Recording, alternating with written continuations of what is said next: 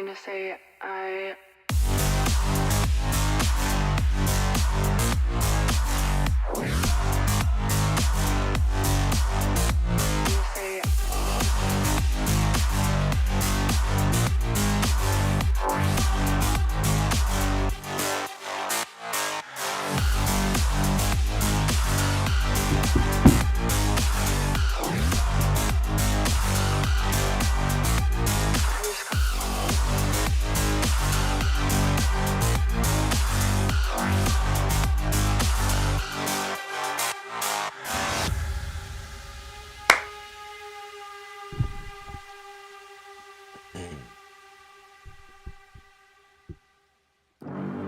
What's up, fight fans? I didn't even know we were live yet. I saw my pretty face up there, and I knew that we had something going on, but I wasn't sure we were live yet on YouTube. MMA Weekly's live coverage of UFC 284. The night is finally here. The fights are finally here.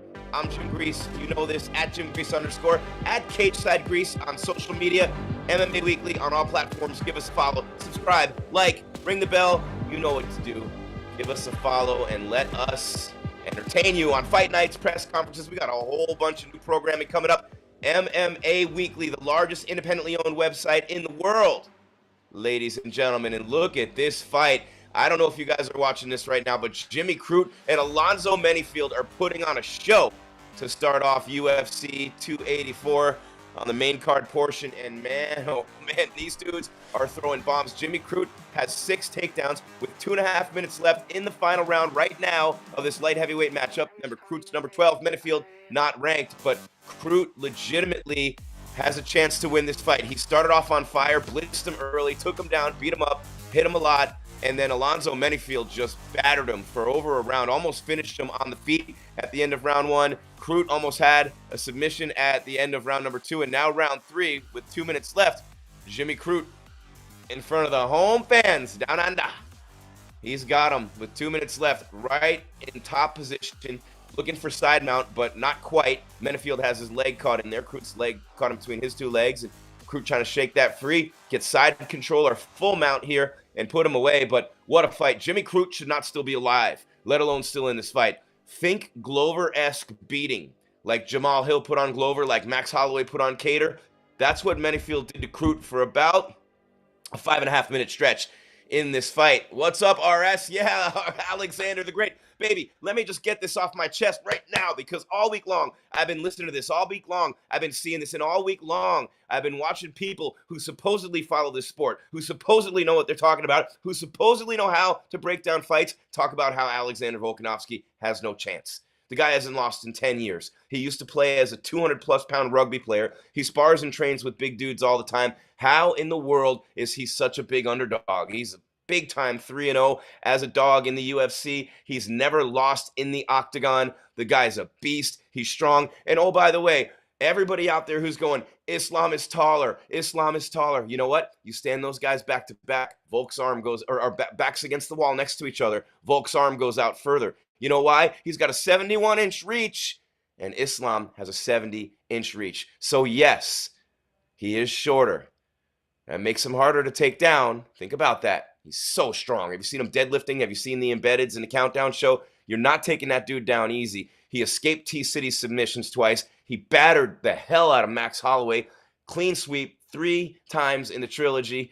He crushed Ortega. He crushed the Zombie. I mean, this dude is a beast, and he's a legend. He destroyed Alzo, and I don't understand how, and by the way, props to Jose Aldo winning your first boxing match. I don't understand how this dude is legitimately such a big underdog. I mean, I've seen him at plus 300, over plus 300, right? And Islam minus 400. And that means all that money is coming in on the Dagestani Kool-Aid. Everyone drinking that Dagestani Kool-Aid.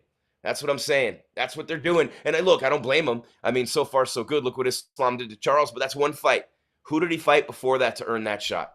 He beat Arman Sarukian when Sarukian wasn't ranked yet, right? And he beat Dan Hooker when Hooker was ranked number 6. Then he got Charles Oliveira after a win over Bobby Green. Props to Bobby Green. He's going to retire after his next fight. BS, point taken. Okay, come at me, bro. Tell me why I'm wrong. Tell me that Volkanovski doesn't have a 71-inch reach. to 70 for Islam. Tell me that he's lost in the last 10 years. Tell me that he's lost in the UFC. Tell me he hasn't destroyed everything in his path, including Mendez and Aldo and Max 3 times and Ortega and the Zombie and all those guys. And you're going to take a guy who's had one big-time fight against one great champion, but that's the blueprint to beat Charles Oliveira. Gaethje, Poirier, Chandler had him beat, and they didn't follow him down. They let him come to on the ground. He got back up. They gassed themselves out. He beat him. Guess what? When Islam hit him and knocked him down, which everyone seems to do to Charles, no disrespect, he followed him down, choked him out, took the belt, and left. He's not going to do that to Alexander Volkanovski. Mark my words. The only thing, as I looked at this fight and I looked at the odds and everything to break it down, right? The thing that I looked at was, am I going to take Volk straight up or am I going to parlay the over 3.5 rounds? That was my choice, and I parlayed the shit out of that. I'll tell you right now, because Alexander Volkanovski is going to win this fight. You heard it here first, maybe not first, but Alexander Volkanovski has all the tools to beat this guy. I like Volk's title fight experience. I love his strength. I love his takedown defense. I love the way his stand-up improved. Did you see him pepper up Max Holloway? Holloway outstruck Yair Rodriguez, who's a dizzying striker with his speed and effectiveness, and it mesmerizes you watching Yair Rodriguez strike. And Max outstruck him, put on a clinic against Cater. Volkanovski busted him up at Fight Week last year, man. Volkanovski busted him up. And how about this fight between Jimmy Crute and Alonzo Menifield, man? It's unbelievable. So many more significant strikes landed for Menifield, but a ton of takedowns for Crute. And the ground control time in the third round, I'm going to go 29-28, Jimmy Crute, as the numbers pop up in the chat. Islam Makhachev is the best. Okay, you know what? I'm not gonna say that you're not entitled to that opinion, but I'd like to see him prove it against much better competition more times. Charles Oliveira is a great champion, regardless of whether he gets knocked down in every fight. He beat Gaethje, he beat Poirier, he beat Chandler. You know, so I don't know what's going on, by the way, with this scorecard down in Perth. Buffer was looking over the scorecard with some of the officials cage side, and I think they're ready. Goddard, the ref, has the two fighters. Jimmy Crute, number 12 at light heavyweight, and Alonzo Menifield, the former football star. Jimmy Crute got beat in this fight, and I mean beaten, like really savagely beaten. He took some huge shots. The official decision brought to you by, never mind who it's brought to you by, because they're not sponsoring us, only them. Just kidding. After 3 rounds, we go to the judges' scorecards. And come on, Bruce. 29-27, 28-28, and 28-28, ladies and gentlemen. Wow. A majority draw. A majority draw. How about that?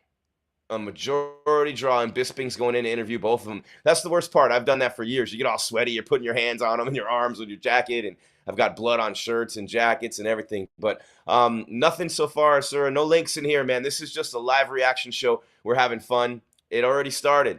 The second fight's about to come on now. Justin Tafa and Parker. Wait a second. I'm gonna get this wrong. I do this every time. I keep calling them, and I don't even want to say what I've been calling them because it's a Freudian slip, honestly speaking. So it's Parker Porter, right? But I keep calling him by accident Parker Porker. And I'm not doing it on purpose. He's a heavyweight. Sorry, Parker.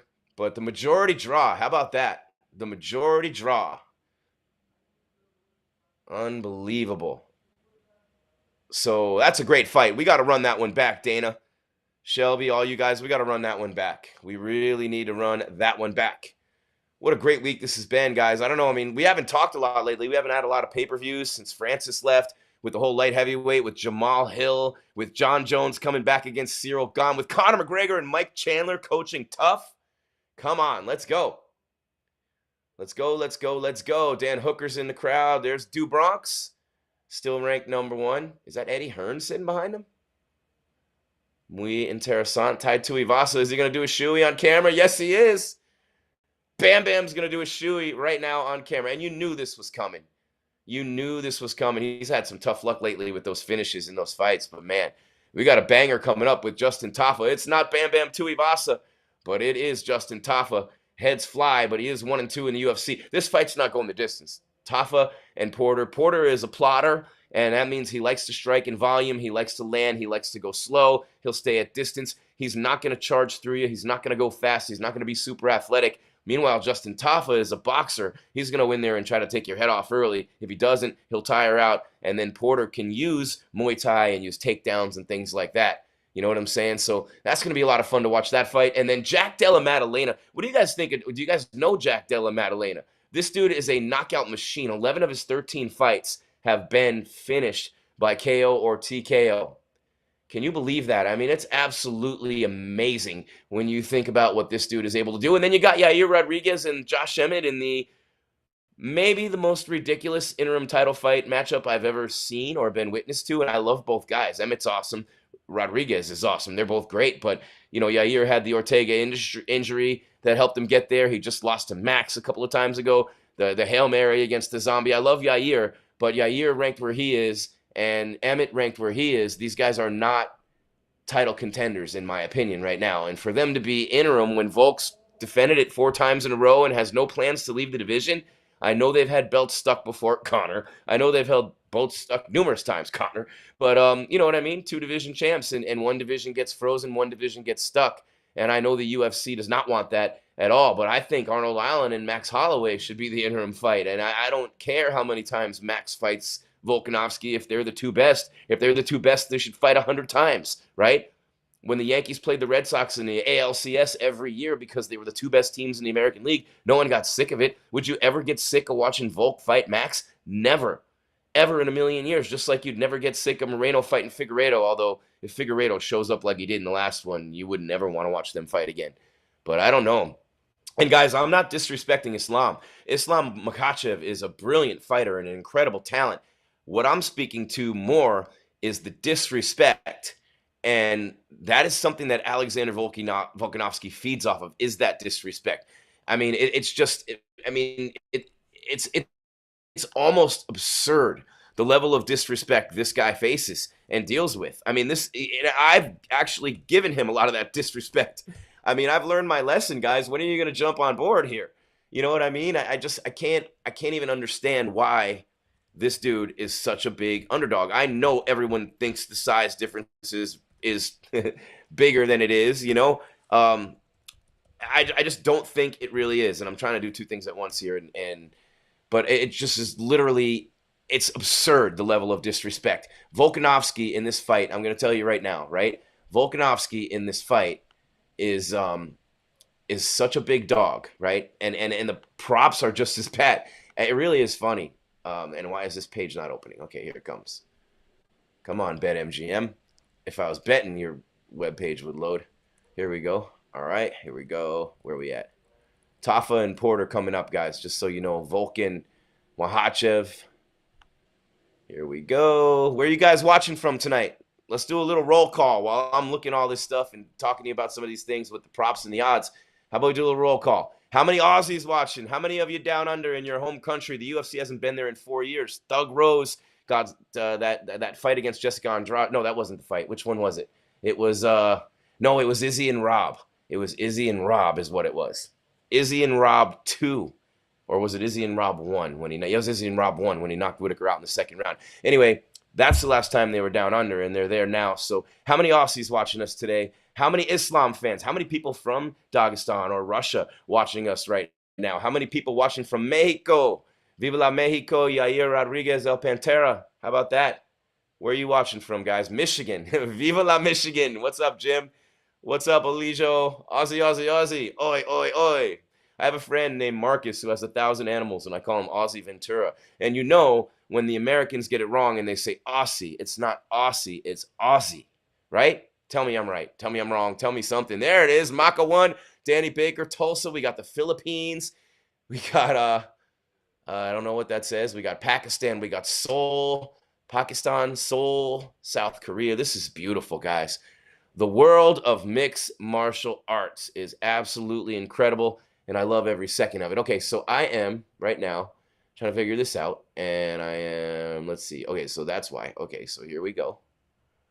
All righty then. All right, so where am I at? Why is this not? I'm going to pull this down. Come on now. Oh, yeah, there we go. Okay, so Volk has actually, the line has dropped. It's minus 375 for Islam and plus 280 for Volkanovski right now. But where I'm looking at the real value, if you guys are looking to get something in, where I'm looking at the real value here is, will the fight go the distance? It's plus 130. You parlay that with Volk, you getting paid. You are getting paid. You parlay with that with Islam, you'll get a little something out of that. How will the fight finish? Decision, plus 130. If you think it's going the distance, I don't know if you think it will or not. But Islam is, I mean, when will the fight go the distance? Yes, plus 150. No, minus 200. So Islam by submission is plus 140, and Islam by KO or TKO is plus 400. So you might want to take a chance there that Volk fades and Islam knocks him out. And the UFC is announcing that Jens Pulver will be in the Pioneers wing. He competed in 4 weight classes in the early days of the UFC. Nice to see him get that call. Pretty dang awesome. Tears in his eyes. Everybody loves Islam. Keep throwing that money. Keep throwing that money. Put that line back up so I can get mine in again and get a better, get better odds. But let me see. Hold on one second. And in-round fighting. So Volkanovski to win by decision is plus 600. So if you got Volkanovski to go the distance, which he does, and he's got some big-time decision wins, he is not going to get tired. He is not going to gas out. He's way too strong. He can go 5 rounds. Think Gilbert Burns and Hamzat. Think about that fight. Hamzat proved himself in that fight to me in a big way. That's what this fight looks like to me. Volk and Islam. It looks like that. You know, it looks like that kind of fight. That's how I feel right now. It really does. And I see you guys in the chat. And Scott, if you can hear me, I'm not controlling the YouTube to stop anybody from doing anything. I'm reading the chats off the actual eCam. See, look at that shot we got. What's our camera guy's name, Scott, down there in Australia? Land down under. We got to throw him some props. Oh, shout out to my friend Matt Davies too, is also Australian. See, it's not Australian, it's Australian. See that? I got this. International Fight Week in July is going to be lit. Aiden's our man. He's holding the fort with the camera. Did a great job. He's backstage. Look at this shot, bringing us video. He's doing a great job. Look at this shot, Aiden got it. Look at Aiden. Good job, brother. Thank you. That's a nice shot. Islam, when is it starting? Tajikistan. I would read a fake country, guys. You could do this to me. It could be fun here in the chat. Just name fake countries and make me read them because I don't know them. Yair Rodriguez. Viva la Mexico. Luis Villavicencio. Villavicencio. Sorry, Luis. Yes, Yair. I love Yair. As a matter of fact, I love this dude. He came to the studio in Phoenix one time and did an interview with me when he was fighting BJ Penn. And he was the main event against BJ. And he came and he absolutely just, of course, decimated BJ at that point. This is the first second UFC in Phoenix. The first one was Stipe and JDS. Nate Diaz was on it. And who was the main event? I think it was Stipe and JDS, that first one here. What's up? Love from Kuwait. My boy Michael Abul is Kuwaiti. Shout out to Michael. Makhachev in the fire signs. Does someone, let me see, what time is there? It is, where I live, almost 9 p.m. And I'm watching myself on my phone on YouTube and on my screen on eCam, and it's like one of those Max Headroom House of Mirrors. You got to be old to get that one. So what are you guys thinking? Come on, guys. Islam or Volk? Yair and Emmett. I don't know if anyone cares about that one. I was talking about that fight. There's a long pause here as we wait for these heavyweights, and I think maybe there might have been some misunderstandings cage side with that last scoring. I don't know. But also if Crute's really badly banged up, injuries, and ambulance, Crute, I would say there's no doubt Jimmy Crute's going to the hospital. Jimmy Crute is going to the hospital, and he lost his ranking, I think, in that. Well, no, I don't think he's going to lose his rank in that fight. If anything, Menifield proves he should be ranked, and Crute should not get out of the, or should not be forced out of the rankings with that one. But man, this Parker Porter, please guys, help me here. I gotta focus. I need all your energy, all your good vibes. So I call him Parker Porter, because if I make the last name sound like the first name and it's Parker Porter, but the T sounds like a K, I'm gonna get KO'd next time Parker Porter sees me. So Porter, Parker Porter. Yes, okay, I got it. Islam Makhachev, there you go. Dean Williams, this is fake. Fake.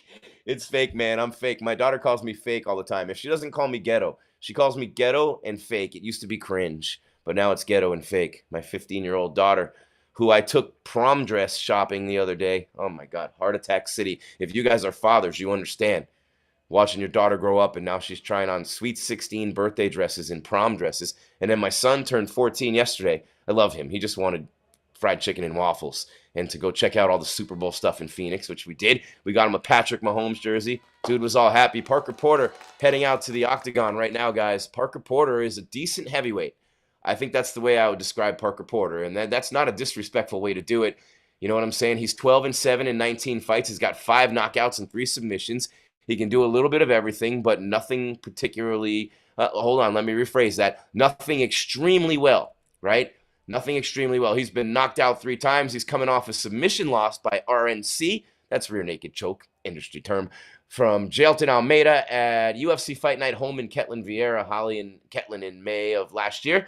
Before that, he was riding a 3-fight win streak. And like I said, he likes to kind of, it's interesting when you watch this dude fight because he likes to do a lot of different things in there, but he's not, particularly athletic. You know what I'm saying? He walks around at 300 pounds. He makes 265. That's a big weight cut for a big dude. He's got huge legs, massive back. The speed of the striking is Tafa's in this fight. If he can stay at range, and it's tough against the big dude Porter, he's huge. You know what I'm saying? Volk all day, short venter of gravity. Is it over? Who won? Nope, it's not over. I'm going to blind Islam with a laser pointer. I'm at the event. Please don't, Patrick. You're going to get arrested and thrown in the bottom of an Australian clink. Is that what do they call jails in Australia? You guys help me out in Australia? What do you call a jail in Australia? Islam Makhachev is the best. This should be a prelim. Chris, I wasn't going to go there, bro, but I can't lie. But you know what? When the heavyweights are on the card, when you're in Australia, think about it this way, Chris. And I know a little bit about matchmaking now over the years doing this. Not enough to do it, but enough to understand their methodologies and a lot of their reasons for doing shit. And I'll tell you this, man. This is a banger at heavyweight. This has a potential for Justin Tafa to send Parker Porter's head 10 rows deep. You're in Australia. He's an Australian Samoan heavyweight, and that's a big part of the population over there. Huge pride. They want him on the card. They want him on the main card. They want him on the pay-per-view because why? Dana said this one's setting records in Australia and New Zealand, which is a combined territory on the pay-per-view measurement side. And, of course, whatever Connor fight is number 1, probably a couple of them. But this one was trending to be either number 1 or number 2. And you put an Australian heavyweight on there who's also, like I said, Samoan, and that's a huge part of their population. So there you have the reason. See, look what you get on MMA Weekly right here, guys. That's no bullshit. That's the truth. These are facts. We're speaking Gen Z. Big facts. No cap. No cap. How about that? No cap. That's what no cap meant when I was a kid. But now it's no cap means I'm not lying. I got to speak my kid's language. I got a 15 and a 14 now. I have no choice. All right, what do we got, guys? No one won yet, Dean. Jimmy Crute and Alonzo Menifield fought to a majority draw. First one, and I'm really happy for Jens Pulver, by the way. But in this fight, when you're looking at Tafa, nobody's really elite. But Tafa's just got that big. I don't know if you've ever been in a fight with a Samoan dude or watched a Samoan dude fight or trained with a Samoan dude or wrestled with a Samoan dude. Their heads are next level. Smash your hand in a million pieces if you even try to hit them, unless you're a beast and a monster. And when they hit you, it's just literally like, I don't even know how, it's like being decimated by a wrecking ball. It's like taping and tying yourself to a skyscraper that's being demolished by a wrecking ball, which wouldn't happen these days. But, imagine you're literally tied to a building and that wrecking ball's coming at you. Bang. That's what it's like getting hit by Justin Tafa. He's a minus 125 favorite, plus 105 for Parker Porter. They both weighed in at, and Tafa's the only heavyweight who's ever missed weight. He weighed in at 266. You get the pound allowance. But he actually weighed more in the weigh-ins, but Porter's bigger now because he's a monster. Good Lord. Hope Volk wins, but Islam is more favorite. There you go. Afshin, okay. Inshallah, Islam. Let's make a poll. Who will win? There you go. Let's do it. Come on, guys. Do we have a poll? Who's going to do it? I'm not going to. One of you guys has to take control in there. You're a part of the team when you're in the chat. Come on. And the numbers are going up big. Did Jimmy Crute win? No, it was a majority draw. I don't know how he survived, AY. I don't know how he survived, man. Is this man a rapper? Am I a rapper? No. Not at all. but I love rep. So Tafa's 5-3, but he's 1-2 in the UFC. I mean, this is a tough fight to break down. This is a very tough fight to break down because one of the guys said in the chat, said this should be a prelim. Not necessarily agreeing with that, but he was born in New Zealand, Samoan descent.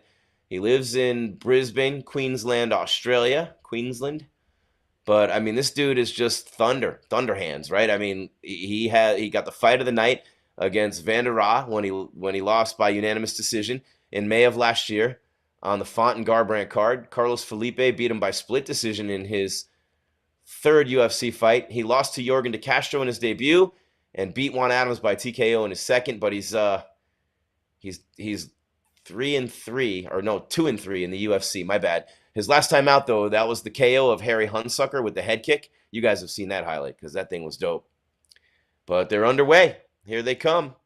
Numbers spiking in the chat. What are you guys thinking? You like these heavyweights at all?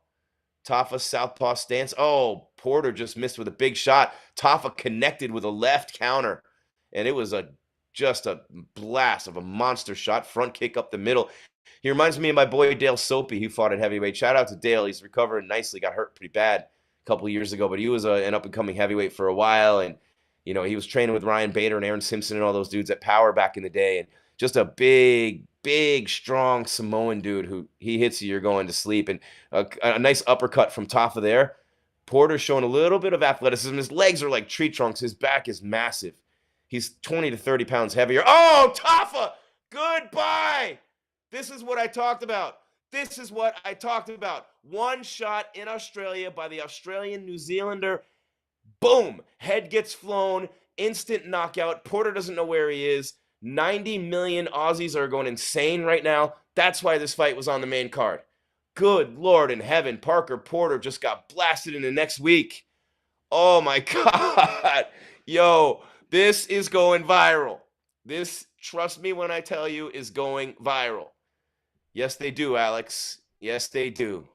Thank you very much, Patrick Starr. Super chat for $2. Appreciate you. Wish you all the best with your chemo, with my chemo. Oh, man. You guys are brutal. $2 for my chemo. I mean, I'm older. My hair is gone. Sorry. But that's funny, actually. He caught him with a counter right. Oh, it was a counter right uppercut.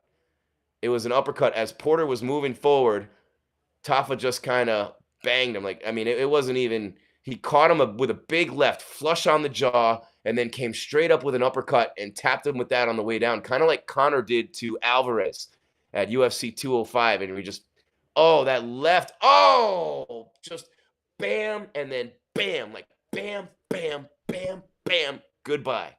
Wow, he hit him up here, changed levels, and hit him down here. If you remember Derek Lewis's punch on Curtis Blades when he went for the takedown, similar to that, the second one, like a shovel punch, not a straight uppercut, more like a shovel, like Habib used to do. Like it's like a half hook, half uppercut. Man, who won? Justin Tafa. Parker Porter makes it 2 in a row going to the I don't know if he's going to the hospital. He seems to be okay. He's back among the living, but he went bye-bye for a little bit. Volk is Jupiter, Islam is the sun. Okay. This is incredible MMA analysis, guys. Keep this up. Nobody needs Joe Rogan. He's not there. You got Bisping and Dom Cruz with John Anik tonight. Dun, dun, dun, dun, dun. The winner by knockout, Justin Tafa. 2 in a row now for Tafa. He goes to 6-3, and he gets his moment in the cage with Bisping on the mic, with the Aussie audience right now. The fans just loving it. I mean, they saw Jimmy Crute take a vicious beating at the hands of Alonzo Menifield and end up in top position after a ton of takedowns, almost finishing with a submission. But Jimmy Crute, it was a majority draw with Alonzo Menifield. But the fans got a treat from Crute because he got hit so hard and so many times, and he stayed in that fight. I give credit to Mark Goddard for not stopping it a couple of times because he was getting blasted. This is great, guys. I hope you're enjoying this as much as I am. By the way, my name's Jim Grieshaber. Call me Grease, Gries, at Jim Grease _ at Cageside Grease on social media, MMA Weekly, on Instagram, on Facebook, on YouTube. Smash that subscribe button, the like. We love having you guys be really involved in the comments. Give me your thoughts. If I like them, I'm going to read them on the show. We got a lot of people, ton of people are seeing this live and are going to see this. A lot of people are going to be watching this on YouTube. So you'll have your voice heard. And I know that's a lot of people love that. We're doing good, Michael. How are you, brother? We got the poll We up, don't root for Jim. anything or anyone from Russia. What do we have, Scott? We got the poll up. We're getting closer to 1,000 votes, and it looks like Islam is leading the poll for who's going to win. What's the percentage? Do you know, or what the numbers are? 79% are saying Makhachev. I wish I could bet every one of those people. So 79% of 1,000 people is 790 people. See that? The University of Miami did me right. The University of Miami did me right. We don't have a football program anymore. Man, I'll tell you what. That was an impressive knockout for Tafa. Porter's not a bad heavyweight. I mean, he's a solid dude. He's not a great heavyweight. I mean, don't get me wrong.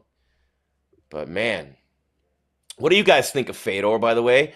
I think it's pathetic, and I sometimes sound like I'm going after promotions. I don't like BKFC at all. I don't like BKFC at all because I think anyone who would license Diego Sanchez should be in a psychiatrist chair and probably with a straitjacket on, facing straight down, not being able to move. You know, like Dr. Strong, restrained if you give Diego Sanchez a fight license, with the punishment he's taken in his career. To let him fight in a bare knuckle event is criminal activity, I feel like, in a way. And I have to be a little careful. Screw it, I don't. And Bellator with this dog and pony show with all these old guys running them out there over and over again. 45, 46-year-old Fedor getting lit up by Ryan Bader is not my idea of entertainment. It's not my idea of cool. And everybody goes, oh, look at all those legends in the cage together. They look like they're 100 years old. Now I know why the UFC doesn't do it. It's a bad look for the business to see what the sport's done to those guys. There, I'm done. But I think it's ridiculous to keep rolling 45, 50-year-old dudes out there who are so far past their primes. And that's not a shot at those guys. I love most of those guys. I know most of those guys. But to see Chuck take that punishment that he took from Tito, and I know that was Oscar. That was the most egregious example. But to see these older fighters who have already been punished so much go in there and just take more when you can already see what these guys are doing and the way that they sound and the way that they look. I mean, it's you can't put that on the UFC when it happens after they leave. And I'm going to go, but I just wanted to see what we thought about Fedor. I don't think he's the greatest heavyweight of all time. I love his career, the Pride legend. I can't put him above Prime Kane. I can't put him above Prime Stipe, and that's probably it. But I love Fedor. He's a legend, a GOAT, without a doubt. But, 10 years later, or at least 5 years later from when he should retire, it is not the time to have that retirement party. And I feel like they just did it to capitalize on the network TV thing. They got 1 million viewers, and I'm not, look, I know it's a sensitive topic, but it's just my thoughts. Just my thoughts. $5 from Patrick Starr. That's funny. I appreciate you, man. That's pretty funny. I mean, if I could grow back my hair, I would. Maybe we should take these super chats to a new level, and I'll get a hair transplant. You know what I'm saying? I'll take some of this massive amounts of hair that are growing in on my back as I age, and I'll just do one of those curly, furry little perm things that look like pubic hair that a lot of these dudes are walking around with these days. Yeah. Why not? A walking chia pet. A walking chia pet. I'll just get the Manscaped. Manscaped has a new beard trimmer. I'll get one of those, and I'll trim my head pubes with the Manscaped. So thank you, Patrick. I appreciate it. I know Tito Ortiz won that fight, but what happened with Chuck was criminal. Let's see. Islam Makhachev. Yep. A lot of people love Makhachev. Scott, anymore? How's the poll doing? You can vote on a poll right now on our YouTube. Who's going to win, Volk or Islam? Volk is a big underdog. The line finally dropped. I mean, the level of disrespect for an all-time great champion is just, I find it to be repulsive. My skin crawls when I think about the level of disrespect being shown to Alexander Volkanovski. Yeah, we have 1,600 votes, and it's still Makhachev is still at 79%. Wow. Patrick, why you meat watching my man's head? MC3369. That's funny. Uh-oh, I'm frozen in time, Scott. Am I okay? I'm frozen in time. A little What's choppy. going on here? Dang it. Is that on my end? Let me do this. I think it's me. Oh, okay. All right. I'm just going to turn off, take my phone off Wi-Fi. All right. There we go. Yeah, because my feed of the fights is really good. And this is going to be fun, guys. We got Jack Della Maddalena against Randy Brown. He lived in Jamaica. Randy Brown in New York. I mean, this dude is man, he's he's walking into hostile territory to take on a murderer right now. Jack Della Maddalena is absolutely a savage, man. Wait till you guys see him. Wait till you guys see this dude if you haven't seen him already. How many of you have seen Jack Della Maddalena in the octagon? Michael Barrett says he thinks Volk. Fadli Sether, Islam win. Volk, Islam, Makhachev, yes. It's not Makhachev or Makhachev. It's Makhachev, right? I have to learn to say that. Makhachev. I like that. Islam, Suleiman says. Yeah, Makhachev. Yeah, a little bit of lag, but the audio's not lagging, right, guys? As long as you can hear me. Audio sounds What's great. the difference if my face is frozen or moving? Although it's not good for my own social media purposes. You're the Randy Botox Brown, of Rude Boy. live streaming. I'm the what? The Botox of live streaming. I'm the Botox doesn't of live move. streaming. There we go. I need Botox right there. I don't think I'm going to get Botox. I'm not really sure. What do you guys think? He's a brown belt in jiu-jitsu, Randy Brown. He's 6'3", 78-inch reach. So that is, think Jamal Hill. Think like, go gadget arm. You think like you can't be hit across the octagon until these dudes with the 78-inch reach go, oh, yeah, boom. And they catch you on the end of that punch, and you're going, how the hell did you hit me, as you're falling and you're going unconscious? Thank you for that. Camera was lagging. Thank you, Furkan. Caleb, appreciate you. What do I think is going to win? I think Volkanovski wins. I think he's going to win by decision. This is a coin up in the air. Both can win, but I will lean towards Makhachev. That's George Cedeno. So long. Randy Brown, man, he looks like, he's 6'3". He's like an NBA shooting guard, but those arms, man, pterodactyl wingspan. Pterodactyl. I love that word. It starts with a P, by the way. Did you guys know that? Pterodactyl starts with a P. One of the other oddities of the English language, but yeah, 4 in a row for Randy Brown, guys. Alex Oliveira, Jared Gooden, Chaos Williams, and Francisco Trinaldo. All by, the first one was by submission. He beat Oliveira by submission, but then decisions. Unanimous, a split, and unanimous. And here comes the killer, man. Randy Brown's riding a nice win streak, though. That's a nice win streak for Randy Brown. But Jack Della Maddalena played rugby from 8 years old. He's just one of those dudes. You guys all grew up with someone like the toughest kid in your town, in your school, where the kid played football and destroyed everyone, wrestled and destroyed everyone, beat everyone up at every bar when you started going to bars, and never lost he's this dude. He's this dude. He's the toughest dude in his neighborhood, in his school, wherever he's been. He's the toughest dude, and that's what the UFC is, And he's very skilled. He's a brown belt in jiu-jitsu, but 13 wins, 2 losses. He's been knocked out once and submitted once. But man, 2-time performance of the night, a former EMMA welterweight champ, the 2022 UFC Men's Rookie of the Year. This dude in the UFC, now Dana White's Contender Series doesn't count as a UFC fight. Remember, that's a separate promotion. So he won a unanimous decision on the Contender Series in September of 21 to get here. Pete Rodriguez, shout out Battleborn, love Pete, Arizona guy, but Della Maddalena knocked him out in round 1 at 259, and Pete Rodriguez is a beast. I can promise you, I've ring announced and called his fights on the way up, and now he's in the UFC. Ramazan Emiev beat him by TKO punches, and then Danny Roberts, all of them in the first round. 3 UFC fights, 3 first-round knockouts for Jack Della Maddalena. He hits like a truck. He's a beast. He's aggressive. But Randy Brown is long, and he's won 4 in a row. He's figuring things out to use that length. You know what I'm saying? This is pretty cool. I like this. A lot of Islam votes coming in. A lot of Islam votes coming in. Scott, what's the poll at? Let's take a look here. Sorry about the background. That's okay.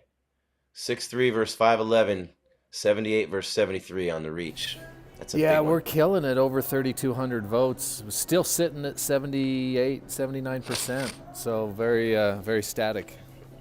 Keep the votes coming in, guys. Thank you guys Great for being work. here. Keep the votes coming in. Sorry, Scott. I didn't mean to step on you there. Yeah, keep the votes coming in. Like Scott was saying, who's gonna win, Volk or Islam? Vote right now. Put your vote in the chat. Let me know, and I'll read them. Let me know what you think. Give me some good analysis of this fight. It's going a little fast now because we got a ton of people in here. I need a raise. The great Volkanovski, Macedonia. That's right. He's Greek and Macedonian. That's why his nickname is Alexander the Great, because the real Alexander the Great was Greek and Macedonian. Thank you. You're welcome. Whichever one applies. Yeah, you got it. There we go. Alexander the Great, the Greek, Macedonian, Australian. How about that? That's awesome. Volkanovski for the win from the Philippines. Shout out Nas Infante. There we go. Islam is the best. Muhammad, thank you for that. Islam. Okay. Volk. There's Lil Davo says Volk. JD Edwards. Volkanovski. Here we go. I know there's a little lag. 224 alone. Sorry about that. It's the internet connection. We're running off multiple computers from different locations here. Islam by knockout. Go bet that, bro. He's plus 400 by KO. So you're not going to get any better numbers on Islam than that. Plus 400 if you think he's going to KO him, because he's minus 375 if you bet him straight up. But, oh, here we go. Jack Della Maddalena. Look at he's got the red hair. He just looks like you're looking across at him and you're like, oh, shit, I got to fight this dude. Yeah, he's like the dude that just comes right at you. Bam. Islam all day long. Islam. Hey, we got 2 more fights, guys. The co-main is underway right now. Jack Della Maddalena looking to get into those rankings. Randy Brown is going to look to use that 5-inch reach advantage and the height, fire that jab. He's got extremely long legs. He can punch him and kick him from 6, 7, 8 feet away. Remember, your wingspan is usually your height. Pretty close in inches. Islam, first round submission. You guys are insane. Everyone's nuts. Islam by KO in the first round. Why do you guys think it's going to happen in the first round against a machine in Volkanovski? I mean, whatever. Islam for submission from Philippines. Okay, Jesse James. Thank you. Man, did you see that training facility that Volk goes to in Thailand? Unbelievable.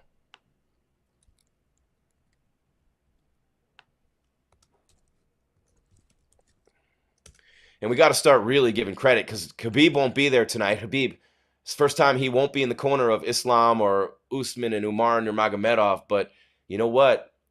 Javier Mendez will be. And if you know MMA, you know Cain Velasquez, you know Daniel Cormier, you know Luke Rockhold, you know Khabib Nurmagomedov, and you know Islam Makhachev. That's 5 big-time champions coached by Javier Mendez. Shout out Jav, a.k.a. San Jose, baby. The striking gym in the UFC. Within 3 rounds, Volk will be KO'd. Sound of Soul. Randy Brown trying to feel out Della Maddalena and use that length with a jab, but Della Maddalena doing a real good job getting on his horse, backpedaling, angles side to side to get out of the way of those long pterodactyl arms. Islam. Volk. Thomas says Volk. Cater says Russia. You guys, a lot of you guys drinking the Dagestani Kool-Aid. Oh, wow. Goodbye, Randy Brown. Goodbye. If he survives this, I can't believe that wasn't a KO. Della Maddalena just dropped him hard. Now he's choking him. He's got the triangle locked in hard. He's choking him out. They didn't switch to the camera. It looked like a rear naked choke. What an unbelievably dominant performance by Jack Della Maddalena. This dude is a problem. A major, major problem. Wow. Volky is going to surprise everyone. I'm with you. But Della Maddalena, guys, I'm going to give you some analysis here and narrate through the highlights. But Jack Della Maddalena, good Lord, man. This is UFC 284 on MMA Weekly. Smash that like button. Come on, subscribe. Let's go, guys. Give me your picks in the chat. Hit that poll. Who's going to win? Islam Makhachev, the lightweight champion, and number 2, somehow mysteriously, miraculously, out of nowhere on the pound-for-pound list. Oh, yeah, he challenged for the pound-for-pound. Volk is number 1 on the pound-for-pound list, legitimately.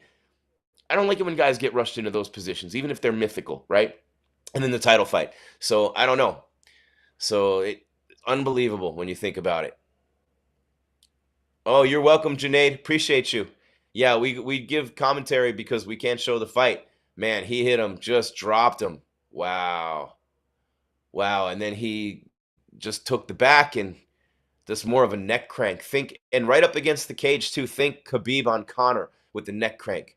Islam from Afghanistan. Shout out Samandar Khan. Thank you. Appreciate you.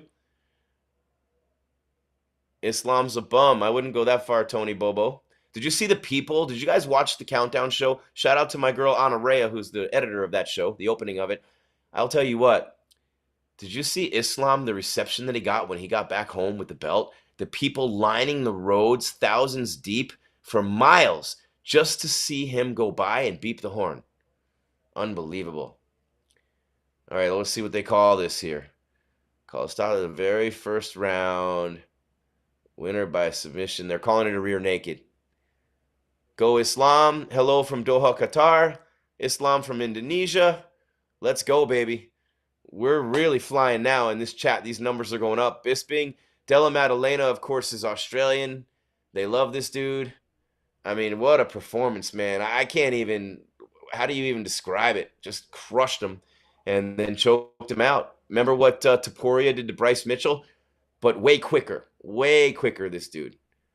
I mean, just, wow. That was fast. Very impressive, Della Maddalena. Very impressive.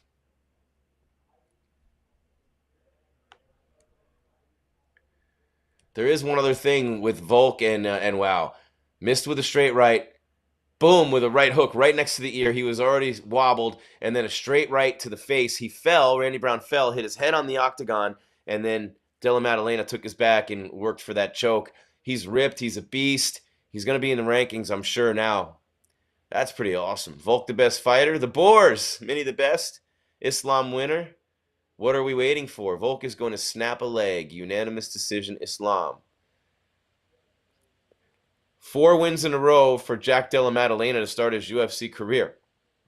And 4 obliterations. How about that? They're not knockouts when they're like that. That was an obliteration, is what it was.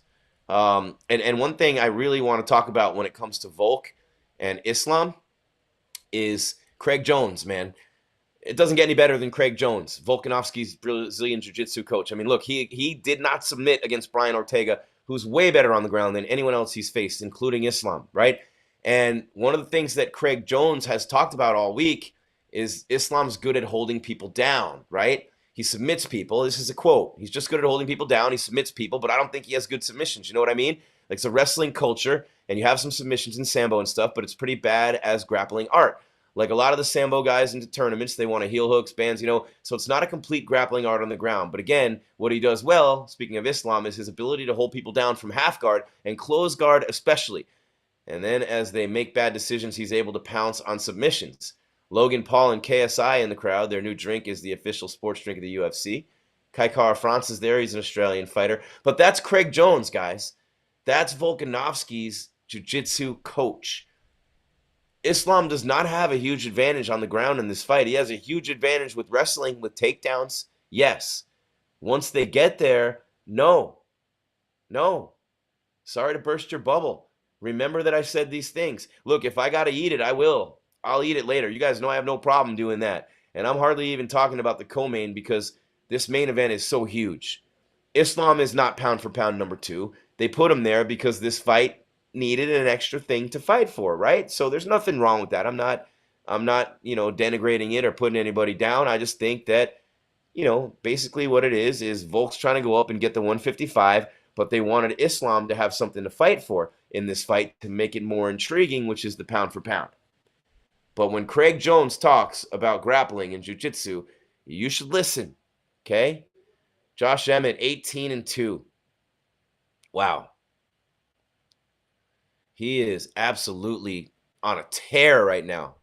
And Emmett gets his shot. But when you're looking at these rankings at featherweight, Max and Arnold Allen are fighting coming up in April, right? Max Holloway and Arnold Allen, aren't they the main event in San Antonio? I believe they are, right? In April.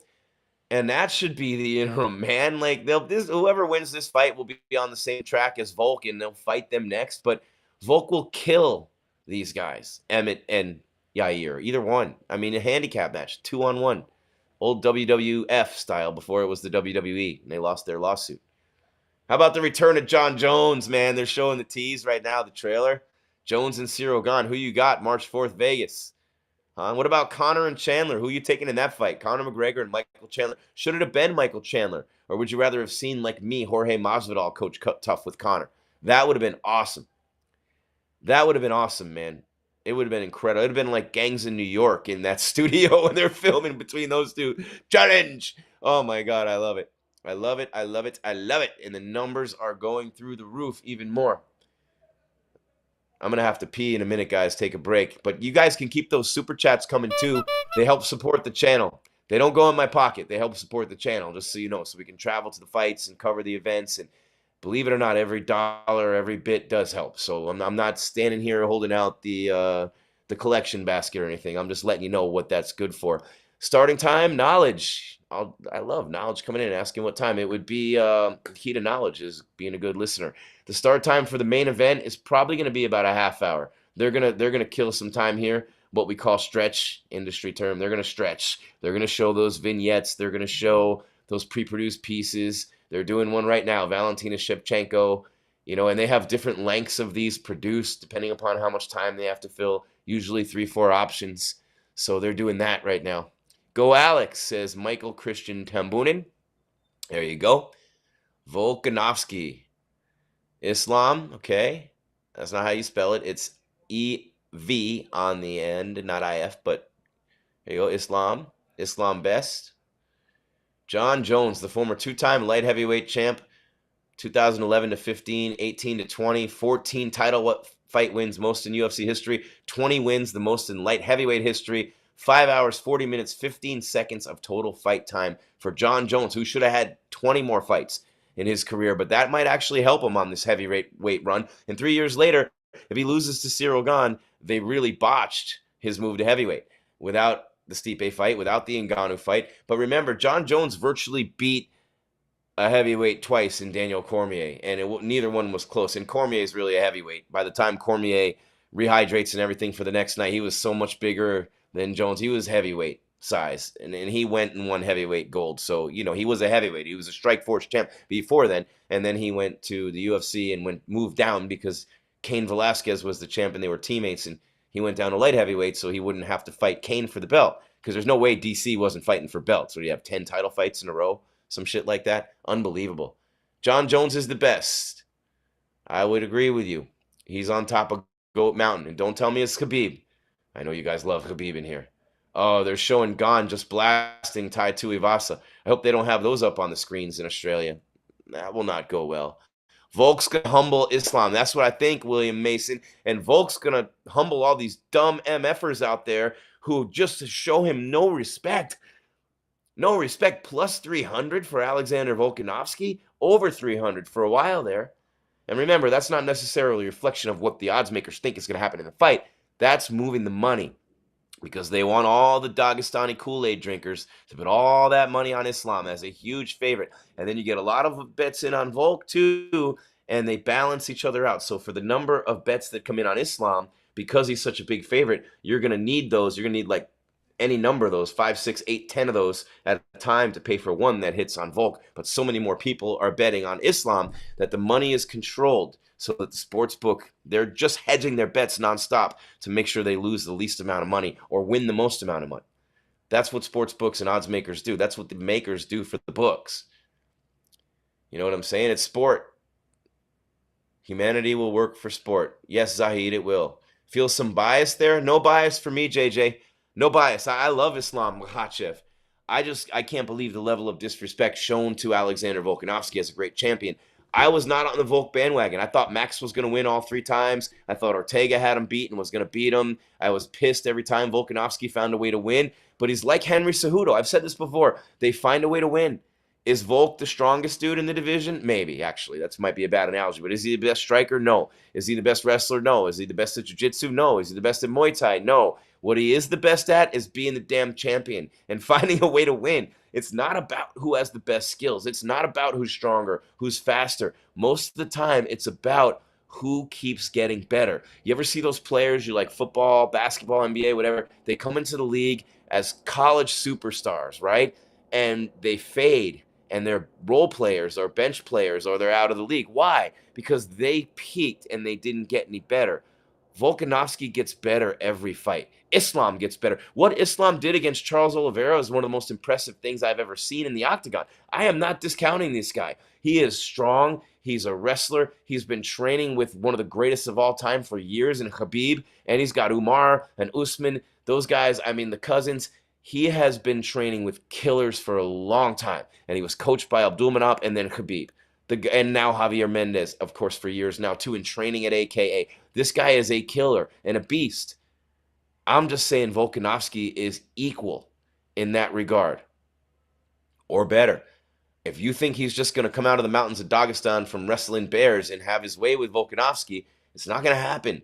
This is a guy who played rugby for years at 220 pounds, at 5'6". This is a guy who stood toe-to-toe. I forget the name of the position in rugby. He's going up against 300-pound, 280-pound guys and clearing them out of the way all day long and running through them.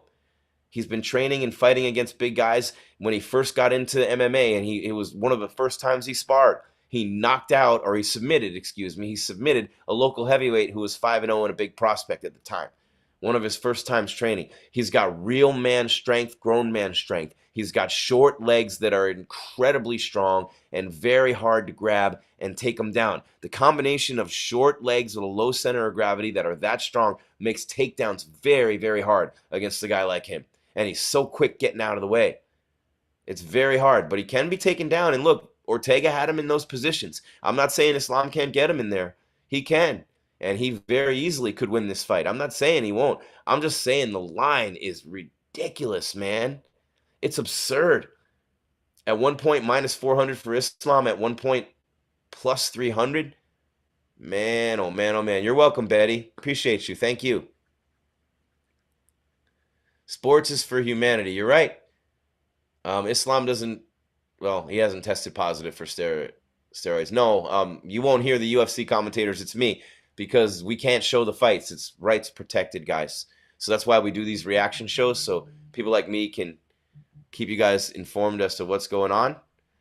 And we have the post-fight press conference coming up right after. We'll stay right here on the stream. We're killing it right now. We love you guys. We thank you. Jim Grease, Gries, at Jim Grease _ at Cageside Grease on social media. MMA Weekly on Instagram, on Facebook, on YouTube.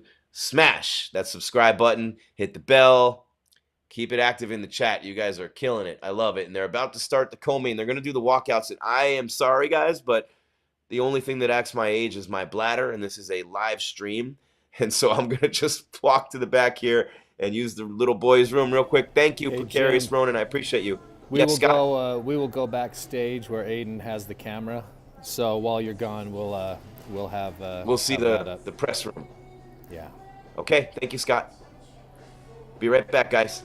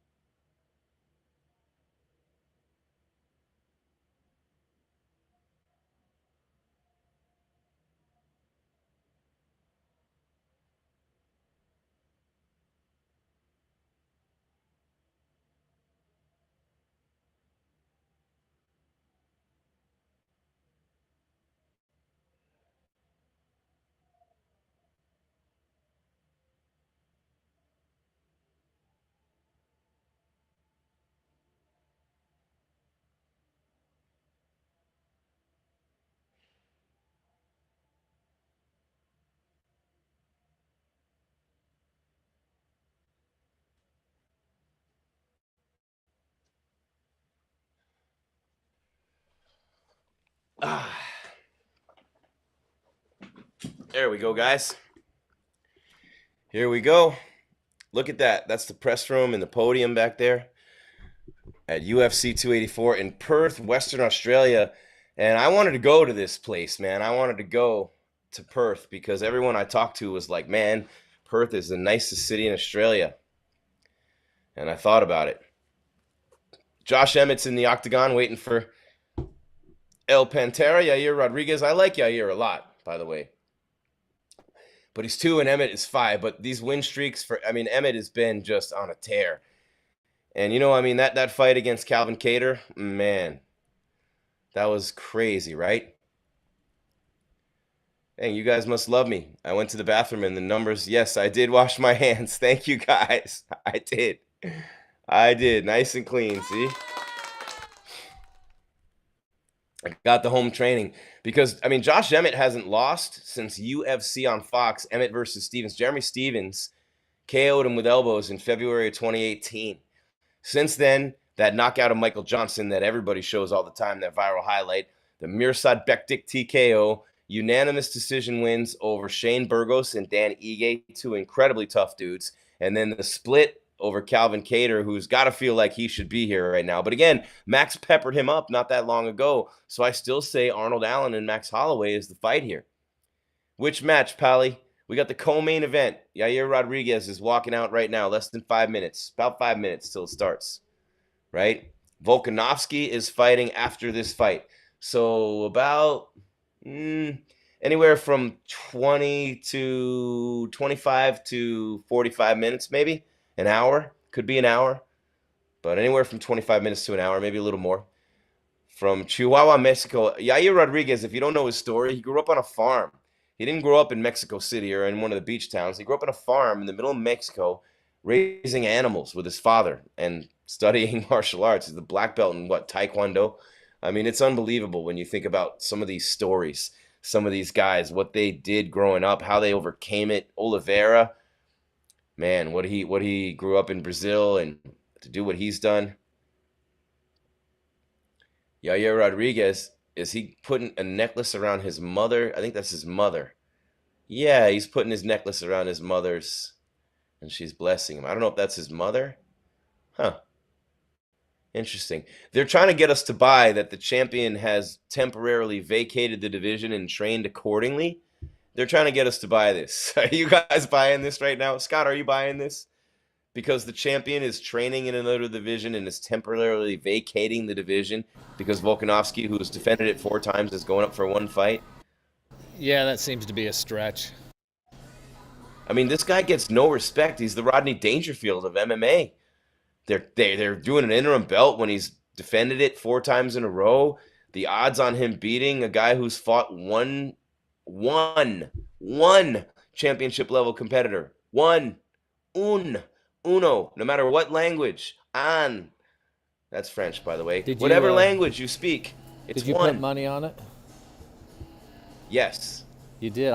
I'm kind of ADD, so I put money on both of them. Does that make sense? See, that's what the casinos are doing. You're hedging your bets. So that's what the books are doing, Scott. I got Volkanovski by decision at plus 550, and to hedge my bet, I bet a little less money that Islam would win in the 3rd round, and I got that at plus 650, over almost 7 times your money. So if Islam wins in any round but the 3rd, you're done. Yep, a big loser. Unless Volkanovski, if Volkanovski wins by decision, then I'm big winner. Right, and most fans don't know how to bet MMA. It's hard to bet straight up on the money line when the odds are that big. You have to parlay if you're taking Islam. And if you're taking Volk, why not parlay? Because if you're taking Volk, you're figuring it's going to go over. It's going to go over 2.5 or 3.5, whatever you think is your comfort zone. Yeah, and I don't think you need to. With Volk, you're getting 3 to 1, so no need to parlay on Volkanovski. But yeah, on Islam, there is if you can get 8 to 1 or 10 to 1, Scott. Well, that's true. You degen you. I took Volk over 3.5 and straight up as a parlay. So if Volk wins and it's over 3.5 rounds, I'm getting paid. Nice. Well, I wish you luck, unless it's against me. Why not parlay? Right? We're both on the same ticket on that one. But David Lobo said, why not parlay, Scott? You want to explain that one again? Why you didn't parlay? I wouldn't parlay on Volkanovski because he's already you're getting paid 3-1. So you bet $100, you're gonna win 300 on a straight if he wins. But I bet on him winning, and I bet on him winning by decision as a bonus. I just didn't bet as much money on that one. But on Islam, yeah, I would probably parlay if I was doing. But I picked the round, so it's a long shot. But I thought third round, if he wins, that's a good round. Josh Emmett has the weirdest looking rib cage I've ever seen in my entire life, and abdominal muscles. Wow, I remember that. Every time he fights, I'm like, what is that? Alex gonna get tapped out third round. I like to pick women apart that I see on TV. Oh, well, I don't even know. I'm not going to go there on that. I'm going to leave my lady friends alone. My poor wife. Number one, nobody yet. Scott, do you like this fight? Yair and Emmett? I mean, it's not it's not a title fight. That makes me laugh a little, but I mean, I still think it's a great matchup. I think they should bring out the BFM belt for him. That's what they should bring out. BFM? Yeah. Instead of the BMF? We gotta get a new one? Or the BLM, BFM, whatever it is. The baddest father mucker. Look at his rib cage if you're watching. Look at his abs and his rib cage, man. It's legitimately looks like he has like a third of a turtle shell going around the midsection. I'm not making fun of. Oh man, this is ridiculous. Would you rather have the short torso or short arms, like kind of like a T-Rex? I'd rather have the short torso and the long arms like Volkanovski, who actually has a 1-inch reach advantage over Islam, but nobody knows because they don't bother to read, and they all just blindly drink the Dagestani Kool-Aid. Boy, I'm gonna eat a lot of shit if Islam wins, but I like Islam a lot. I do. He's a great fighter. Hobbs an incredible coach. Khabib and his team, they've done an incredible job with him, and it's just Volk. I just believe Volk it's his time. I just feel like he's the guy right now in our sport, and he's going to prove it.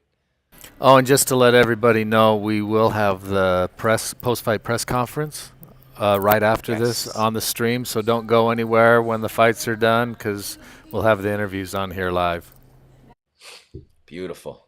That's when Volkanovski tells the media, I told you so. You guys can watch it live. Emmett. Yep, Josh Emmett.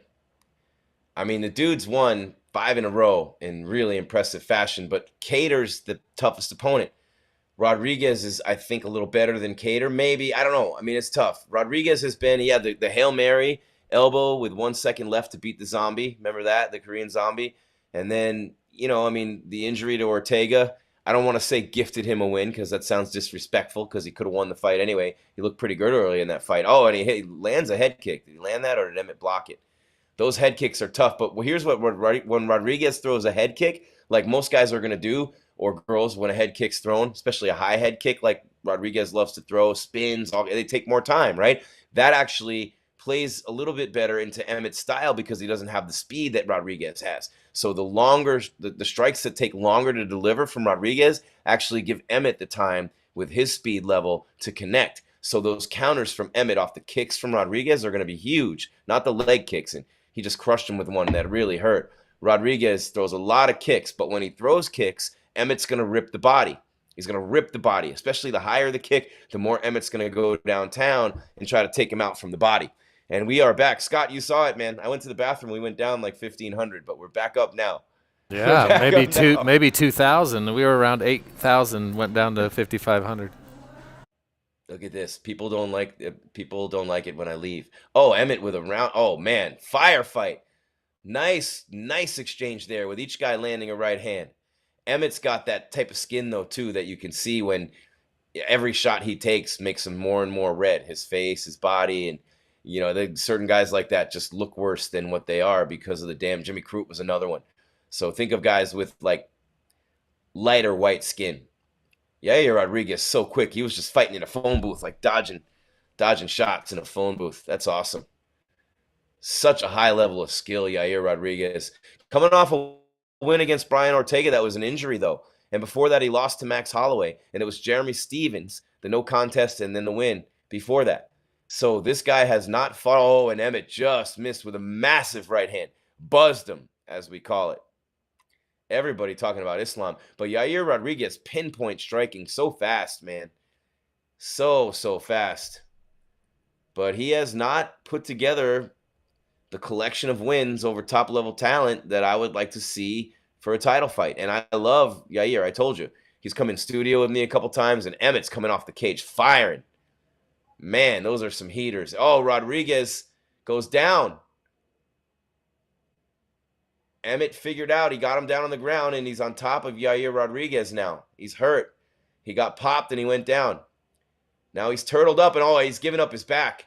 And Emmett just throwing those punches from the top of Yair Rodriguez, who's turtled. He's got to get out of there, and he does, but he's going to give up a full mount, or at least a side here. Guys, make sure you follow, smash that subscribe button right now. Live coverage on MMA Weekly, UFC 284 from Perth, Australia. The pay-per-view co-main event going on right now. 50 seconds left in round number 1. Yair Rodriguez in a very dubious position right now as he is on his back. Josh Emmett looking for side control. 35 seconds left in round 1. Rodriguez looked to be winning on the striking. But Emmett with the takedown now, or pushing him down. And he's holding him in top position. Nothing really landed from up there by Emmett. Rodriguez doing a great job defending. He's got Emmett's power arm, the right arm, trapped in between his elbow like that, like you're supposed to do. And now Emmett kind of postures up, throws a couple of blows down. Not a ton of them landed. Oh, nice elbow to the top of the head from Rodriguez from the down position. Emmett stands up again, looking to come back down and land. Rodriguez very aggressive from his back.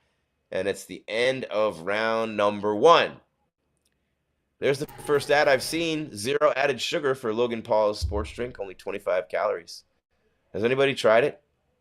Does anybody know who KSI is? What time is it going to start in U.S. time? Oh, it's 9:45 here. So it's 8:45 Pacific, 11:45 Eastern. In about a half hour, Volkanovski. And Emmett, nice and calm, on the stool. You just saw the power, so it's going to be different now. Okay. Yair Rodriguez ripped him to the body with a beautiful kick about halfway through the round and then followed it up with a nice right hand. So Josh Emmett has felt his power shots in the kicks. He's so good at throwing that left kick high and then following it with a left hand. And Emmett nails him with a right as Yair hits him with a right. Emmett came close with big shots a few times too, guys. Oh, and just to let you know, we have 17,000 votes. Islam has inched up 1% to 80% favorite. 17,000 votes. 80% of you are drinking the Dagestani Kool-Aid. But that's okay. The Kool-Aid's amazing. They are every bit as legit as you think they are. It's just a matter of which champion, which great champion, is going to be better tonight. Rodriguez, vamos Mexico. Yeah, Jose Moran, he is very proud of his Mexican heritage. What a good dude, too, Yair. And Emmett is, too. They're both great guys. They really are. I know Emmett really wanted this, and I know Arnold Allen would like to be here, but a chance to beat Max Holloway is huge for him. I mean, Emmett and Arnold would have eliminated one of those guys, but, I just feel like, big-time exchange, and Rodriguez gets rocked by a left hook. Then he fires back a kick into the midsection, crumples Emmett with a kick. Emmett shooting in for a takedown. Emmett's face is starting to show some damage, big time here. He's got a cut on the side of his left eye. Rodriguez get a little swelling under the left eye, but they are throwing bombs at each other, and Rodriguez mixing in kicks. Emmett's throwing big punches and looking for takedowns off the kicks. He catches Rodriguez's legs, and he's looking to take him down, but up against the cage and throwing that weight down on the leg and now trying to rain down those elbows is Rodriguez. There you go. Smash that like, that subscribe. Volkanovski and Islam coming up soon, guys. We have huge numbers on that poll. 80% of you with 17,000 plus votes think Islam Makhachev is going to win tonight. I would love to take all of your money. All of it. Every single, if this were a betting site, maybe that's what we need to do, Scott. Take bets live. Would you, if it was straight up 50-50 and you weren't getting any odds, you would still bet on Volkanovski? Yes. 100%. Really? Really? Mm-hmm. I would. I I'm think done you're. doubting him. I think you're swimming upstream there. I'm done doubting him, Scott. I doubt him every fight, and look where it's gotten me. Yeah, but he's Look going where up it's in gotten weight. me. He's going up in weight, and he's going up against Islam. But I don't buy the hype train of Islam as much as everybody does because he fought one guy, Charles Oliveira. Other than that, he beat Dan Hooker and a very green Arman Sarukian before he was ranked. Yeah, I think Then it's it's Bobby a Green, bad bet. Even money, I think it's a bad bet. I think Volkanovski at 3-1 is a good bet, but Yeah. I wouldn't bet on him even money. Okay, that makes sense. I just have a feeling about Volk tonight. Same one I had about Chris Weidman in the summer of 2013. Same one I had about Holly Holm a year later. Just a feeling. Hope you're right. It's matchups. He's a bad matchup for Islam. His legs are short. He's hard to take down. He's strong as an ox. He's got a longer reach than Islam does. Oh, Yair gets clocked again, and now he's on his back up against the fence with 145 left. Remember, this is a 5-round fight. This does not look like an interim championship fight. Scott, I will say this, though. It's better than Błachowicz and Ankalaev. Islam's training camp is the strictest in the world. No way my boy is losing, inshallah. Okay, Jack. Thanks for that. Johnny Smith, Volk for the upset. Keep voting, guys, on our YouTube. We have a poll up right now. Who's going to win, Volk or Islam? Vote on our poll right now. 80% of you, with over 17,000 votes, probably a lot more now, have said Volkanovski. And Rodriguez still on the mat again. This is the second time Emmett's held him down. The ground control, Scott, I think Emmett's going to be up on the scorecards 2-0 if Rodriguez doesn't find a way to get up here.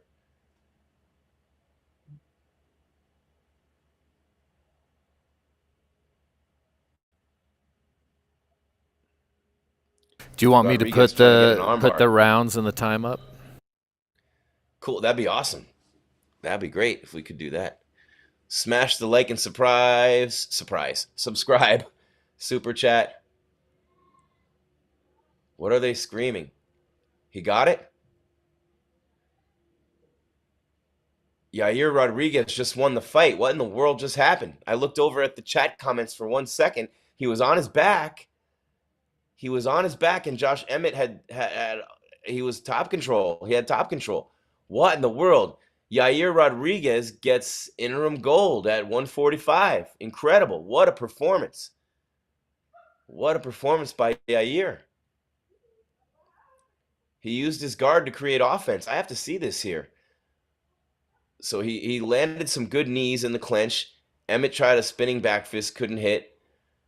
Yair with elbows, with strikes, with really precision striking. The knee to the body started it all. And then he does a running, jumping knee. Emmett catches him and then dumps him down. Looked like a single leg, but he just kind of caught him. But the knee hit Emmett in the neck. And just the way that Rodriguez fell, it looked like Emmett had taken him down. And as Emmett's on top of him, Rodriguez, oh, there it is. Okay, there it is. Yeah, triangle choke. Okay. All right. Man, you know they say don't blink? Don't. Don't. Because literally, and he goes to hug his mom. I mean, Yair Rodriguez is a good dude. I've told you this. I've met him multiple times, and the fighters like him. He's a respectful person. He had a little bit of an issue early on in his career. He's got the cowboy hat on now. I remember he's from a farm in Mexico, and he's got his family there over in Australia. This is an incredible sport. What an incredible sport, guys. I mean, there's just an incredible sport. He gets the injury to Ortega that helps him win this fight to get here. He lost before that to Max, but none of that matters right now. El Pantera is the interim champ, and he's going to get a shot at Alexander Volkanovski. Win or lose tonight for Volk. Win or lose for Volk. He's going to fight Yair Rodriguez next at 145. Not 100% certain, because we've seen interim champions not fight champions before, like when Tony Ferguson had it, right? And all those times he was supposed to fight Khabib. There's some things have happened. But what an incredible submission. He had those legs up and around, and that was incredible. Triangle choke from his back. And his jiu-jitsu's gotten so much better. So much better. It's really nice for him to live in this moment. I didn't think this was a great title fight. I didn't think it should have been an interim title fight. They wanted a 5-round title fight co-main. I get it. And for Yair Rodriguez to do that when Josh Emmett fought so hard and had those huge wins against those, I mean, slowly working his way up. I know the alpha male guys thought for sure he's the guy in the division. They've all said for years he's destined to be a champ. It doesn't mean he won't. But Yair Rodriguez keeps getting better. They just keep getting better. You have to love it when these fighters just keep evolving and growing and getting better and better and better. Just like our shows, right? And our audience, you guys are killing it for us right now. Vote in the poll, please. We have a poll on our MMA Weekly YouTube page right now where you're watching. Vote for your winner. Is it Islam Makhachev who will walk out of there with the gold tonight? Or will Alexander Volkanovski take it from him in Australia, in his home country, in his own backyard, with the whole entire place screaming for him? It hasn't always worked out great for people. Cain Velasquez got finished by Verdum in Mexico City and did not look good in that fight after he gassed out, right? Alexander Gustafsson got mauled by Rumble Johnson in Sweden. Those Glover Teixeira in Brazil just got literally everything but murdered by Jamal Hill in his backyard. So just because you're fighting at home, just because you're in your own country, your own backyard, and all the fans are screaming for you, that doesn't mean anything when they lock that door. A guy like Islam could thrive more and focus more in a hostile environment like that. Islam and Volkanovski, they're very humble fighters. Waiting to see them. Yep, Islam will win today. They are very humble. Great point. Great point. Very, very humble. Tremendous champions in that regard. Islam, very cordial, grateful for everything. I've met him many, many times and spoken to him. Islam the King. Guys, you can start that talk going now. And don't forget, stick around for the post-fight press conference. I will be here. We will be here. Yep.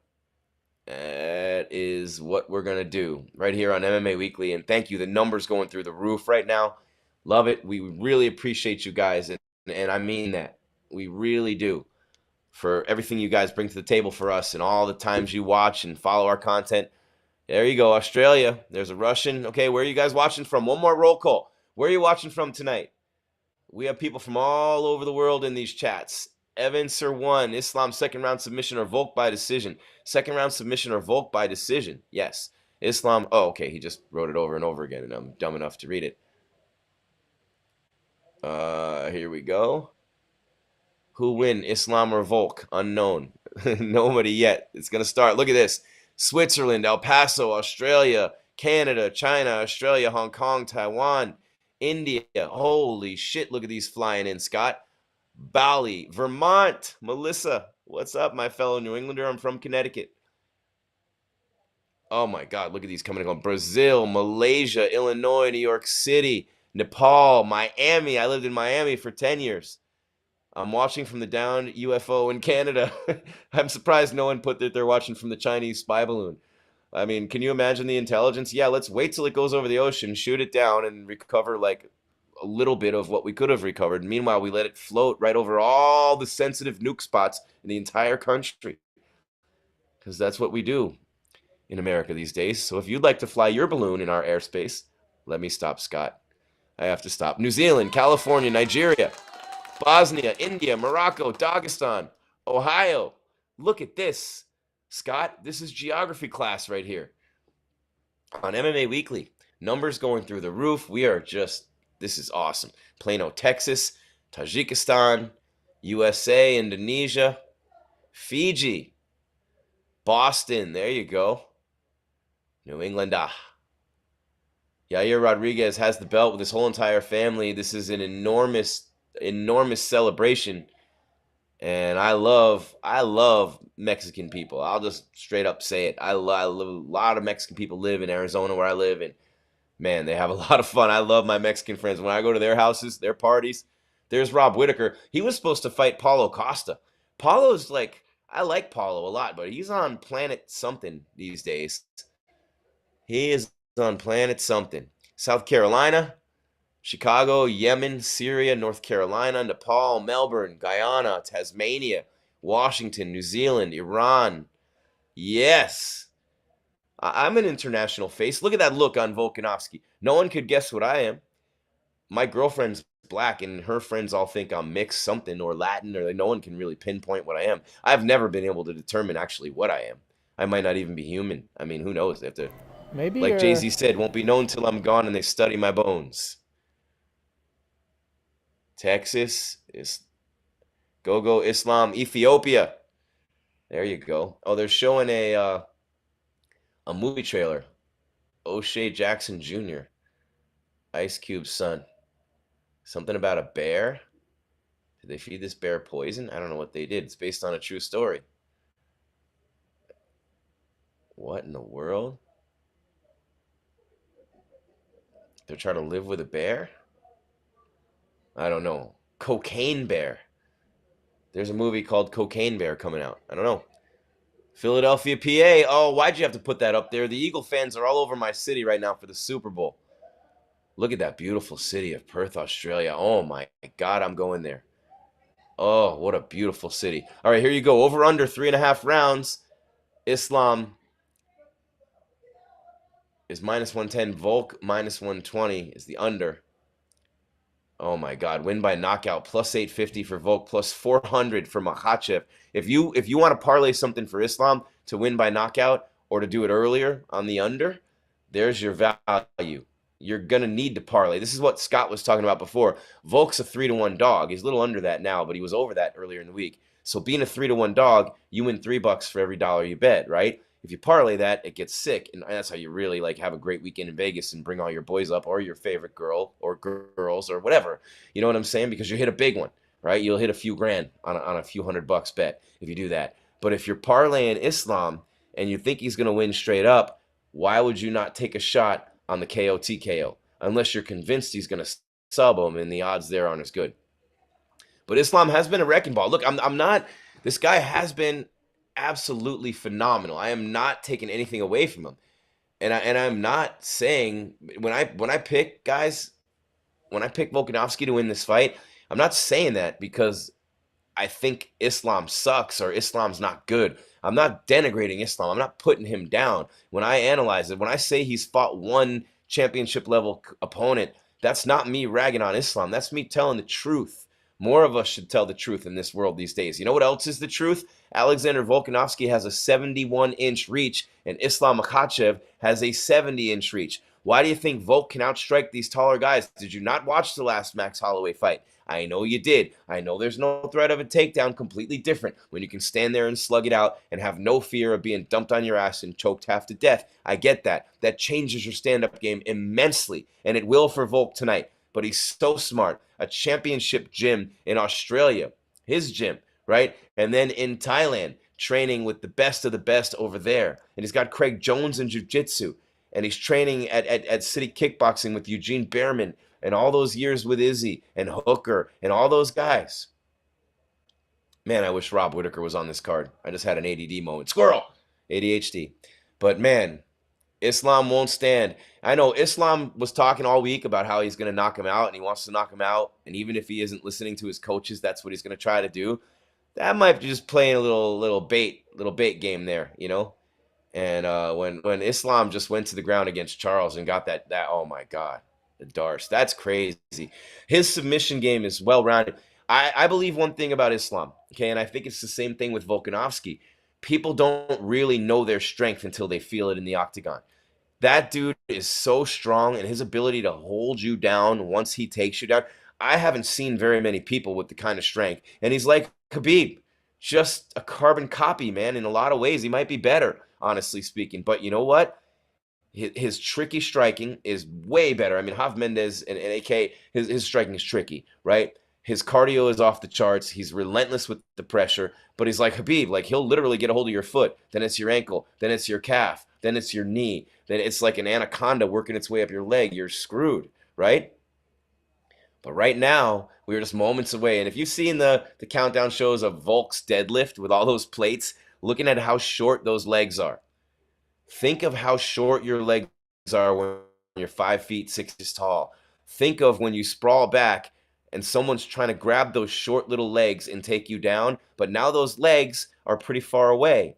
But you have a 71-inch reach and they have a 70, so you can push back and keep them at a distance where they might not be able to reach those tiny little legs, which, oh, by the way, if they get a hand on them, they are like bricks, and he's strong as an ox. That's why I like Alexander Volkanovski in this fight. I think he's going to be very, very tough to take down. And if you watch the Countdown show, one of the things they worked on with Craig Jones and his team, and Jones, I don't even have to tell you about Craig Jones, right? It's fighting from his back. It's wrestling. When things get nuclear and everything's bad, you get rocked, you're on your back. They did that the whole camp. They put him in terrible positions against killer wrestlers on his back in the middle of the cage, getting beat up from everywhere because of Islam Makhachev. Their camps are incredible. This is not a walkover fight for Islam the way the odds would lead you to believe that it is. Now, again, they're just controlling the flow of money because that's the odds maker's job. The odds maker's job is not to tell you who they think is going to win. I'm going to shut my window here because a loud party in the condo complex here in Scottsdale, Arizona, Super Bowl weekend, Phoenix Open golf weekend. Oh, my boy Joe just texted me. Let's see what Joe wanted. Big Joe Aberdeen from MMA Bet Club. They sponsor us over the summer. Big Joe A. What did Joe want here? Yes, I'm streaming live tonight. It's on YouTube, Joe. See, he wants to watch, but he needs to go to YouTube to do it. And Volkanovski's going to make the walk, guys. Let's go. Who wants their money to get tooken? Just like it's lunch money on the old school playground. Take your lunch money. What did Eminem say? Get your shoes, coat, and your hat tooken. That's what you're going to do if you bet me on this one. Volk walks out to a hero's welcome. I've been saying it all night. Am I going to get taken down, Hussein? No, Volkanovski's walking to the octagon right now, guys. What a scene. What a scene in Australia. This dude's a little fired up. I haven't seen him this fired up on a walk in a long time. Wow, Alexander Volkanovski, Shell Harbour, Australia. 4 consecutive title defenses at featherweight for Alexander.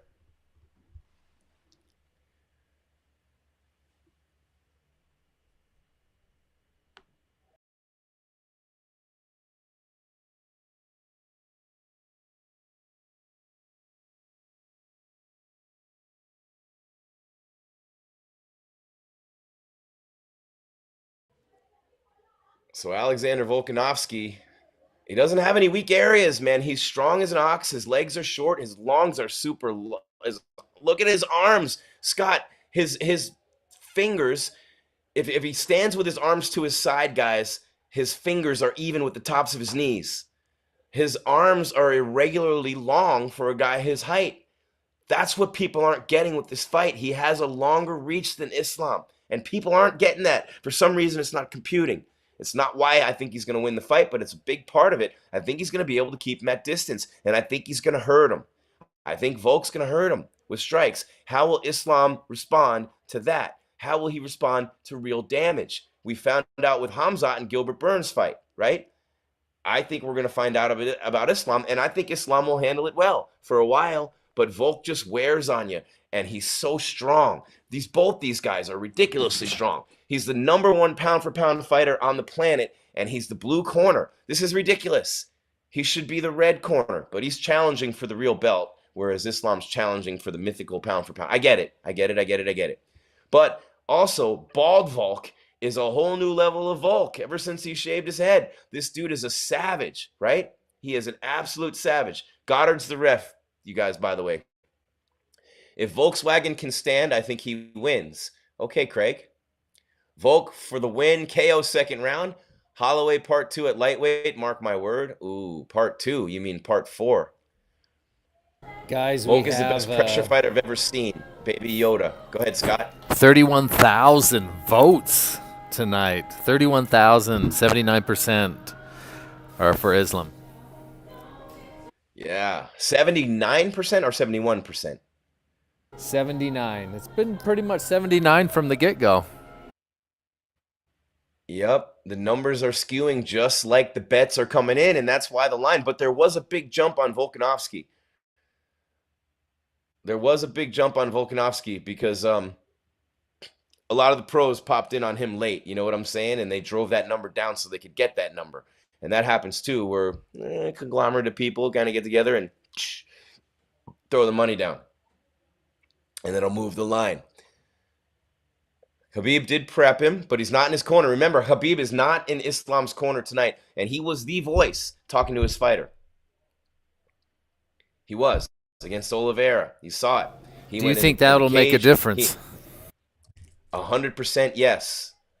Javier Mendez is a great coach, but he is not Dagestani. He's not Russian. You know what I mean? He doesn't speak the language. I mean, Khabib could say things in that language that other fighters who are fighting him, they'll have someone else there to do it. But when you lose a guy like Khabib, look how brilliant he is as a coach, man. His strategy is incredible. Not having him in your corner is a big loss. They can talk all they want, Islam and the Nurmagomedovs, Umar and Usman, about that. But of course you feel the loss. Will this be his first? That's his head coach. That's his cousin. This will be the first time for him. Yep. Yeah, first that could be a big deal. I think it's a big deal. He has Javier Mendez. I mean, a lot of championship fights there, but notably missing right now, Khabib the Eagle Nurmagomedov. And I give Khabib credit. You know, and Islam's just like him. He doesn't fight for money. He's not going to take the red panty night for Conor McGregor. He's not going to do it. He doesn't care. I mean, he even said that that's more of a fight for the fans, McGregor and Chandler, and I think he's right. You know, he's like, I'm serious champion. They're not a match for me, and I think he's right. I think he kills either one of those guys. But Alexander Volkanovski is a different animal. I mean, Mike Chandler. Volkanovski's got a similar build to Chandler, but he's got those arms, Scott.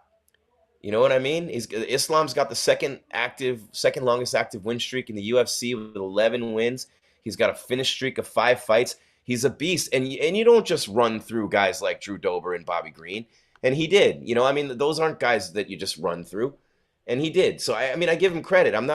But his wins, he beat a very green Arman Sarukian. I mean, what he did to Dober and what he did to Bobby Green, what he did to Dan Hooker was very impressive. That was a big part of Hooker's slide, the Kimura, and just absolutely destroyed him in October of 2021. And then what he did against Charles Oliveira, following him to the ground to get the choke.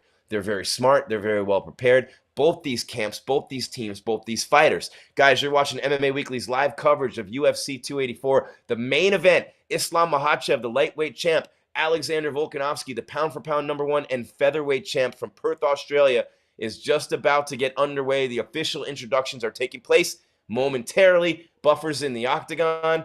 Everybody's standing. The goosebumps are real. Volkanovski's 3 years older, 34 to 31. He's 4 inches shorter. He's a half-pound lighter. He's got a 1-inch reach advantage. 71.5 to 70.5 is what they have at officially. So you guys know that I'm not lying. A shorter guy with a longer reach who's hard to take down. That's not an easy thing for Islam. He's not going to just rush in, and he's very fast with his shots. And Volk has been taken down, and he has been close to losing against T-City, Brian Ortega. And I do think if Islam gets him in a position like that, he will choke him out because he's a lot stronger than Brian Ortega. But Volkanovski is just that guy, like Henry Cejudo. They find a way to win. Derek Cleary, David Lefebvre, the judges. I can get the third one. Mark Goddard is the ref. What a big, big fight. This is a huge fight. Is this the biggest fight in the UFC right now, Scott? With Francis gone and Jones can't fight him? Is this the biggest fight in the UFC right now that anyone could make? Anyone against anyone? It's either that or John Jones. It's either that or John Jones. But Dana said that this is in the top 5 biggest fights of UFC history. So, but will John? Is it? Do you think it's bigger than John Jones? A lot of people would say so. Maybe, yes, I think so. But I also, and when I say big, I don't mean numbers because Conor will crush those. But what I mean by big is this is the fight.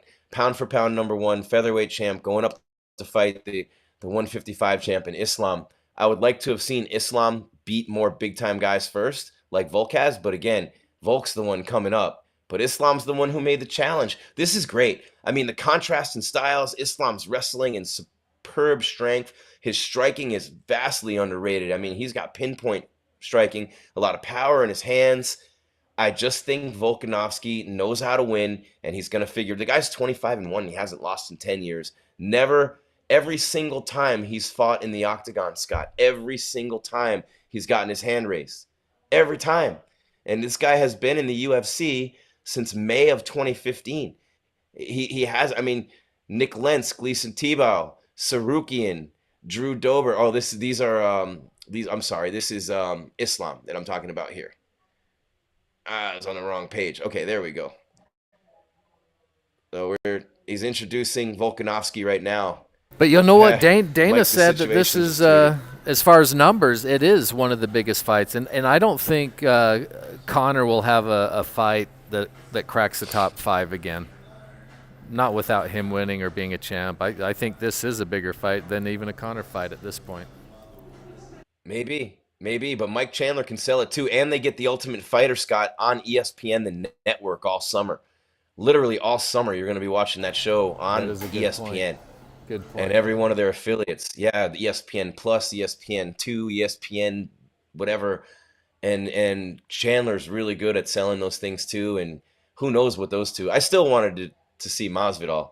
Oh, here's Makhachev. Oh, they're standing toe-to-toe, Scott. We're right away. So Volk's been in the UFC since November of 2016, but this guy here is 11-0 in the UFC. He's won title fights by decision, okay? Now, I'm talking about 4 title defenses.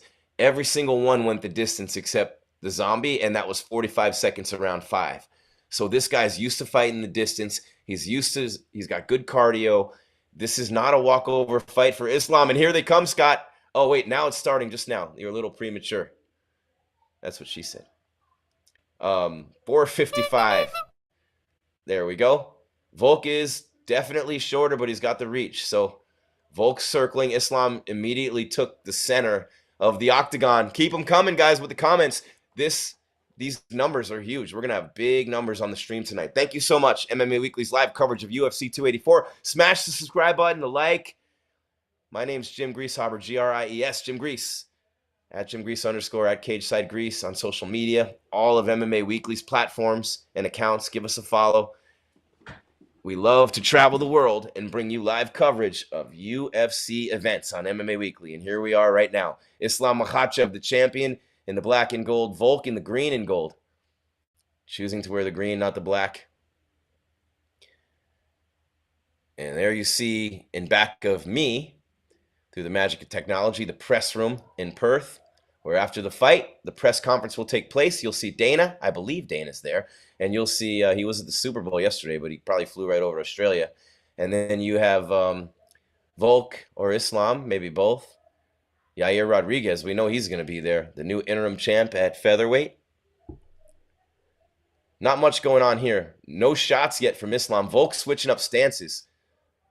Orthodox and southpaw. Very quick with the jab. Volkanovski looking like he might want to shoot in. He comes into space, though, pretty quick and gets out just as quickly. Volkanovski does. And he does have those long arms. He might have touched him a little bit there with the jab and sends him rocking back a little bit. Volk threw a punch toward Islam's gut. Ended up where Islam came down a little bit, hit him in the chest, and knocked him back. What's up, Lion Yana? There you go. Shout out. Volk is definitely rushing in. He's coming in aggressive like he always does. Under 3 minutes left. You guys see the time up there, pretty much right on the button with the clock. Islam really looking for the timing here. He has not shot down for a takedown once. Interesting. 2 minutes in 15 seconds. So intense. This magnitude of this moment. Get to Islam. Does it? It didn't on Fight Island, but he was comfortable there. That was home. He's on the road here. I don't think it's going to affect him. Just pointing it out in case. One of those things that you kind of need to mention a little bit. Volkanovski has worked so hard for this fight with Craig Jones, the BJJ legend. So anything that Islam can throw at him on the ground is not going to be anything near that. And remember that. Oh, in close, trading. Wow. Trading bombs in close, these two guys. Now Islam comes in and gets chest to chest with him. Volk will feel that strength now. Islam gets his back standing against the cage looking for that trip. And you know Volkanovski does not want to get taken down here. What a fight, though. I mean, they were literally just throwing bombs at each other in tight. Volkanovski not wanting to let Islam take him down. His legs are a lot shorter and so strong. They are literally tree trunks, Volkanovski's legs.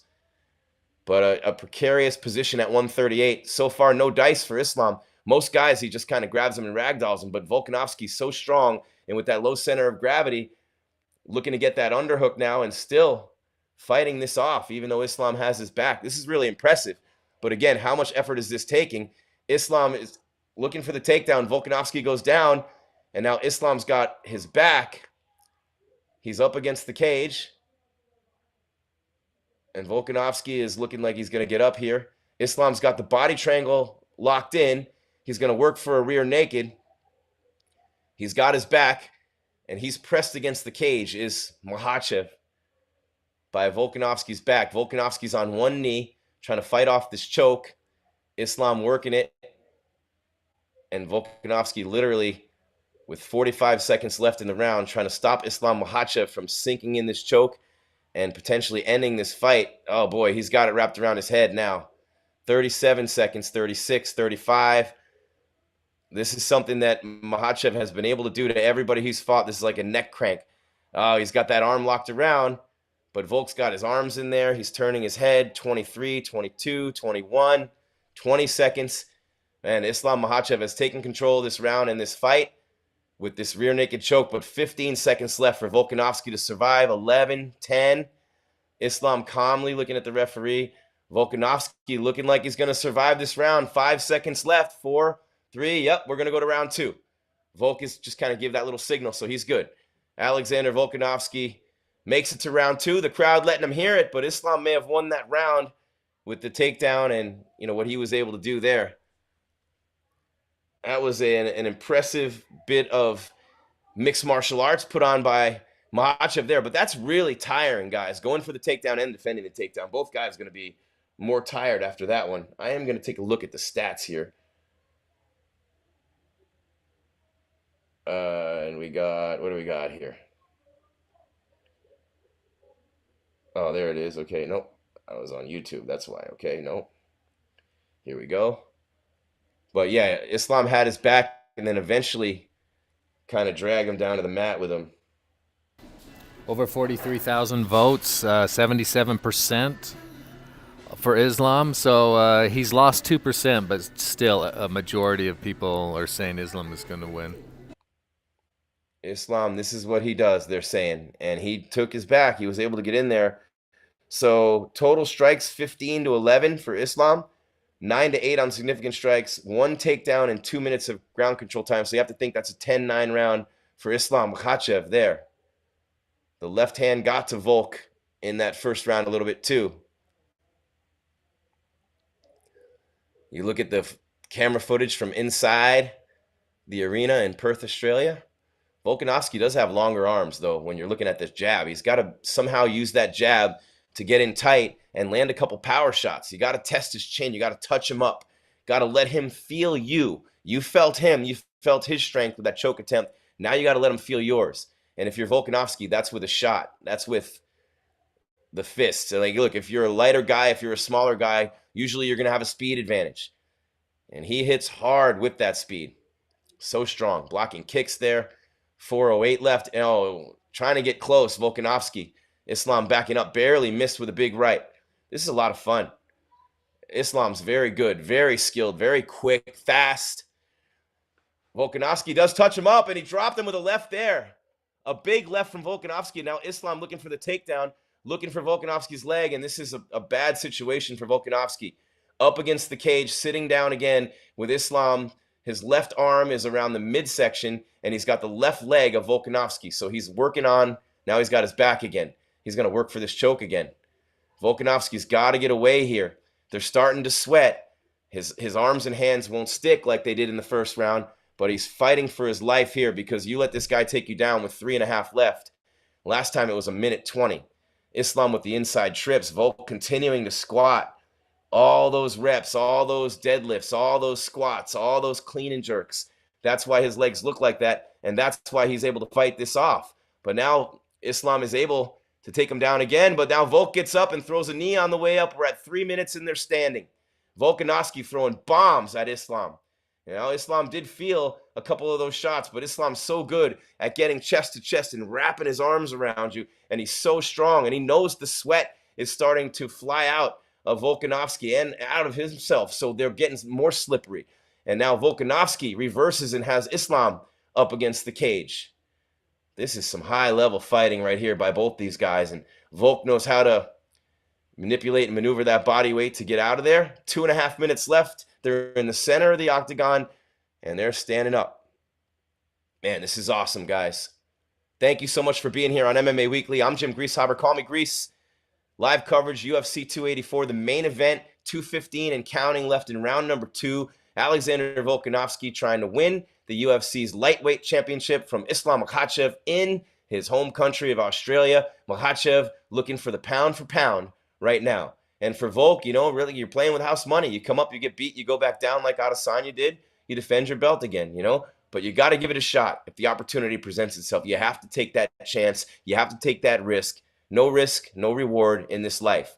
And Volkanovski is taking that shot right now with 1:45 and counting remaining. He's going at him on the feet. Islam's striking and striking defense, of course, is pretty damn good. And you guys knew that coming in. Volk ripping the body.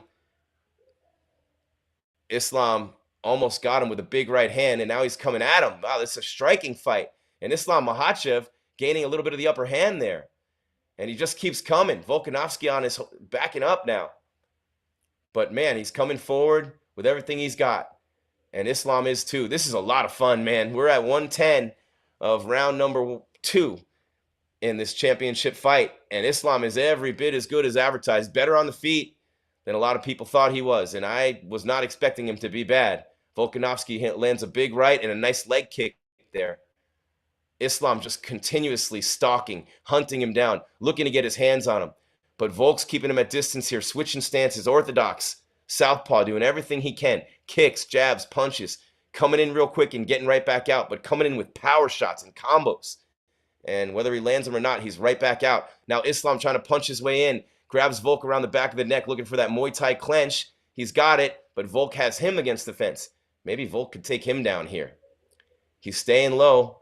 Less than 30 seconds left in the round, but Islam is so strong and so tough, and he's just, man, I wonder if Volkanovski can steal this round here with a late takedown with 15 seconds left and not have to worry about a choke. He's got him in perfect position for it. He almost got a single leg, but he's so strong. 10 seconds left in the round. And I'll tell you what, this has been a fantastic start for Islam Makhachev.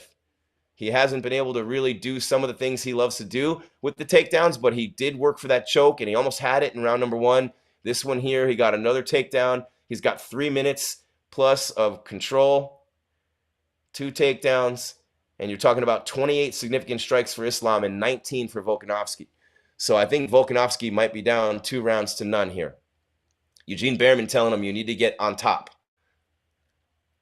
He said you can be losing control. Or is that Islam's corner? You need to do your ins and outs. Okay, that's Volkanovski's. He looks like he's getting a little tired. Volkanovski did hit Islam a couple of times in that round, very close, and leaning forward into him. And then as he pushed down on Islam, Islam worked the single leg from the ground and scored another takedown in that round. Smash that subscribe button, hit the like, the bell. It's MMA Weekly. It's UFC 284. Don't forget 285 right around the corner. 3 weeks from today. John Jones and Cyril Gane in Las Vegas. Valentina Shevchenko on that card as well. And how about that new matchup there? Andrade versus Blanchfield. That's next week. Andrade is replacing Taylor Santos, who gave Valentina such a great fight last year. She pulled out. Are you coming into town for the John Jones fight? Yes, sir. I'll be there. I will be there.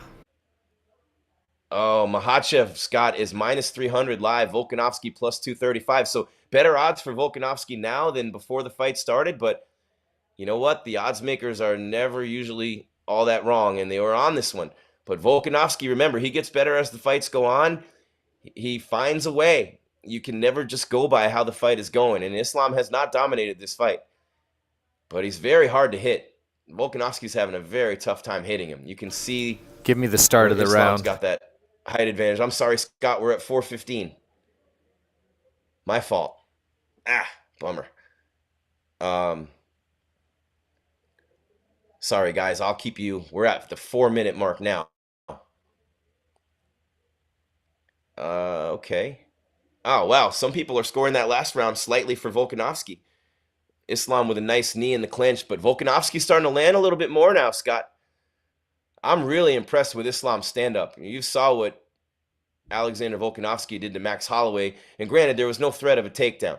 So for Volkanovski, he's trying to land at a little bit further of a distance with these shots because he does not want to get in too close, especially overextending and leave himself vulnerable to the takedown. He's got to be quick on his strikes. He's got to be in and out, and he looks like he's really, oh, nice shot to the body. Ripped him with a right to the body, did Volkanovski. A little bit of blood somewhere in there on the midsection of Islam. Volk just took a little bit of a left off the side of the dome there from Islam. Look at these numbers, Scott. That poll must be killing it right now. We still take those poll answers as the fight's going on. Who's going to win? Oh, nice. Over 50,000 people weighed in. We're killing it tonight, Scott. We have some shout out to Aiden backstage. He'll be bringing us the press conference as soon as this is over. Aiden in the land down under. Great work down there, Aiden, without a doubt. And now they're in the clinch. Alexander Volkanovski does not want to be, oh, he's pushed back into the cage, almost taken down. Oh, how did he avoid that? He's got the underhook, spins away, punches him, and Islam relentless, still working for it. Now Volkanovski's in a seated position. Islam grabbing the side of his foot, lifting up his ankle. Oh, and he eventually is close to getting it. Volkanovski looking like he's getting right back up. The over-under on 2.5 rounds was minus 150 on the over. And we are going past that, already past that right now. If so Islam wins, he needs to win in this round for me at my plus 650 bet. Yep, and both guys are very slippery right now, so very tough to hold on to. And Volkanovski's matching him strength-wise. This is a great fight. Two incredibly strong, powerful punchers. In tight, they're both. And Volkanovski lands a couple of big shots. They're just throwing bombs in close against the cage. Volkanovski's starting to feel himself a little bit here, Scott. The confidence coming. He's dancing around. The crowd's screaming. 1:35 and counting in round 3. Volkanovski may have gotten round 2. This could be his round also. So far, so good. But he does not want to be on this up against the fence or on this mat again in this round. It's a battle of rounds, as you guys know, and you got 3 judges who don't have monitors and are looking at it from different angles. Islam landed a hard left, and Volk just nodded his head like, yep, love it. Most guys shake their head no. Volk nodded yes. Yep, good punch. Love it. He's a tough dude, man. Like, you try to fight that guy in a bar thinking he's little, 10 guys going to the hospital. Let's go, Volk, says Andrew. Islam is really good, guys. I mean, he's even better than I thought, and I didn't think he was bad. I just thought Volkanovski would be better tonight. And so far, it's very, very even. We have not seen any big-time shots from Islam. It's mostly been through the clinch and working around to the back. Significant strikes. Volkanovski, 11-10 so far in this round. First time he's winning that battle, and comes in with a combo and drops him. Dropped Islam, who then sprawled right away and looked for that leg. Man, he's so quick to go for that takedown. But he's hurt. I think he's hurt. Volkanovski's got him up against the cage right now. 20 seconds left. And Volkanovski looks to throw Makhachev. Alexander Volkanovski. Better be careful not to get knocked out at the bell here. Coming in guns blazing. 10 seconds left. Now Islam has felt Volkanovski's power. Now it's a fight. They've each felt each other's power. Full bore. And we're going to round 4.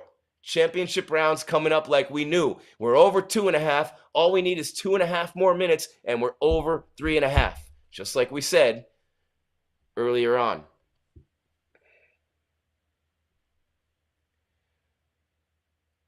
I was talking to my boy Joe Aberdeen, who I was telling you about before. Scott, you met those guys at International Fight Week when they sponsored us. And Joe with MMA Bet Club, and we were breaking down this fight. And we both loved the over 3.5. Both loved it. And I love Volkanovski, but he likes Islam. But Islam did land a real serious body kick, but Volkanovski just kind of went through it. Nice leg kicks from Alexander Volkanovski. Body shots, an elbow from Islam in close that I didn't see live. It's so tough to see it live, which is why it's hard to be so tough on the judges. Scott, I'm going to give you the start this time. I'm not going to mess it up. And here we go. And not yet. Scott, pause it for, okay, and 3, hold on. I don't know what the holdup is. Goddard standing in the middle. There you go. Start it, Scott. All right, round 4. Alexander Volkanovski, the featherweight champ and pound for pound number 1. Islam Makhachev, the lightweight champ and pound for pound number 2.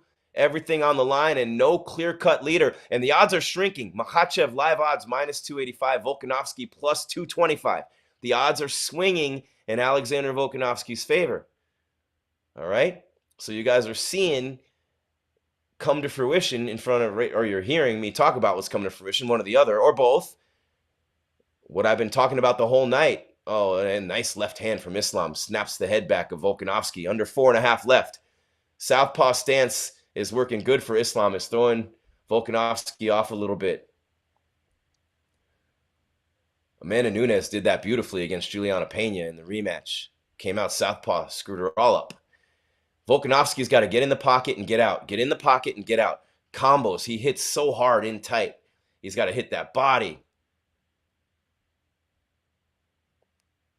No low blow or anything. A little bit of a touch up there. Real good sportsmanship. Both guys, real quality dudes.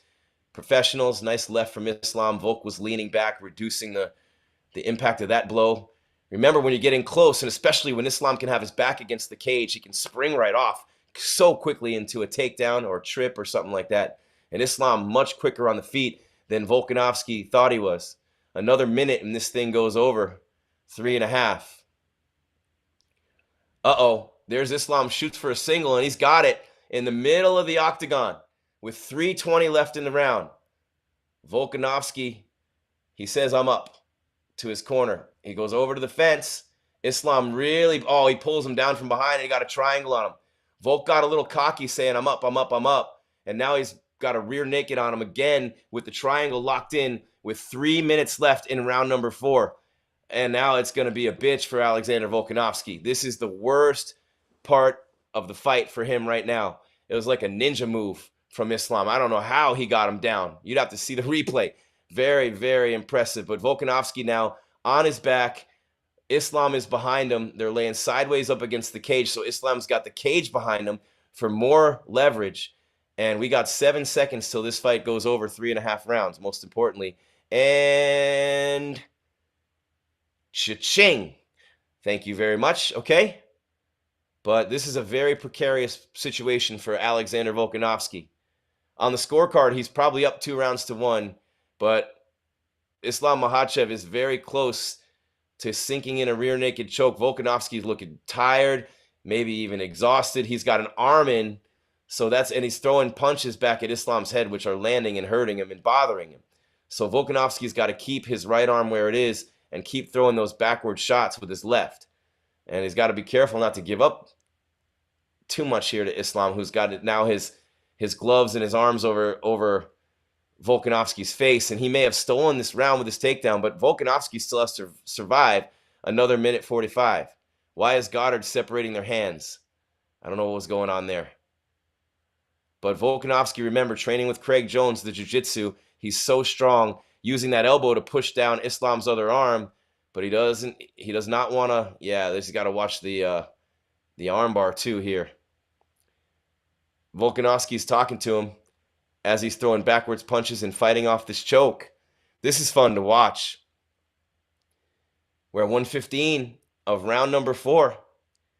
This has been a hell of a fight. Volkanovski trying to survive right here. We got 105 still, and he's really throwing some big shots and hitting Makhachev pretty hard with that left hand. Remember, they're sideways. Volk's on his right arm. They're both on their right arms against the ground down here, and Volk's throwing shots over his head like that. This is awesome, guys. I hope you're enjoying this as much as I am. We got 45 seconds left in the round. Volkanovski has fought off this attempt from Islam Makhachev from his back. He's got the triangle locked in on him, and Volk's screaming at him as he's hitting him and talking crap the whole time. 25 seconds left. Volk's got to make it another 20 seconds. And he's really hit Islam with a lot of shots going backwards. He's screaming. Wow, Volkanovski is a G. So is Islam. These are warriors. These are champions. These are the toughest dudes you could ever imagine. Volkanovski survives the attempt from Islam Makhachev to go to the 5th round. He made it. 5th and final round for Alexander Volkanovski. And I think it's 2-2. Adesanya's on his feet, jumping up and down, screaming for Alexander Volkanovski. One more round. 5 more minutes against the killer, against the wrestler, the submission grappler, the machine. And for Islam Makhachev, 5 more minutes. He looks a little tired. He's calm. His heart rate's resting, though. He's got some cuts. He got hit a lot. When Volkanovski was locked in that body triangle on the ground, he was going back. He was hitting him hard, talking crap the whole time. Volkanovski's all cut up and swollen. Islam's all cut up and swollen. They're both breathing hard. But it's the 5th and final round, and it's anybody's fight. I think it's 2-2, Scott. I think it's 2-2. I really do. I think it's 2-2. Incredible. I think, everybody knew it was going to be a banger. I don't know if everybody knew it was going to be this good, though. I did. I don't know. I think I just learned my lesson with Alexander Volkanovski. Well, with so many people, how many people took part? Over 60,000 people voting, 77% for. They hugged it out. Start the clock, Scott. Sorry, 4:55. Right. Start the clock. They hugged it out. So Makhachev minus 355, Volkanovski plus 275. The cardio is ridiculous from both guys. Whoever said that, whether it's Bisping or Cruz, I agree wholeheartedly. This is just. I think it's 2-2, and it's anybody's fight. Yes, I agree. Anybody's fight. 101 strikes for Volkanovski, 89 for Islam. But Islam has 47 significant strikes to 37 for Volk, who hit a nice combo in tight and followed it up with a leg kick. I like how he tries to hit him with a combo and then take out the leg to trip him. Remember when Jones did that to DC? Volkanovski coming in and gets a knee to the midsection and a left to the chin for his troubles. 409 and counting. Man, what a fight. What a fight. This one has to go the distance. It has to. And that was another big one for me. This one would go the distance, regardless of who won. So I knew it would go over 3.5, and I felt like it would go the distance, and I feel like Volkanovski is going to win. And I still feel like he's going to win. But Islam's so quick on the takedowns. They're both really sweaty. They're in the middle of the cage, and they're just throwing massive shots at one another. A nice right hand to the left eye of Volkanovski from Islam Makhachev. And we're almost at the 3.5-minute mark of round number 5. Regardless of what happens in this fight, this is a war. 2 incredible fighters. It's the first real test for Islam Makhachev, meaning being in a battle. Alexander Volkanovski's left eye is bleeding. It's coming all the way down that side. And now Islam takes him down in the middle of the octagon. Volk struggling quickly. He's right back up on his feet, but Islam keeps that body lock on him. That body lock is crazy, but Volk has a left underhook, which means his left arm is underneath the right arm of Islam Makhachev, which is textbook takedown defense, and he gets off the cage. 3 minutes left in the fight. Volkanovski not backing down an inch, coming in, and he knows in this 5th round, he's either going to win or lose it based on his action in this round. Makhachev, his line is going way back up. He's a huge in-fight favorite again. But his face is touched up too. There's blood everywhere. Everybody's cut. Everybody's swollen. This is incredible. Islam Makhachev grabs the leg of Volkanovski, and now Volk's sitting down in the middle of the cage. Now he leans forward and wraps his arms in between the leg and the back, so defending that there. But Makhachev is looking here with 2.5 minutes left. He's looking, as we go over 4.5 now, he's looking to get a finish on the ground. He's not going to give up on that single leg. And Volkanovski's standing up, and it looks like Volkanovski's going to try to reverse it now. He almost got on his feet, but Islam's so good at holding those takedown attempts, and he still got the leg, but now Volkanovski's up. Wow. What a fight. Islam Makhachev is incredible. He looks like he's a little winded. Volkanovski is throwing everything he has right now. He gets in chest to chest, ducks in, and pushes Islam against the cage. This is awesome. 150 and counting. Volkanovski throwing shots in tight. He's looking to throw Islam on the ground. What a war between 2 incredibly tough fighters, man. Both guys so strong. Neither guy has a strength advantage at all in this fight. Neither guy has a clear-cut advantage anywhere. Volk trips Islam. Is that a takedown? I don't think so. Right back up. 1.5 minutes left. and Volkanovski standing chest to chest. They're both, I mean, sweating and cut and swollen, and this is incredible. And anybody who thinks that I'm biased or I'm against Islam, you haven't been paying attention. This dude's incredible. I just think Volkanovski's better. Oh, a big right by Volkanovski drops Islam. And now he's got him in top position. Islam's got the legs wrapped around him, though. Volkanovski is on top with a minute left, and he is ripping the body with big right hands. No one's been able to escape this in the featherweight division. This is exactly what I was talking about the whole night.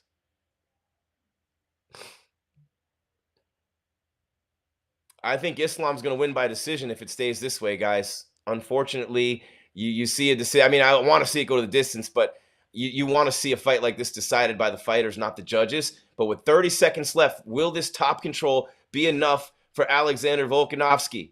Will it be enough to win this belt? For sure, there'd be a rematch. That's probably why they had the interim. And now it'll be Holloway-Allen winner versus Yair Rodriguez. But 15 seconds left for Volkanovski. Firing away from the top. A left, a right. 8 seconds. 7, 6, 5. Continuing to blitz away. Volkanovski pounding away. 2, 1. And that's it. One more shot to the body for a good measure. And will it be enough to steal that round? Was it 2-2 or was it 3-1? If it was 3-1 Islam coming in, then it's a moot point. But if it was 2-2 on 2 judges' scorecards, I think Volkanovski just won the fight. Hooker loves it. Izzy loves it. It's going to the judges. They're in Australia. It went the distance, so it went over 3.5, and it went the distance. I told you guys on both of those. Now we'll see if Volkanovski gets the win, but there is no loser in this fight. What an incredible night. What an incredible performance by 2 of the greatest athletes walking God's green earth, Islam Makhachev and Alexander Volkanovski. What a performance by these 2 guys in this fight tonight. It just ended. 141-96, Volkanovski outstruck him, but the significance, 57-54. He dominated that 5th round, Alexander Volkanovski. Takedowns, 4 out of 9 for Islam. 0 for 4 for Volk. Control time, 7:37 for Islam, 2:55 for Volkanovski. This is about as even, Scott, as a fight can be. It's about as even as a fight can be, man. I don't know what we're going to hear.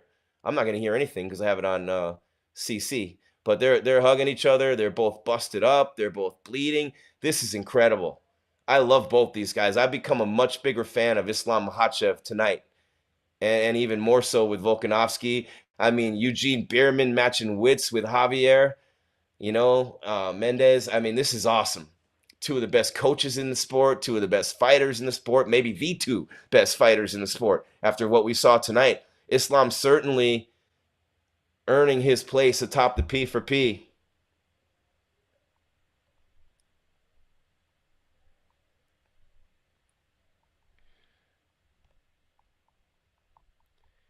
So that's official decision. Here we go, guys. Here we go. Bruce Buffer, ladies and gentlemen, after 5 rounds of fighting, we go to the judges' scorecard. What do you guys think? The judges score the contest. 48-47, 49-46 for the winner by unanimous decision, and still Islam Makhachev. Wow. He hasn't lost in over 10 years, and he just lost. Islam Makhachev earned that win. And guys, he won the fight. He won the fight. That was such a close fight, man. Such a close fight. But I don't see the 49-46. I see the 48-47 for Islam. That means he got the 2nd round because Volk won the 5th and the 3rd for sure. Islam came back out. The takedown got it for him in the 4th. And that was just an incredible fight. What an incredible fight. I mean, I just can't give all the respect in the world to Islam Makhachev. He held off the beast in that challenge. Volkanovski gave it everything he had. That was a firefight. That was both guys touching each other up, feeling each other's strengths, bleeding, just all messed up. Their faces are swollen, sweating, out of breath. They just went to war for 25 minutes and gave you, the fan, and me, in my role here, one of the best nights we've had. at a UFC pay-per-view, and I love that we get to share this together on MMA Weekly, because that was one of the best fights you've ever seen in the octagon. It didn't have all the highlights and sequences that you would see in some of those other fights where you love those big highlights. You know, I mean, a Henderson and Shogun, for example, a fight like that. But tactically speaking, with those two coaches, Hav and Eugene, going back and forth, these two fighters, Islam goes far, far from home to Australia and beats Alexander Volkanovski in his backyard to take the pound for pound number one. Volkanovski will go back to featherweight and beat the snot out of Yair Rodriguez. That's how I see this playing out. But what a fight. What a fight with these two guys. There's no loser. I thought Volkanovski would win. Islam won it fair and square, and he did win it. I got it 48-47, but no shame in Volk's game. Two epic champions, and I don't see anybody at lightweight giving Islam this type of fight like Volk did. These are the two best fighters. Don't forget about... What was that? Like or don't like. Don't forget about what? Oh, he's going too fast for the for the closed captioning.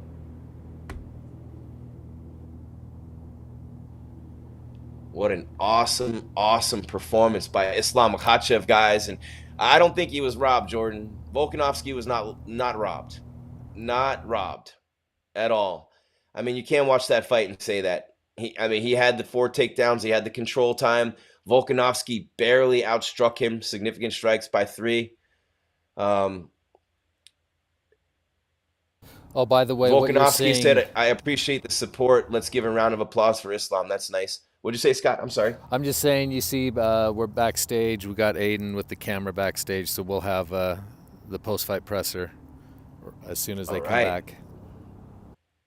Love it, man. What a night down under. And Volkanovski, look, a lot of disappointment. A lot of people didn't give me a chance, but I gave myself a chance. Makhachev was really good. I prepared properly. It was a fun fight. Maybe I should capitalize on my what? I don't know. Too fast on the CC. You have to be proud of yourself. Yes, obviously. He didn't respect my wrestling, grappling.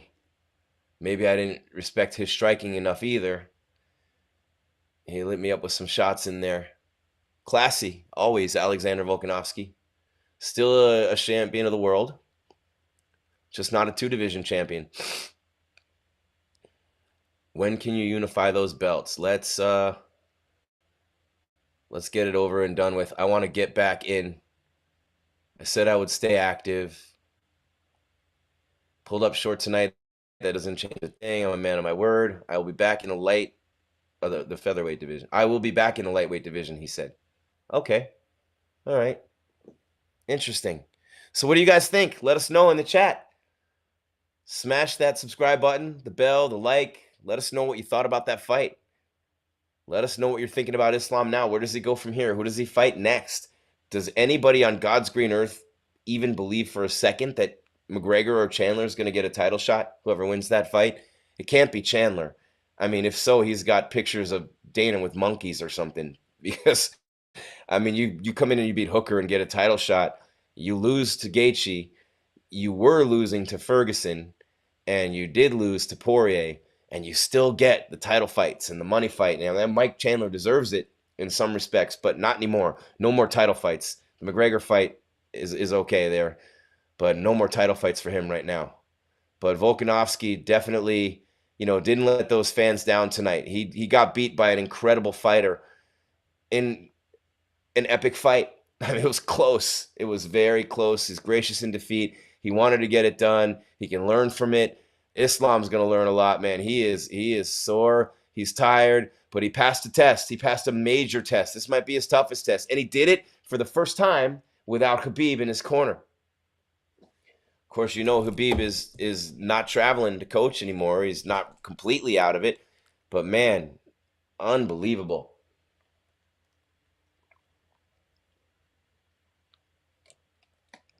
I need a breath. Look at the podium back there. Who have we not seen at the podium yet? And who was the last one there? That's a good question. Let me see. Oh, yeah, I can turn off the pay-per-view now. There we go. That'll save a little bandwidth. All right. Oh, Menifield was deducted a point in round 3 for grabbing the fence. And that ends up costing him a win because that was a majority draw. Wow. Wow. Wow. Okay, that's what happened in that fight. Okay, makes sense. So Alonzo Menifield and Jimmy Crute fought to a majority draw, opening fight of the card at light heavyweight. And Menifield was penalized in the 3rd round for grabbing the fence. And that way, it ended up the majority draw. Justin Tafa, he's got to be getting the $50K for that knockout of Parker Porter. Jack Della Maddalena, that submission over Randy Brown. Yair Rodriguez over Josh Emmett, triangle choke. Islam Makhachev, unanimous decision. 2 48-47s and a 49-46 over Alexander Volkanovski. I don't see the 49-46. I don't see that. Anybody in the chat room watch that fight and agree or disagree with me? Islam was robbed. He won. Foo. Volk versus Oliveira will be interesting. Oh, man, I don't know. I don't know if Charles Chin can handle Volkanovski. But I do think if Volkanovski fought Islam again, he would definitely respect his striking a little bit more. But I think the one thing we saw in this fight more than anything is how physically strong both these guys are. How many of those guys at 55 are going to be as strong as Alexander Volkanovski? And I'm talking in tight, body on body, fast twitch muscles. Who's going to be stronger? I don't think there's going to be. I like Beneil Dariush a lot at lightweight. I think he's going to smoke Charles. I think Beneil's going to beat Charles Oliveira. And I think he's going to get a title shot this year. I think he's the guy in that division who could beat Islam. I don't know how you guys feel. And I'm not just going to go around saying anybody could beat Islam. I'm saying could beat him. I don't think this dude's going to lose for a long time. I don't think Islam Makhachev is going to lose for a long time. He just beat the one guy who I thought would beat him. If this had been any of those guys at lightweight, I would have picked Islam. I only picked Volkanovski because I thought Volkanovski would win, and he's that good. And he almost did. Almost doesn't count, but it did go over 3.5. Thank you, pay me. And it did go the distance. Thank you, pay me. But this is why you don't get greedy on the parlays, Scott. To your point, if you had Volk straight up, you would have gotten 3-1. But if you parlayed it and got greedy with it, right? So if you bet, if the smart money was the smartest money in this fight to me was over 3.5. That was the smartest money to go and to go the distance. Those two bets to me were the smartest. But we'll see. I mean, sometimes you get lucky, sometimes you're right and you're smart, sometimes you just get lucky. But, I mean, we saw a lot tonight. We saw Justin Tafa with a great performance. Della Maddalena is a problem at welterweight. He's a major, major problem in that division. I still don't know about Yair Rodriguez. Is Josh Emmett really that good, or did he max out? Is he one of those guys that beats everybody except the top few guys, like Bader was, for example, in the UFC? He beat everybody, and then he would lose to Rumble or lose to Jones or lose to Machida in his heyday, and there was no shame in that because those are the very best guys. So sometimes you have a fighter who's capable of cracking the top 5 maybe, but they're not going to go any further. They're not going to beat anybody in the top 3. Some fighters won't beat anybody in the top 5 or the top 10, but they still have good careers. And so you see like guys like Dober and Bobby Green bouncing up and down in the ratings, Neil Magny, guys like that, Rigged. Cyber Samurai says rigged. Yad Spoiler says Makhachev. Numbers starting to spike again. Don't forget the press conference will start momentarily. I don't know who spoke last. Or maybe who do we have? Aiden. Maybe Aiden can clear that up. Who was the last fighter in the press room? If Aiden can hear me. Aiden said that Jack Della and Yair have not been back. But if Dana White's there, Dana White might be the first one to come back. He kind of usually gets back there first and announces the fight of the nights and such, the bonuses. We should have been in Perth, Scott. I don't like those long flights. Did you see how beautiful that city looks? Yeah, I'd love to go. I just don't think I'll be going when I go see a UFC. I just want to spend more time there and enjoy it. This is true. Hunt for some of those animals that are all over those Discovery channels, the deadliest animals in the world. They're all in Australia, man, and South Florida. Got to watch out for those sharks. There's been a lot of shark attacks around the world lately. Lots of great whites over there in Australia. Even they realize what's wrong with this place. And they're like, "What's wrong with you guys? We gotta bite some sense into you." Unanimous, no. Islam is the winner. Yes, absolutely. It was quite clear. I agree. I know emotion is high, but except for the last round, the first 2 rounds and fourth round is Islam. Third is Alex, and fifth round, Alex didn't get takedown. Unfortunately, I think he lost that round. Yeah, he won third and fifth. You're right, and maybe second. He had a chance if he had won the second. But I'll tell you what, he ended up in that top position. He was throwing blows till the end of the fight, and if that fight kept going another minute, maybe Islam's finished. Maybe. I mean, it was getting there. But no, he didn't. TBE, Islam did not dominate Volk. He did not. Nobody dominated anybody in this fight, my brother. Volk did not dominate Islam, but that was a great title fight. There's been a lot of them over the years, but as far as just how great each guy was and the chess match back and forth and Bierman and Hav and oh man. We're waiting for McGregor to beat Islam. Oh boy. You're gonna be waiting a long time. You're gonna be waiting a long. I don't think we're ever gonna see that fight. Do you, Scott? Conor and Islam? Put it this way, if Conor loses to Michael Chandler, where does he even go from there? Like, does he just retire if he loses to Mike Chandler? He can go fight Nate Diaz under Jake Paul. Yeah, right. But I don't think Conor's the dude who's going to keep fighting if he doesn't think he. I think he still believes he's great, and I think he still believes he has another run in him to a championship. If he didn't believe that, I don't think he would fight. I really don't. That dude's all about winning. Hope you're right. Yeah. I mean, it's good for the sport if he makes one more run, right? Yeah, well, I think people are just kind of tired of it unless you're winning, and he has not been winning.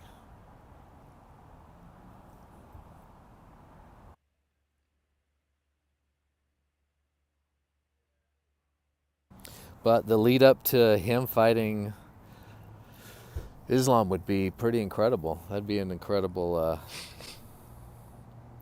pressers. Can you imagine him antagonizing Khabib?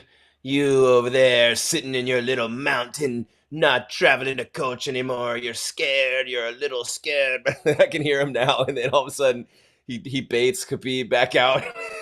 He beats Islam, right? We can dream. He beats Islam and baits Khabib out of retirement and beats Khabib. Conor. Yeah, I McGregor don't fans think, actually think this. It's I don't far-fetched. think Conor's bullying act would work. I mean, Islam seems like such a nice guy. He comes across, I just don't think that bully acting would go over well. No, Islam, he showed me a lot tonight. He always shows a lot. But look, until they beat top level competition, they need to prove it. And I hold them to that standard. So many people just want to run guys to the top of the rankings and put them in title fights when they have one big win or two big wins. I just come from the mindset that you should have to earn it more than that.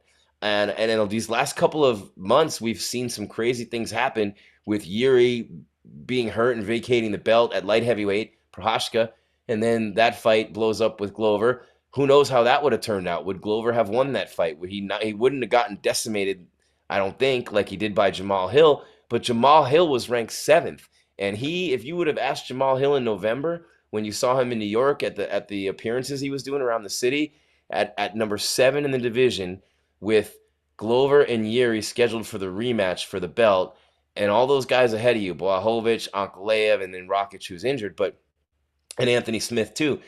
Somehow all the chips are going to fall to where Yuri gets hurt and vacates the belt. Glover doesn't take the short notice fight. Ankalaev and Blachowicz end up stinking out the joint to a draw. And somehow on the next pay-per-view, because Dana's so pissed off, Jamal Hill gets the shot. It's crazy, right? How all that happens, you just never know. Well, Oliveira and Chandler has a title fight.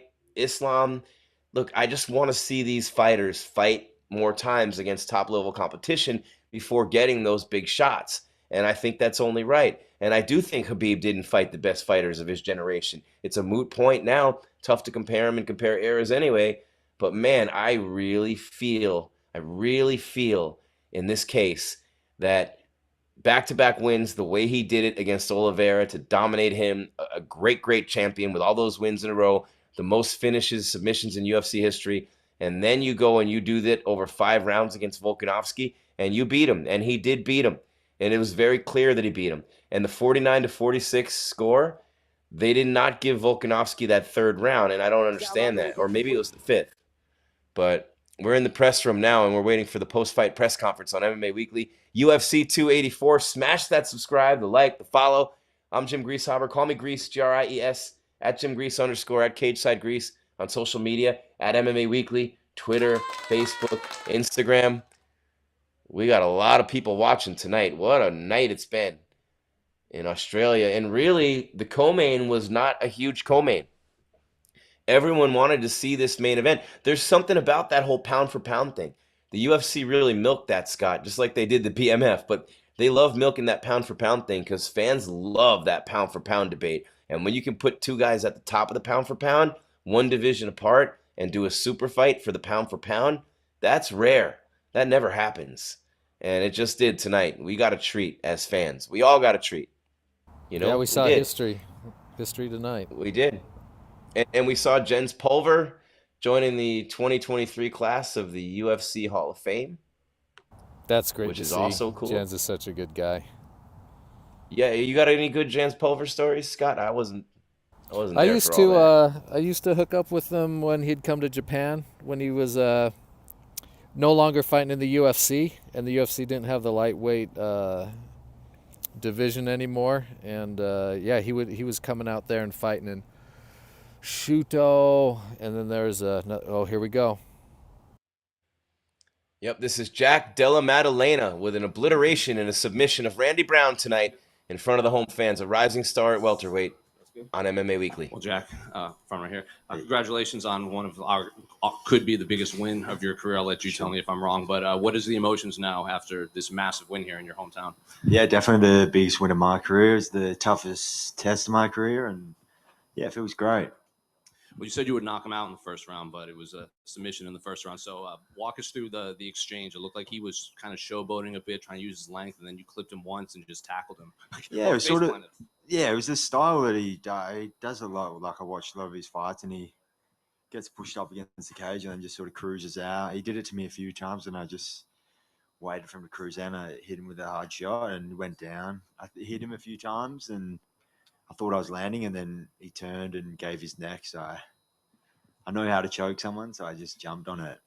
It looked like when you clipped him with the right hook, I think most fighters would probably kind of come with the left, but you followed up again with like a similar right hook again. So what did you see from Randy just kind of collapsing to just follow up both punches simultaneously? Yeah, I like doubling up on the same side. Yeah, a lot of MMA fighters just stick to left, right, but I like to show some class in the boxing, double up on the same side. And you obviously, you said you want top 15, but when do you want? I know you're going to Bali or wherever you said, but how soon do you want to get back in there? Because we have a few welterweight fights that are coming up soon. Yeah, there's a lot of people that are match. I'm keen to. I feel like I like my schedule last year. It was for in January and June and November. So yeah, probably mid-year will be cool. And finally, what do you make of the fans here in Perth? Sitting cage side is like you can't really hear yourself think. Yeah, it was insane. It was what I expected, what I envisioned, and yeah, pretty surreal. I tried to take it in as much as I could.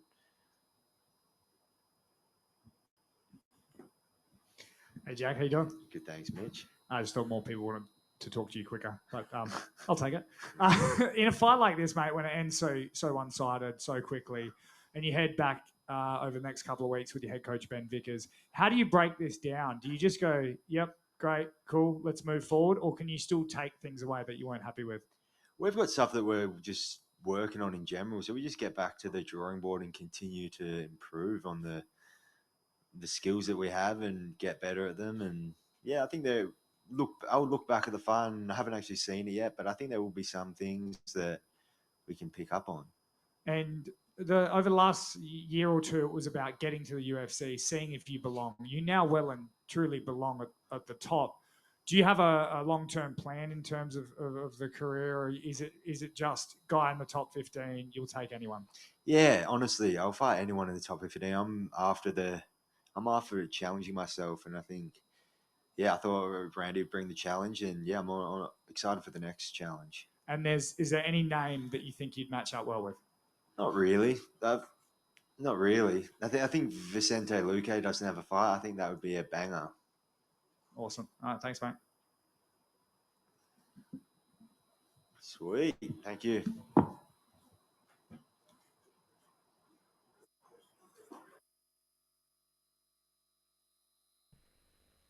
All right, there we go. Jack Della Maddalena. Remember the name. I know that's Bilal Muhammad's nickname, but remember the name, as in actually remember the name, because that dude is a problem at 170. Is that Jose Youngs? Yeah, that's Jose, my buddy. Not him. That's the UFC's media relations dude. I forget his name. He's a good dude too.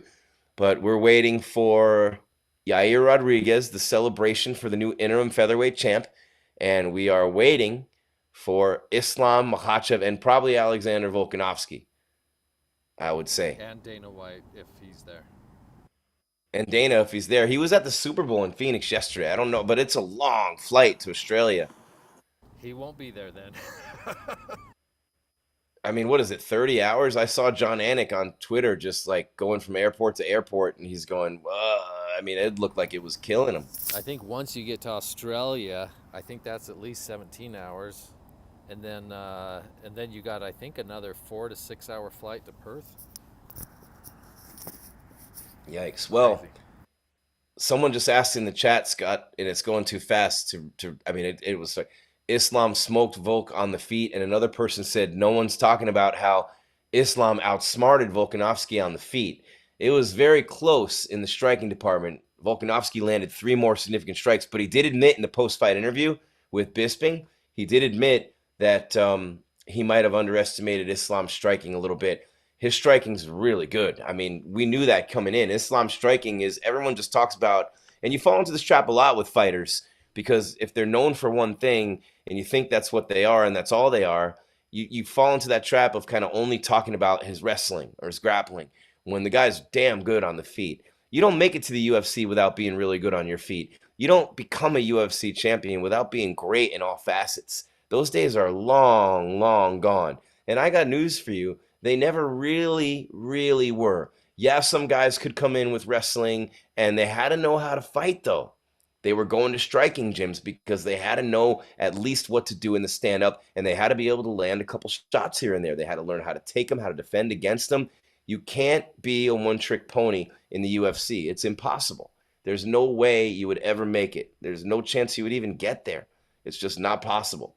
And yeah, that's pretty much the way it goes there.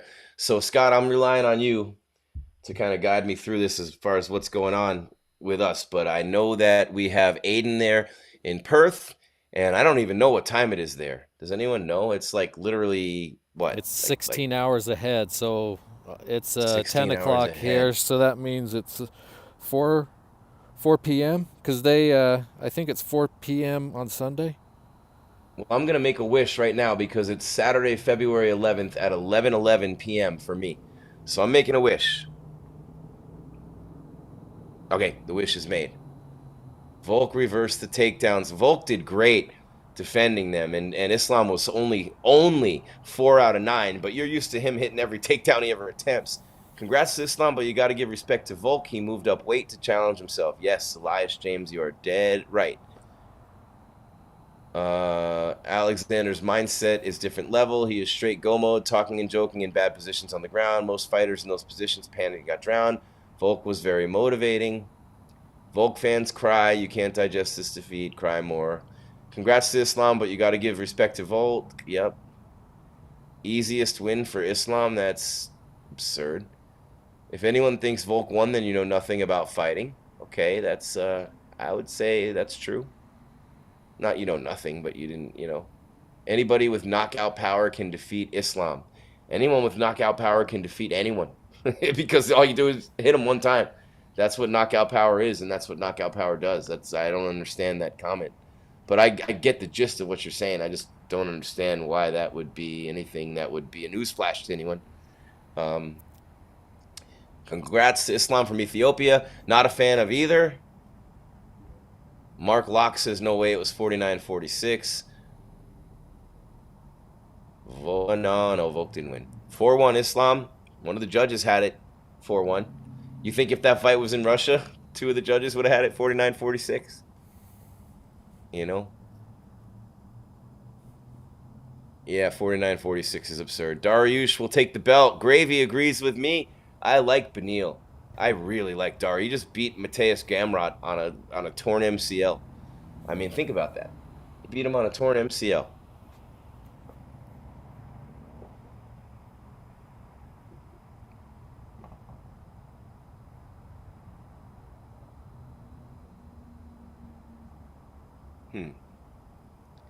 Man, this is awesome. What a night, guys. Islam Makhachev with the win. He's the champion. Yair Rodriguez or Dana White should be back there now. I mean, he's been waiting all this time. What is going on? And you know Yair is going to be a happy dude. Volk, what an inspiration. Incredible to step up like that and go the distance. Mijan 101. Yeah, very nice. And equally impressive, Islam Makhachev challenging Volkanovski, going to his backyard in Australia and beating him there to take the pound for pound. Now, I have guys in a chat that I'm in who are saying, Scott, you give me your thoughts on this if you would, Scott. Elkan says Islam is a... Oh, I'm sorry, Elkan. Your comment disappeared. There it is. I got it right there. Islam is a hell of a fighter. He has too much faith in God, and men like that can never be defeated. Interesting take. Volk fans, stop crying. It's already flooding here.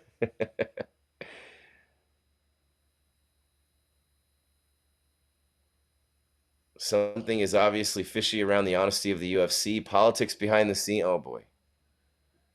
Do you think Alex's crowd intimidated Islam? No. I think Volkanovski's strength shocked the shit out of him. And I think Islam's speed and creativity and deception in the striking game confused Volkanovski, really surprised him.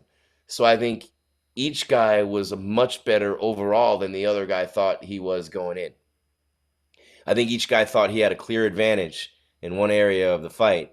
Volkanovski very clear about his thoughts about having an advantage in the striking department. And Islam always thinks he has the advantage wrestling and on the ground. So, yeah, each guy was surprised to find out in the octagon, which is always when you find out, right? They haven't fought before, trained together.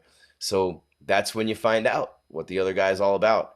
And I think both guys were surprised by how good the other one was in the areas where they had thought they had a very clear advantage. Islam won the game. Volk smashed him in the process. Those shots that he hit from the ground in the fourth, and then, man, just in the fifth, just finishing the way that he did. I think he would have finished Islam if the fight went another minute, maybe 30 seconds. I mean, look at the position he was in at the end of the fight. It didn't matter, ultimately. Does Islam win convincingly? Our judges have made mistakes before. No, he won convincingly. Did Volk drop Islam with a well-timed hit, or was it lucky? Well, it can be. Luck is created when preparation meets opportunity, right? You have to train to throw those punches, to connect with those punches. You have to keep throwing those punches. You have to keep ducking and dodging punches as you're throwing punches, defending takedowns, and all these things that they're doing. So, yeah, of course, you got all the skill in the world, but sometimes it is luck when a big punch lands. Yes.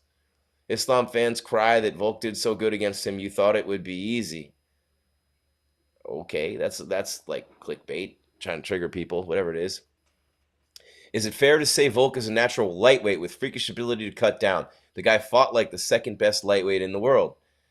I mean, he did. Yes, he did. That's what I said right after the fight. Great comment there. But yeah, because I don't see anybody in the lightweight division doing what Alexander Volkanovski just did with Islam Makhachev. I don't see anybody. I see Beneil Dariush doing that. But I don't see any of those guys coming back through. Dustin Poirier is a G. Justin Gaethje is too. I love Chandler, don't get me wrong, but he's out of the picture now in the title, in the title picture anyway, at 55. But I don't know. Khabib is on a higher level than Islam. Agree. Now there's a comparison. I mean, Islam hasn't had the fights that Khabib had yet.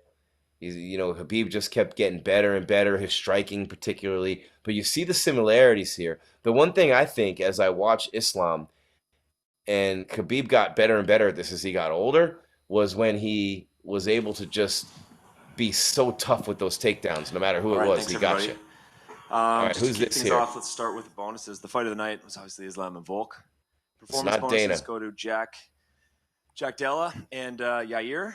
The gate tonight broke the Australian arena record, so highest grossing event for any arena in Australia across any content, concerts, sports, exhibitions, whatever. The attendance was 14,124, fully sold out, with a gross total in Australian dollars of 5,911,598. 2 transports tonight, Pedro and Shanus. And that's it from my side. Any questions from you guys? Yeah, Mike? right here.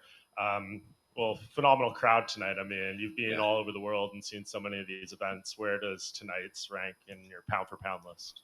I mean, pound for pound best, pretty high on the list. I mean, the place was deafening.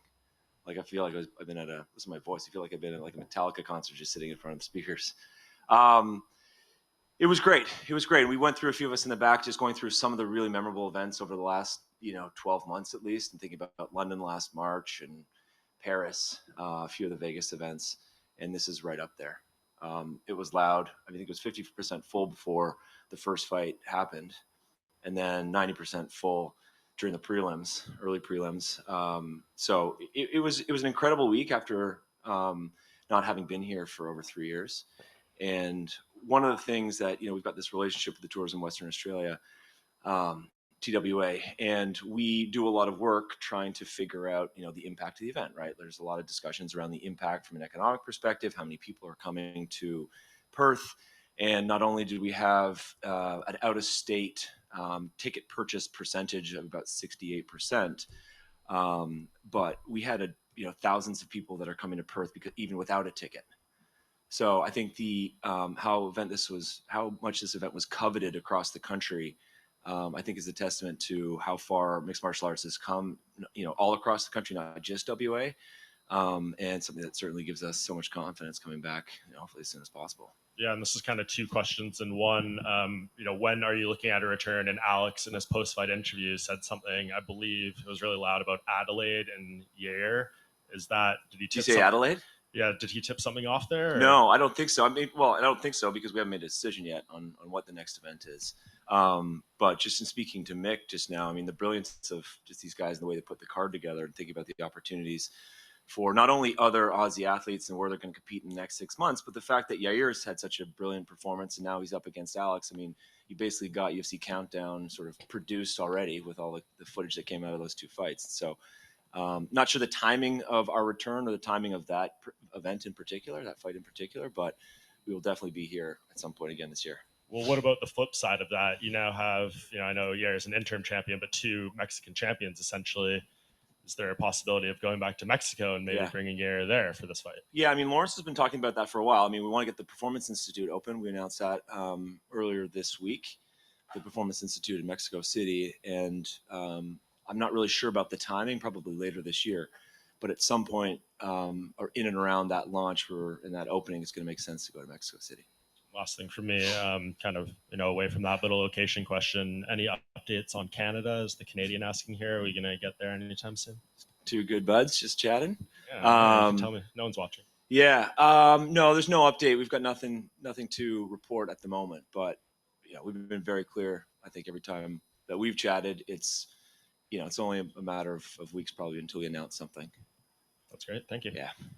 Hey, looking back when dominant champions fought in their hometown, like when Stipe won in Cleveland and he never went back, people always thought, like, why did we never go back to Cleveland with Stipe? Can you bring Alex anywhere else outside of Australia after witnessing what we did tonight?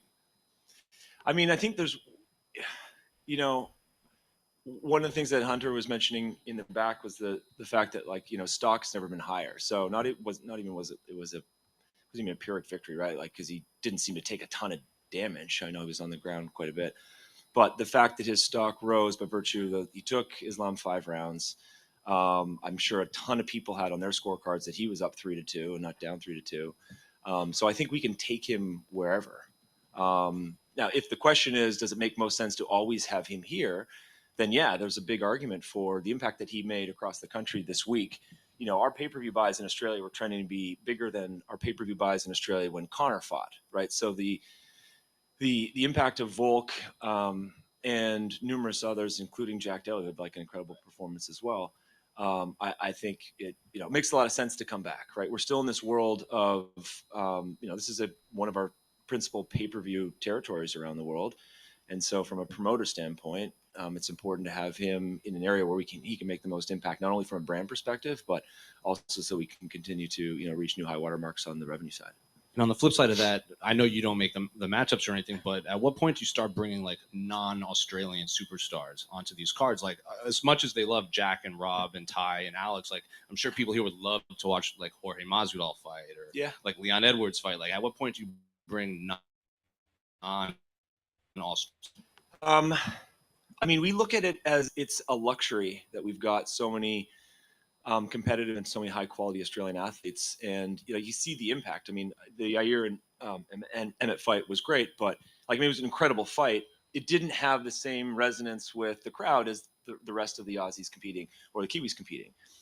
So how long? I mean, we had Rousey and home, and I'm trying to think. You put me on the spot. Fatigued after this event, man. I feel like I've just gone 5 rounds with Islam, but. Yeah, I think there's a real opportunity. There's one thing you saw that over the years you can sense that the understanding and appreciation for mixed martial arts has continued to rise almost every time we've come back, right? And there were just small kind of nuances, slight adjustments in position, slight holds on attempted subs where if someone made that move, the fan base almost unanimously started to cheer, right? They understood exactly what was happening in a very precise and acute way.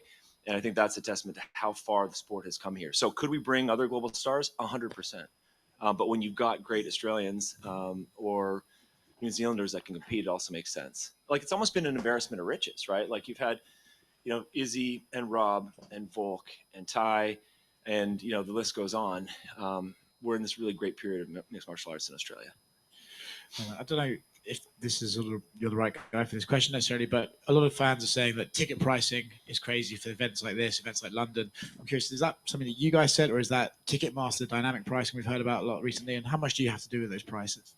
Yeah, I mean, we scale the venue, right? But we scale the venue based on data points and education on what the market can bear at the moment. Did it make sense to bring this fight to Optus, to the stadium here? I mean, possibly. There's probably 5,000 or 10,000 people that came into the city that didn't have tickets. So could we have scaled up to 30 or 40? I think the demand would have been there. It obviously would have changed the average ticket price. But I think there was an opportunity, given the demand, just to scale it appropriately. So yeah, this is driven by our our knowledge of what the market can bear at the moment. I just wanted to know, where does Australia rank in terms of countries that you have to work with in bringing events? Australia, for its size, seems to get relatively quite a lot of UFC events. Is it because the government is so transparent with working with you guys, tourism? Like, what actually makes it so easy? So working with state governments in this country in more of a partnership way is a relatively new thing. And I think the affinity and the interest, the desire for like global events, whether it's sports or music or food or fashion festivals, whatever it might be, is heightened in Australia because one, people love events in this country, and two, like it's far, right? It takes a lot to it's helpful for promoters or other managers of tours or sports events, to make it here. It wasn't long ago that we were fighting or working with to educate state governments around the health and safety protocols and practices that we've got in our sport, why the octagon is a better, field of play than a boxing ring. And so a lot of that work and that education, I think, has gone into the development of just the understanding of our sport, right? We want to work closely. We've always talked about this concept of running to regulation to ensure that, not only are we working with state governments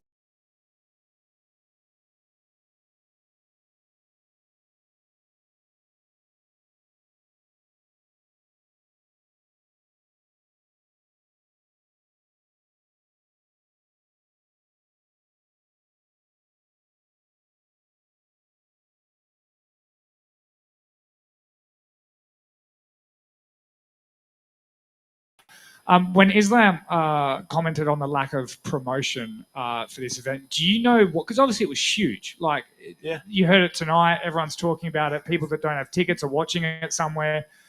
Do you know why he might have thought that? I have no idea. I mean, I haven't talked to him about it. I don't know the root cause of that. What I do know is that, this is one of these events, and Dana and Sean and Mick and Hunter have been talking about it for months. Like, you don't get many opportunities to have the pound for pound number 1 and 2 together, right? Like, it's an overused cliche, but the stars really do need to align, right? You've got to have the right athletes at the right time of their careers. You've got to have, a venue that makes sense, right? To bring it to Australia was absolutely perfect for us. And then you've obviously got to have at least weight classes where they're within one weight class of each other. And so this was the perfect circumstance where you've got two guys that and it turned out to be an absolutely brilliant fight. So I'm not sure what the impetus or sort of the cause or the objective of those comments were. I certainly didn't agree with it. Thank you. Can I just ask over here, Mitch from over here. We're really excited over in WA about Jack Della Maddalena. We just saw, he's not a one-trick pony, gone from knockouts to now submission. Where does the UFC sort of see him in the next 12 months? And he says he wants a top 15 welterweight now.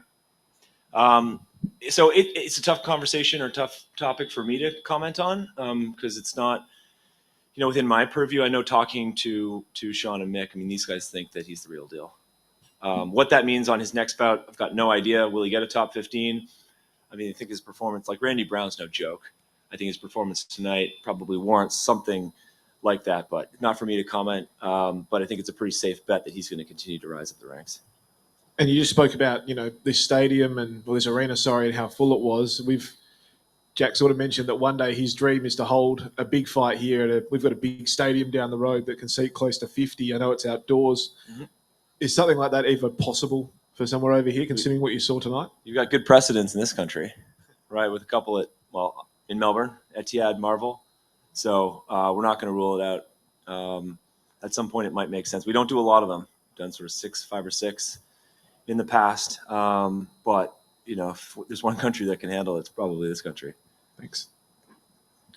Does having such successful events in Australia detract from the likelihood of there being events in New Zealand? Because Australia is just more scalable? No, I mean, our events in New Zealand have been incredible. Yeah, no, not at all.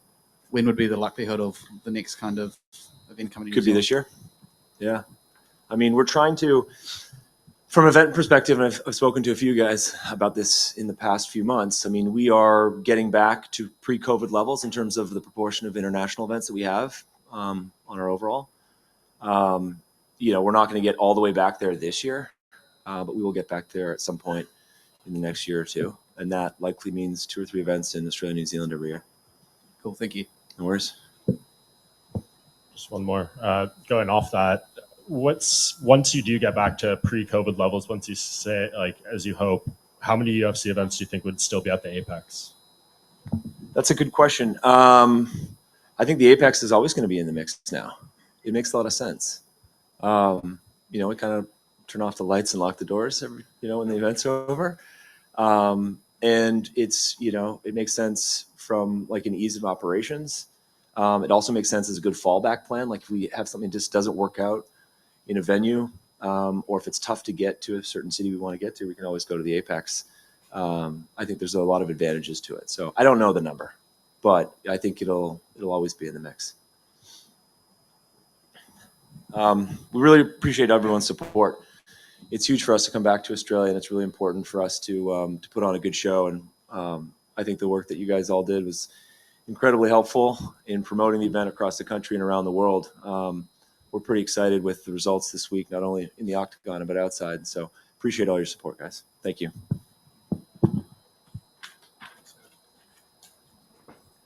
All right, there you have it. Dana White not there. The UFC post-fight press conference. They set records. They're trending to have the biggest pay-per-view ever. The combination of New Zealand and Australia. Alexander Volkanovski, a megastar in Australia, and he's got a big payday coming his way for tonight, and he deserves it. So does Islam Makhachev. What a night. What a performance by him and by Alex in the main event. Just absolutely incredible. I don't know how you feel, Scott, but I feel like I was given a gift tonight as a fan to watch that fight, to be here live with all of you on MMA Weekly, and talking about this, and I just love it. We're going to be right back here again for Jones and Gone, and we're going to have the weigh-ins. We're going to have the press conference and all those live, and you guys know how we do it. And we're going to be doing a lot more of that as the year goes on with MMA Weekly, and it's looking like we might crack 1 million views on this one, which is awesome. I love it. So thank you so much to all you guys. And I don't know what we're waiting on here other than Yair and then Islam coming to the podium. That's what you're waiting for right now. And I love the stuff in the chat, as always, guys. You guys are great in the chat, I have to say. Really fantastic in the chat.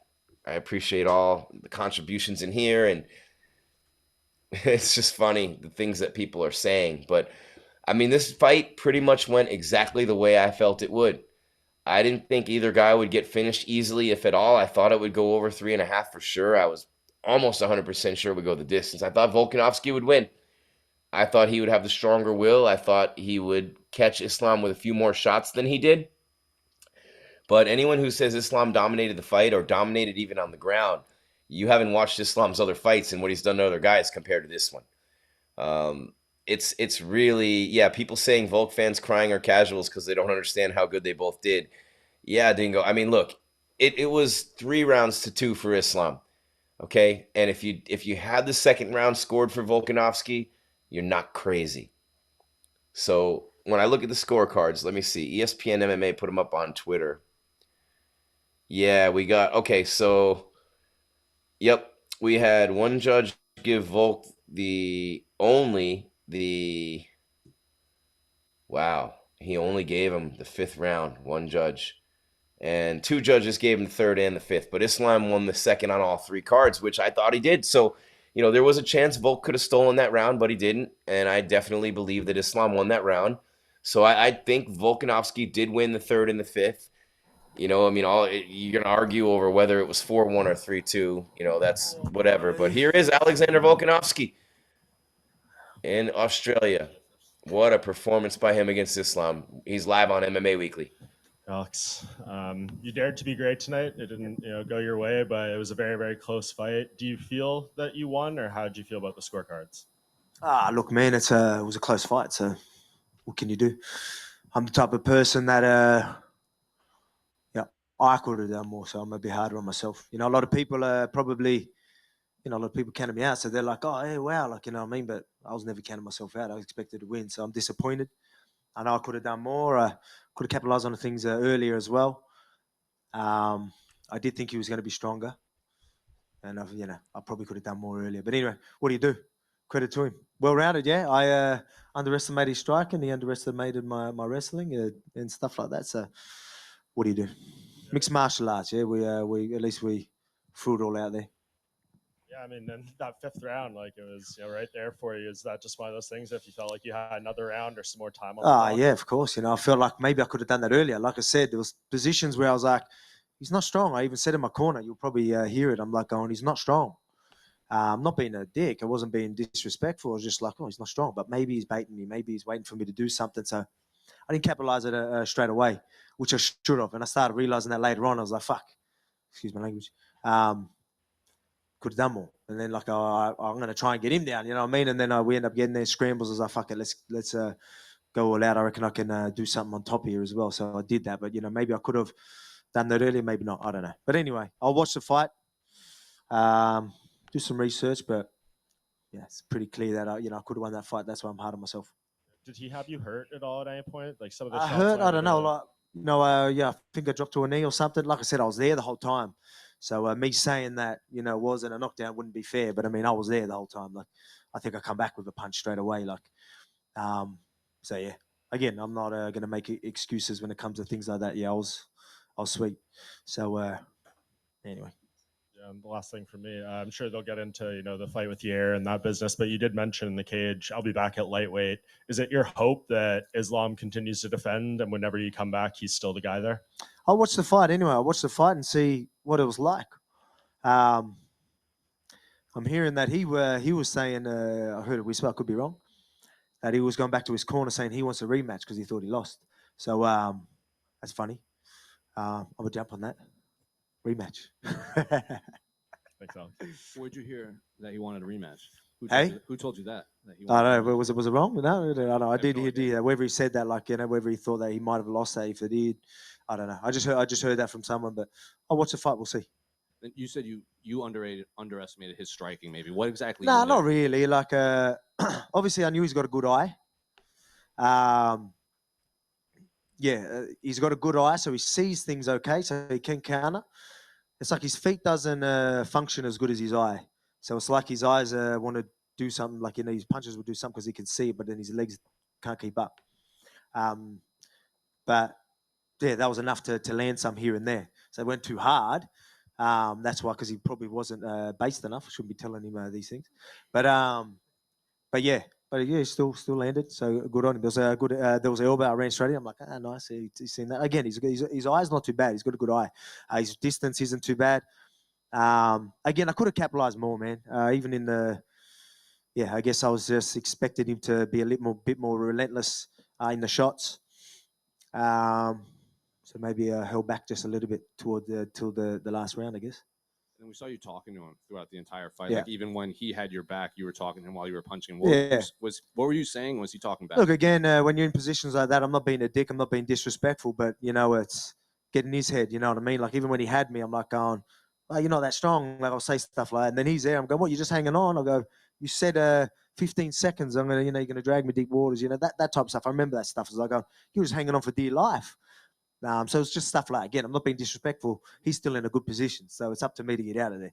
But I'm going to get in his head and just kept punching him in the head, saying, like, Again, I guess a body lock is a dominant position, so the refs can't just leave, even though he was just hanging on and trying to hide his head. But yeah, so just let him know, as like going, look at you, like, just trying to survive in certain positions. That was all I was saying. I have to ask what you thought of Yair Rodriguez's performance. You obviously said you want to drop back down and unify. He pulled off the submission, went over Josh Emmett. Yeah, we'll see. We'll see. But of course, so it was a good win. Good win by Yair. He looked sharp on his feet. Caught him a couple of times, rocked him a couple of times, and caught him with a triangle. So I was training at that stage, but good on him. Like I said, I'm not a selfish guy. I'm all about building things up. Now we got a guy, right? There's a guy in 45 that, you know what I mean? There's a guy that deserves that shot, and it's clear. And that's what I wanted, but we'll see what's happening. Alex, So congratulations to you. Yeah, or is it yeah? I always say yeah. Yeah. I thought everyone else was saying it wrong. Going back to the fourth round where you had your back for ages. Okay, it is a dominant. It was fourth round, that one? Yeah. It is a dominant position, but like you said, it wasn't trying to advance, wasn't really going for submissions, was just kind of trying to avoid your shots. Is there a length of time after which the referee should possibly consider separating it? I ain't a ref, so I don't know. If he's trying, I don't even think he was trying to go for submissions at that stage, because he knew I could just get my head to the. So, like I said, I don't know. Again, it's a strong position. It should always be up to the person. Again, I'm the type of. That's just me, right? Like, I could sit there and be like, oh yeah, whatever. But for me, I was like, instead of me fucking, which this is how everyone should be. Instead of me trying to blame the fucking ref, I blame myself, because I should have got myself out of there. You know what I mean? So. I don't know the ref's rules, however that is, but again, I'm more harsh on myself, not the ref, for things like that. Obviously, in moments in the clinch against the cage, it looked like you were going for the takedown yourself. I'm curious, was that just because you felt, I can do something here, or was there? He was just trying to go for. He was going for position, put himself out of position. Again, I could have got some of those. Man, like I told you, I'm fucking strong. Like I'm telling you, I could have definitely got more takedowns if I really wanted, but I guess I was second guessing myself in sort of positions, but I don't know. It just they were there, so it's just to let him know he's out of positions. Like, don't fucking think you're just gonna hold me in these positions. Like, it doesn't work like that with me. So as soon as I'll do that and then grab the body lock, he would, like, obviously freak out and be like, oh shit, I'm out of position, go sit back, and just me letting him know. And again, I could capitalize more, but well, do you think he's got a bit more respect for Australian wrestling now? I think he does, yeah. But I mean, again, I could have done more. Last one from me. I know you're going to be super hard on yourself and say you could have done more and stuff like that. The concept of pound for pound is a weird thing, right? It's like, if you're the same size with your current skill set, who wins that fight? Well, that's the thing. He put the title on the right line, right? Which is, Yeah, like we'll fight for his title. But I mean, pound for pound, like let's remember pound for pound, it goes a size. And why do you think I was a massive underdog and stuff like that? But at the same time, I expected to win, so I'm gonna sit there and be like, oh, he was bigger and all that. And I was like, yeah, you went up to fucking lightweight, of course. You know what I mean? That's expected. But pound for pound is a funny thing. Me going out there and winning would have showed just why I'm that pound for pound. You know what I mean? But you could see that I could definitely win that fight. I definitely want that fight back. Is it going to be hard for you to go motivate yourself to fight a featherweight when you know Islam's there, he's got the talent, and you know how close you could have been and what you could have done? Is it going to be hard? Nah, look, I want that fucking lightweight belt. So, Alex, just over here. No, on I shouldn't know the voice. Sorry, mate.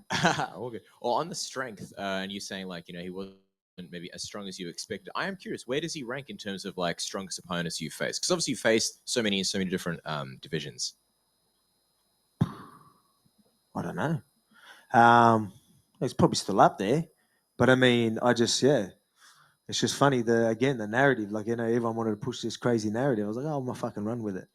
Let you think he's invincible, but it just would have been a so much better story if I won, right? So, I wish I could just sit there going, hey, this invincible man, you want to push out? I told you, but right now I'm not in that position. But we're close, and again, very winnable fight. I've got to watch the fight back. I don't know. Again, I'm my hardest critic. I always am. I fucking blow the water out. I win massive fights, and I still remember that one time I got hit. I still remember that, one time I didn't get something, or, that's just how I am. I'm very, very, I'm very, very harsh on myself and hard on myself. So I'll be good to watch that fight back and just see how it is. What's everyone's thought on that? Was it a close fight? I don't know. It was a very close fight. Okay, so I've got to go watch that back. 3-2 either way. Yeah, I've got to watch that fight back. Fucking rematch. Let's go. Wait. So I guess on that, I know one of the narratives, especially Islam said, look, I want to prove that this guy doesn't belong in the lightweight division, right? Obviously, it's just pre-fight talk, but I wonder, after having such a close fight, do you think you've established that you do belong in the lightweight division? Obviously, he got me in positions and stuff like that, but again, some of those is more technique and things like that, you know what I mean? It was more that. It wasn't power. You know what I mean? Again, I got to watch the fight, but I didn't feel like this freakishly power type of thing. You know what I mean? Obviously, he's got that size advantage and things like that. That's gonna help him a little bit, and you might feel that little bit of that weight and fatigue. I didn't get fatigue. Obviously, I come back stronger in the end anyway. But there is that weight advantage. But I mean, to say that I can't handle lightweight is just ridiculous. He's meant to just blow everyone out the water. He was meant to just as soon as he grabbed me down, it was game over. I told you that wasn't going to happen. I told you I was going to do more. And, I told you I'll get back up. I told you that, he won't submit me and all that type of stuff. I was right. But I did say that I was going to come out with my hand raised, and we're very close. It was a very close fight. People maybe thought I won, but the judges didn't. So I'm very hard on myself right now. Thanks, Alex. Thank you. And Alex, is it to your right? Is it motivating, or does it sting a little bit more to lose that fight on points but finish on top? Nah, just losing, man. Losing in general. I'm a winner. I try and win everything I can. You know what I mean? And I kill myself in the gym to prepare myself to get my hand raised. And I expected to be on top or be putting more hands on him and dominating the whole way through. So I'm not happy with just ending up on top. And I would have been happy with my hand raised. And can you just put into words the support you've had from Australia this fight week, and especially tonight? That was incredible. Obviously, everyone was still happy with the fight, and still obviously give me the mad cheers, and that was it was good. I was obviously trying to rile them up as well, have a bit of fun with it, and just remember I was here, so involve them as well, let them know I'm hearing them and thank them, and try and put on a bit of a show for them. But it would have just been better getting my hand raised in front of them too, you know what I mean? So again, their support's been crazy. Look at the weigh-ins and the press conferences and all that type of stuff. You know what I mean? That doesn't happen much. We had to take us all the fighters backstage so we can open the curtains further back so we can fit more people in. And you know what I mean? It's so obviously it went beyond what people expected. So shout out to the Aussie fans for delivering. G'day, Alex, over here, mate. Great performance. Over just here, mate. Hey. Look, obviously, 145. How you going, mate? 145 defense is next, clearly, and then maybe the rematch with Islam. But if that doesn't line up for the title shot, are you willing to maybe jump into 155 and fight guys like, Dustin Poirier, Charles, Michael Chandler, these types? Quick turnaround for the rematch? Yeah, we'll see, man. Again, I need to watch the fight. I need to talk to some people. And again, right now, I just come out. I'm hard on myself. I don't know. I got to look and see what's happening. So, yeah, we'll see. But obviously, we got, when I go to featherweight, we know who it is. You know what I mean? And again, shout out for Yair Rodriguez. I think that's an exciting fight. So good on him. And also, I think the great thing about this sport compared to, say, boxing is a loss doesn't always detract from your star power. So you come up short today a little bit, but I reckon your stock has risen even higher than it's ever been. So do you feel that? And just you've really proven that you really are even better than we thought you were. Oh, man, it's again, that's everyone else's expectations, right? I expected to win. Obviously, people are proud of how that went, but I expected to go out there and win and dominate, and you know what I mean? And again, it was good. Obviously, still proud of myself. Still proved a lot of people wrong, right? But I mean, I didn't get my hand raised. So again, I'm going to be hard on myself. I watched the fight back and, maybe that'll make me feel a little bit better, but yeah, it sucks. Going off. Yeah. Alex, just over here, man. I'm just wondering, did you get a chance to say anything to Islam or his team afterward, with words in the back when you were in the back or anything? Oh, man, we're both respectful dudes. I'm a respectful dude. I went over there, said, congratulated him. Obviously, I think they really thought that I was going to be a walk in the park. So they were like, yeah, shocked faces. But I mean, again, I expected them to be shocked. I expected to see his face like I did out there. And yeah, I just wish I got my hand raised, man.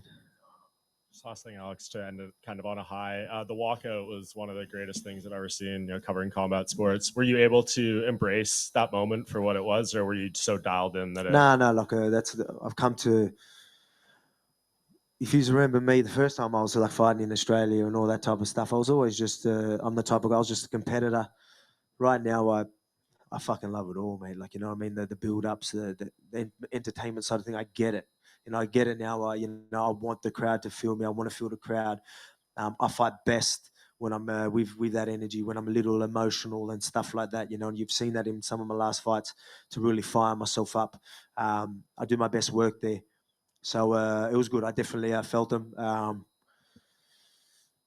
Yeah, it just, fuck, it could have been a moment, man. You know what I mean? Go there, imagine getting a big finish, prove them doubters wrong in Australia. Fuck, what a moment, Fuck! It's still a good moment anyway. Again, the support's been incredible. Shout out to everyone that's here, that supported the event, the pay-per-view, and shout out to everyone that was watching. And sorry to people that counted on me. Cheers.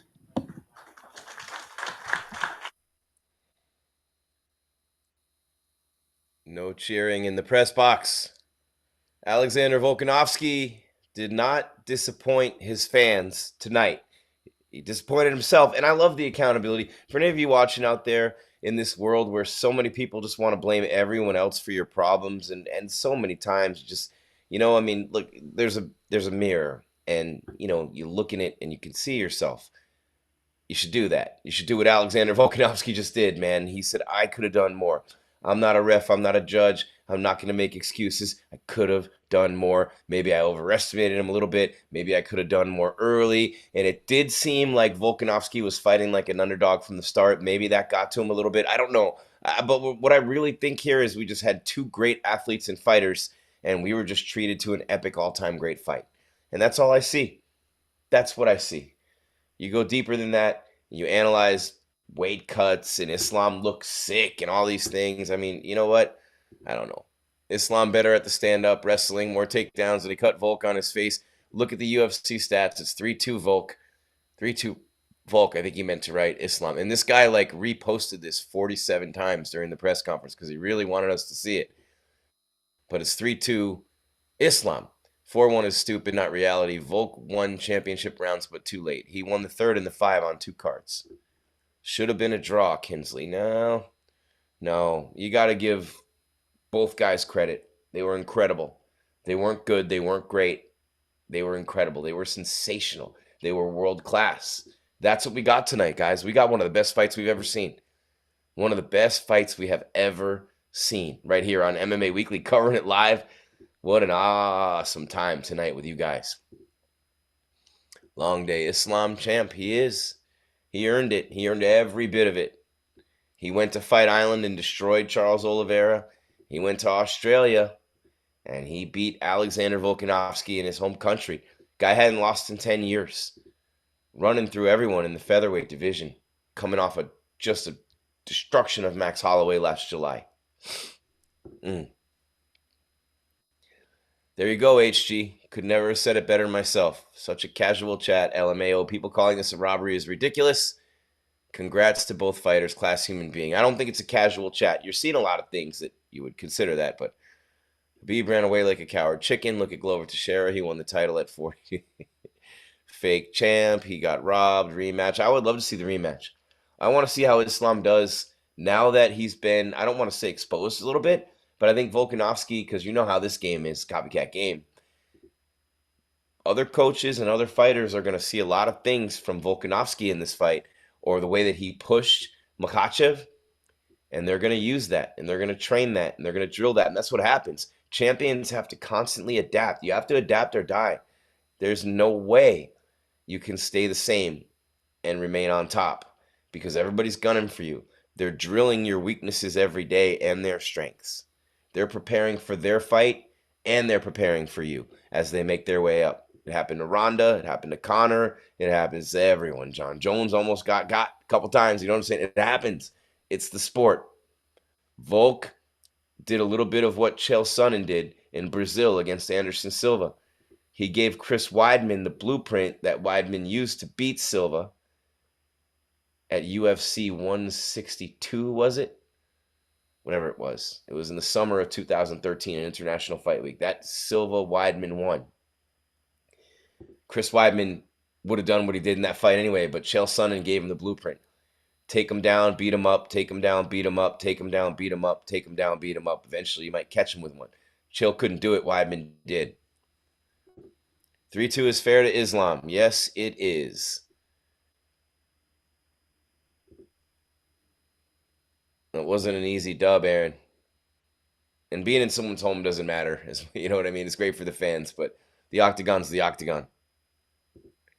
Hugging someone on the floor doesn't make you a champ. The ref should stand them up. It's horrible. Yeah, this is the age-old argument. They were both active, and Volkanovski was punching him the whole time. He did more damage in that position than Islam did, but they called it a dominant position and score it that way. You know, it's a shame. One of those little snafus in the rules, I think. Let's see. Yeah, I mean, this was scored. I thought it was scored pretty well. I mean, I'm no judge, and I hate it when people in my position go, oh, man, I had it, 29-28. I had it 49-46. Like, no one cares what you had it. You're watching what people are seeing at home. You're watching the monitor. You're watching the TV feed. You see everything. The judges are in 3 different parts of the cage, and they don't see everything. Islam did what needed to be done. Yeah, okay. In other news, we have a sun, a moon, oceans. Why are we always talking about Khabib all the time? All losers ask for a rematch, LOL. You should be a loser like Alexander Volkanovski is if you're calling him one. There's nobody that lost that fight. Verdict MMA scored it for Volk. Okay? Who gives a shit? Honestly, sorry, but that's how I feel about that. I mean, no one cares what I scored it. It doesn't matter. It only matters what the 3 judges scored it. Volk was playing chess while Islam played checkers. Too tired for this. Rematch is absolutely compulsory. to see the real champ. Volkanovski's a legend. Islam a regular champ. Rematch is compulsory. There we go again. But Volk did lose LMAO. Why is anybody laughing at that fight and that performance? It was so amazing. Both guys. Like, literally. How in the world could you ever? And Yair Rodriguez was brilliant tonight. He really was. Fantastic. We're still waiting on Yair, and we're still waiting on Islam Makhachev. Islam will come out.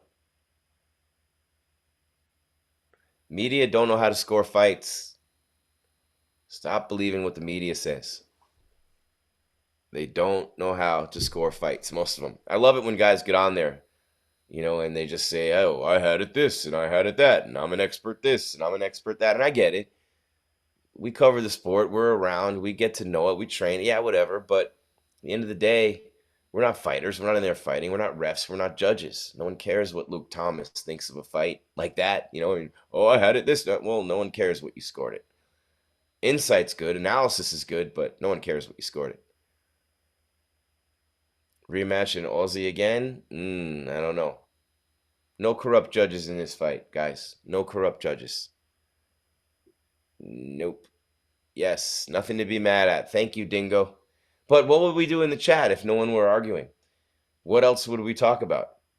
By the way, thoughts and prayers to the people in Syria and Turkey. This is terrible, this earthquake. I mean, awful. Just awful to see those people dying and suffering over there. And I can't even. It's brutal. It's absolutely brutal. My thoughts on Islam's cardio. That's where I'm wondering about the weight cut, but also the 5 rounds, right? I mean, think about that.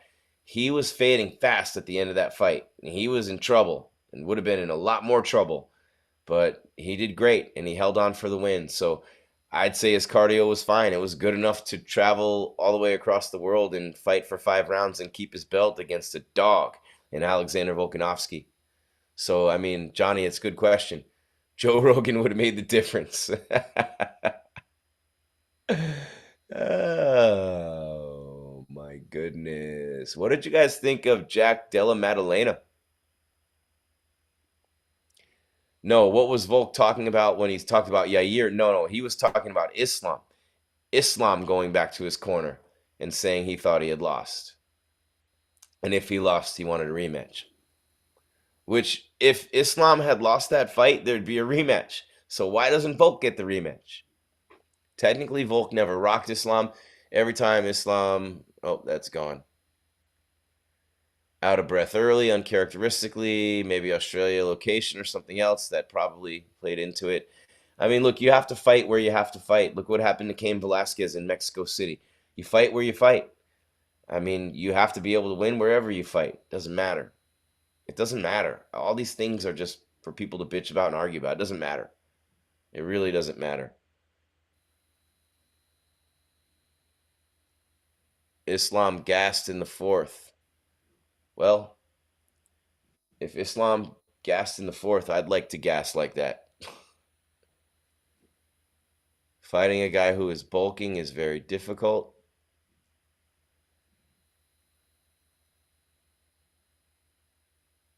Dude, I'm not going to read it. Lord. If you write an idiotic comment and I don't read it, that doesn't mean repost it 74 times. Because I'm still not going to read it. I'm just going to be annoyed by seeing it 74 more times. And then we're going to block you. 10-9 scoring system ruins the fights. I don't believe they've gotten it 100% right. I still think there's a lot more they can do in the judging department, in the scoring department. I'll say that. Don't ask me to tell you what it should be. That's not me.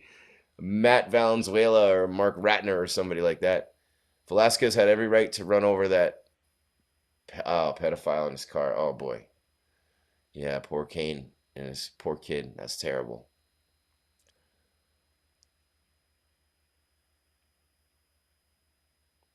Yeah, Dingo. Jack Della Maddalena did do great. Like, the number's still holding strong, guys. I wonder what the holdup is for this press conference. It's got to be, I don't think we're going to see Yair Rodriguez because he would have been out here by now. Why would we not see him? I'm just speculating. I have no idea.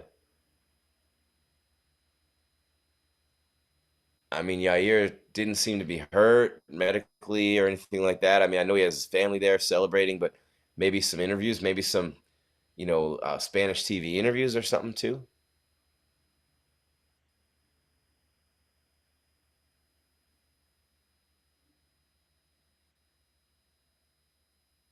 Do you think time control on the ground matters a lot? It matters some. Yeah, doing something with the takedown matters a lot. It's not huge, but it counts. Yeah. Respectable Islam and Volkanovski, they respect each other, and so should we. If everyone respects each other, then this world will be a better place. Yes. Yes, 1,000 times. Hell yes. I love it. Volk already has an L. Islam defended the belt, but he doesn't deserve the P for P. I'm with you. I didn't think he deserved to be second. One championship fighter's more skill than UFC. I mean, some of them have pretty good skill levels. Mighty Mouse is there. 5 judges is a better idea. Oh, God. I think judges should have monitors and watch the TV feed, because that's the best view. You're getting the director's cut of the best shots on all the cameras, and you can see a lot. You can see almost anything, everything, rather. Islam was better, in my opinion, 3-2. Big props to Volk, yep. Should the 4th round go to Volk because of all strikes he landed while held on by Islam? That's the debate. They call it a dominant position when Islam had his back and he had the triangle locked in, but Volkanovski landed a ton. That's how he was able to overtake him in the overall striking numbers. Volkanovski landed more strikes in this fight, but only by 3 significance, and Islam had the 4 takedowns. Is Islam coming out? Yes, and so Yair Rodriguez should be too. Jack Della Maddalena came out, but no Yair yet. And I would wonder because Volkanovski probably just wanted to get in and get out. And he probably said, hey, let me go now and get out of here. So that doesn't mean that we're not going to see Rodriguez just because they skipped ahead to a main event fighter. But we're pushing, we're past midnight. I mean, it's not quite midnight in the Pacific time zone in the States yet. It's 11:05, but everywhere else is past midnight. The GOAT, all weights combined, Sammy Bach. Who's my GOAT? I'll tell you the Mount Rushmore. How about that? It's hard to pick a GOAT. John Jones is the GOAT. Anderson Silva, Georges St. Pierre, Amanda Nunes. I'm picking 5. I know I said Mount Rushmore, but I'm picking 5. And I have to put Khabib in there because he did retire undefeated. So Jones, GSP, Silva, Amanda Nunes, and Khabib. Australia Angry Mob probably chased Islam out of the country. No way, man. They'd have beers with that dude. They'd all be drinking beers with him right now. But he won't drink. I mean, I'm stupid to say that. He won't drink beers. He's Muslim. But you know what I'm saying. They would if they could, and he would. Volk versus Yair prediction? Oh, Jose. I love Yair Rodriguez, but I think Volkanovski would finish him in less than 2 rounds. Computers are better judges than human judges. You can't take humans out of sports. Anybody ever go to a restaurant and order from a robot or like a screen and there's no human and you get your food and you never make contact with a human?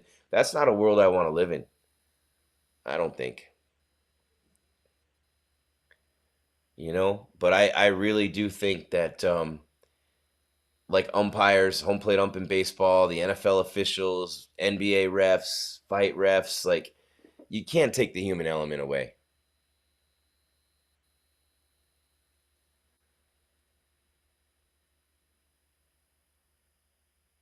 Who's this dude standing right in the camera shot? Looks serious. Very serious. Yeah. Unbelievable night of fights, though. I mean, Emmett, I didn't think Josh Emmett fought necessarily. I didn't think he thought Rodriguez was strong enough to submit him from down there. Is this Yair now? Oh, yeah, it is. He's got the belt. I know Islam's not wearing that. This is Yair Rodriguez, the interim featherweight champion. I'm very happy for my boy. He's a good dude. Yeah, he really is. And I congratulate him. He took advantage of the opportunity, and he's got the gold. And right now, El Pantera is live on MMA Weekly. Interim champ at 145, Yair Rodriguez.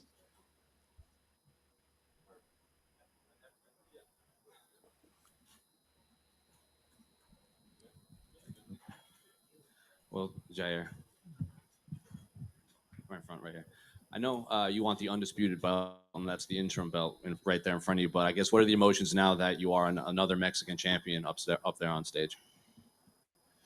Even though I believe that I could do this in one stage of my life, it's almost like unbelievable at the same time. I don't know. It's weird. It's weird to explain, that I finally get to carry this belt around and call myself a champion.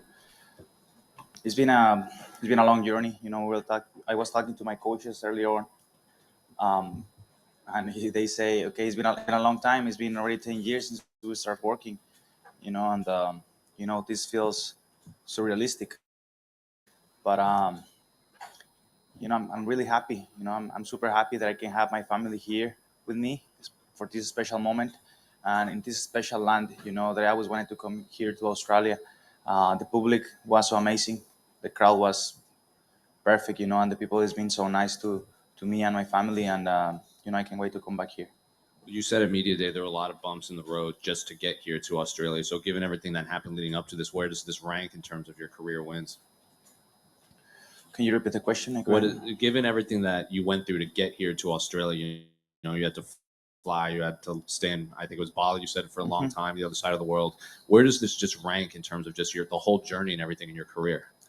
Well, it's just whenever you get into the top of a mountain and then you get to the top, you still realize there is more. Exactly in that point right now. I just got here, used to realize there is more to come, and there is more places to go, and this is I don't want to say nothing, because this is a lot for me, but compared to what one can do in this sport, this means just a little, so I'm gonna keep pushing to accomplish more goals into this company, into my dream, and making my family, my country, and my friends feel proud of me. Looking at this fight against Josh, did this play out as you thought? He seemed to land a couple hard punches in the first, and then you came out very aggressive in the second round. Yeah, I worked with my coaches the same strategy as you saw in the fight. I worked with my training partners. We knew he was going to come hard. We knew he was going to move around and then tramp and sit down and land those hard punches. We talk about it in the interviews. He's so explosive. He's aggressive and quick. I couldn't see that punch, coming towards me, and all of a sudden I was out for a second, And in the second round, it wasn't the first round when I hit him with the lever kick, and I saw him kind of like slowly start like slowing down. I could see him like kind of struggling to the fight. I could land a couple good punches. He had a good cut in his face, and I was like, okay, just be relaxed and you'll get it. Don't get desperate. And then he landed that good punch, and coming out in that second round, I was saying to myself, you stay positive, you will get it. Don't get desperate, and everything is gonna be there. You just believe in yourself, and I could get the W. We saw your coach Izzy Martinez cage side after you got the belt, and he has long been saying that you're going to get the UFC championship at some point. So what was it like to finally go back there and see him with that championship? I told him, hey, bro, it's been a long time, right? It should took me less time than this. It's like, no, everything is a journey. Everything is a journey, and if you're in this point in your career right now, it's because it had to be like that. So, for everybody it's different. For me, it was this way. And, also Coach Mike and Coach Easy, they've been putting a lot of work into this, and many, many other people there are not here. They've been putting a lot of effort and work into making me who I am right now as an athlete and as a person.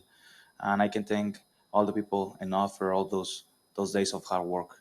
Then finally, I have to ask about Alex Volkanovski's performance in the main event. It was obviously a very close fight. He says he wants to drop. Of course, he wants to drop back down, unify the belts. At what point do you start, looking at that fight down the road and breaking down how to match up with Alex? Yeah, I was looking at the fight. I couldn't really see that much of the fight. It was how it was going in between Islam and him, but it was a pretty good fight. As I could see, it's a pretty close fight. Talking about his fight against me, I think he's quick. I think he's explosive and he has a pretty good wrestling and jiu-jitsu defense. So I think the fight in between him and I will like stay standing up. So it will be like more of a striking fight. And everything comes down to who does it better in that day, who does a better strategy, and who's able to maintain the strategy if it's working, and able to adjust if it's not working. And I can see much about anything. It's just a matter of who does it better that day. Here, tonight was the first time Alex has lost in the UFC, and in over 10 years. When you guys fight, do you think that's going to have a more motivated version of him, or do you think maybe you're catching him at the perfect time now? Because maybe, who knows, where his confidence will be at, where his mindset will be at, all those things. Bro, he's fighting for the 155-pound division against Islam Makhachev. He's not fighting like a nobody. Islam is tough. It's really tough. We have seen the Russian guys fighting this company. They're super tough. And, he was able to go in there, not only 5 rounds, but demonstrate that he's capable of also winning, because the fight was pretty close. It was 3 rounds to 2. So I think he did a pretty good job. I just think the fight between him and I will be as it has to be. He will be there 100%. I don't see why not. And I'll be there 100% as well. So you guys will have a pretty good fight. Do you think you'll have to come back here and do the unifier here? Or we had Dave Shaw, the UFC executive, up there. I asked him about maybe doing it in Mexico, and he didn't dismiss it. So would that be your perfect world? Yeah, that would be perfect. I talked to Alexander Volkanovski in the past in Dallas. No, not that much with them, but with his manager. And he asked me, "Will you be able to go to Australia? Will you go to Australia?" I was like, "Yeah, why not? Yeah, of course I'll go." So I stick to my world, and I came here, won the interim title, and now I want to ask the UFC to take this belt, this championship fight, to Mexico City in September, whenever they open the UFC Performance Institute, so we can do it there. I don't know if you saw Alex's walkout tonight and how crazy that was, but is that something you dream of like what that could be like for you in Mexico? I didn't really see him. I was busy doing the interviews and some pictures and stuff. I wasn't able to see it, but I'm sure I have no doubt that it was crazy for him. All the people here they're big fans, and they are really supportive of their people, and I'm sure it was crazy for sure. You've had some bumps in the road on this journey, the losses to Edgar, Holloway. Was there any point that you thought like you might not get to this crowning moment that you're at now? Yeah, those are the moments that I thought the most, and those are ones that I talk in the interviews that you have to fight every single day of your life. The what ifs. What if I can't? What if I don't? Or what if this happens? Or what if, and some of those things, they never became true, So the only thing that you can do is live your life the best way possible, avoiding the most mistakes you can and doing the best you can, and then stop thinking that much. Just live. And with that said, I've been learning to fight my demons every single day and winning over them every time that I think of situations like that. And who's been the most instrumental in this journey for you? Cool. Who's been probably the most motivating? Who's motivated you the most? Perhaps a coach, a family member to get you to this moment? It's just a mix of everybody. I can mention a single person, but of course my mom. My mom has my heart. She's a special part of my life. My brother as well, my little sister. My dad is a special part of my life, of course. But those two guys back there looking at me right now, my coaches, they've been they've been there for me regardless of my craziness of what I decide to do. They've been there for me for many years and putting a lot of trust and effort into this to become true. And I can thank them enough because they have seen me in my worst, they have seen me in my best, and they know me. They know me like no many other people knows me, and have them here right now is amazing. I can thank my management team enough. I can thank my friend Marco enough for helping me out to get here, and it's just a mix of everybody. All my people back there at home. It's everybody. You have to kind of absorb the best energy from everybody and put the negative away. My friends, I know I'm rooting for me there. They were just calling me moments ago and look at the phone and they were just calling me, because they want to talk to me, and I'm sure they want to congratulate me and say, I'm sure what they're gonna say. I'm sure they're gonna say, we knew you're gonna become a champion one day. We told you this. We talk about it, and it's just been a long journey, of many people believing in me, but especially myself. And can you talk about the love that Australia has had for you during this fight? They've really adopted and taken you in. When you walked out, Australia went wild for you. Have you felt that love throughout fight week? If I have felt that before, just the love that Australia has for you. They've really kind of adopted you this fight week.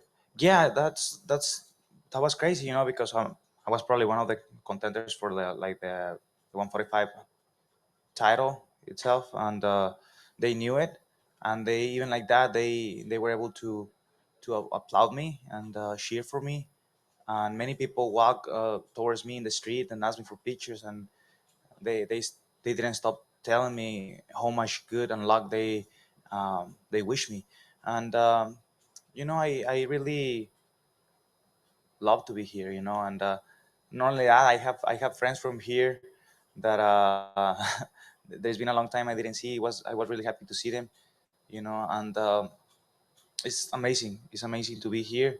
It's the first experience that I have flying this long, and having my family here just makes it so special. Thanks, mate. Congratulations. Thank you. Yeah. Just towards right at the end there, after Josh submitted, you said something to him, and I was just wondering what you said to him. Yeah. So this is a really important moment for us, right? Like I already said. And when I finished the triangle, I could see in his expression the desperation of like, fuck, I lose. I lose. It's like he saw his opportunity go away. But I just want to say to him, no. I told him, no, hey, no, stop. Like, stop that thinking that you have right now. You're a warrior. You'll overcome this. You got this. So the only thing that I can say to him, you're a warrior, brother. We find the way to wake up, to stand up every time we fall into the ground, and I'm sure you will do that. So stay strong, and I'm sure we'll see each other in the future again. So just keep being strong, brother. What sort of bond do you make with someone when you're in the cage fighting them, even if you don't like them? It's a very unique situation. And how do you feel towards a person once you've been in that situation with them? Can you repeat the question? Being in the octagon fighting someone is a very unique, it's actually quite intimate situation. So what can you say to the bond you build with someone once you've fought them? I mean, there is not much that it can be say, only wishing the guy the best, wishing everybody, your opponent, the best. I'm the guy that likes to attack my opponents in many ways. Only when I'm fighting, I like to make this sport as clean as possible, out and in the cage. We can get to any direction you want. It's gonna be up to you how far you want to take it with me, because I'm able to do so as well. But I like to be easy on my opponents, friendly, and whenever I have to talk is inside the cage and doing my job, and that's it. I don't see why talking or saying that much. Thank you, and congratulations. Thank you. Hell yeah. Thank you, guys. I appreciate all of you.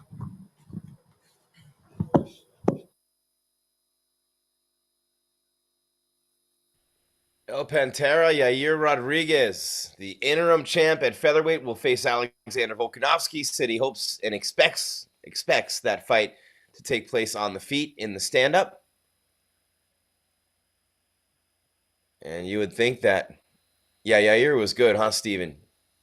I really think Yair did great, and he's really improved a lot with the media, the interviews, and he was fantastic. I mean, his jiu-jitsu, his strength, he's just improved so much. Yair Rodriguez has really worked hard on the grappling, on the wrestling, on the stand-up. He took some beatings in his UFC career. He has guts, he has heart. I love everything about him. I just don't think he was in a position to get a title fight of any kind right now. But look, Volkanovski wanted a clear-cut #1 contender. He said congrats to Yair. He stepped up and became that guy. You know what? I'm okay with this. I'm okay with Yair and Volkanovski for the undisputed strap at 45, but I do want to see, especially if Islam starts running through dudes again and Volk keeps winning, I want to see this fight again. And I think we will see this fight again. Just like I told you what would happen in the fight, except for the fact that I thought Volk would win. And it was close, but Islam Makhachev did win. He did win. You give him the credit. If he was off tonight, if there was an issue with the weight cut, if he didn't feel as strong as normal, I don't believe that. I think it's because Volkanovski is that strong, that tough, and that good. Do you know what it takes to beat a guy who hasn't lost in 10 years? To beat a guy who has beaten the best in the world? He destroyed Max Holloway. He beat him 3 times. Jose Aldo, Ortega, the Zombie, all of them. All of them. Lined up. Boom. Next, next, next, next, next. And speaking of next, it would be Islam Makhachev that you guys are waiting for here. Come on, guys. Let's get this thing going again. Wake everybody up out there in internet land. It's 11:24 p.m. Pacific time in the U.S. So it's, what, 16 hours ahead in Australia? So you're at... what? 11:24 here, 16 hours ahead. Okay. 3:30 in the afternoon in Australia right now. Did Islam win? Yes, Sleepwalker. Islam versus Benny. Islam, yes. Islam win. Benil Dariush. There he is again. Benny. There's that name. Benil Dariush. I love that dude as a future champion. I really do. He's got the jiu-jitsu. He's got the striking. He's tough. He want to fight with a torn MCL against a top 10 dude. You know? And this number 7, Gamrot. Islam got gifted a win in Australia. He didn't get gifted anything. He won the fight. 5:25 in Australia. Thank you, The Source. Appreciate it. Coming strong all night long in the chat. And we'll always kind of hear that microphone crack open when the next fighter comes up. We've already heard from Alexander Volkanovski. We've heard from Yair Rodriguez. Before that, it was Della Maddalena. You're right, Saeed. Dariush is very strong. I really like that guy. And his messages, you know, being Iranian and things like that. I don't wish Islam bad, but I want to see more variety. What do you mean by that, Jake? More variety what? From him? In his repertoire? His skills? The way that he puts in pieces together his fights? What are you talking about there, man? Oh, 3:30 p.m. Perth. Yeah, that's what I was saying. Okay, 3:30 p.m. Perth. I was right. Ha! Perth. How do I say it? Perth? Is it Perth? Perth. Australia always crying every sport when they lose. It says who, where? What are they losing? What are they crying about? I don't hear anybody crying. They wouldn't gift a win to a boring grappler on away soil. He won fair and square. He did win fair and square. He did. Where do I rank Fedor all time, as a heavyweight or as pound for pound? Because he's not on my all-time pound for pound list, but he's on my all-time most important list, and he's on my all-time top heavyweight list. He's not at the top. Where do you want to know, David?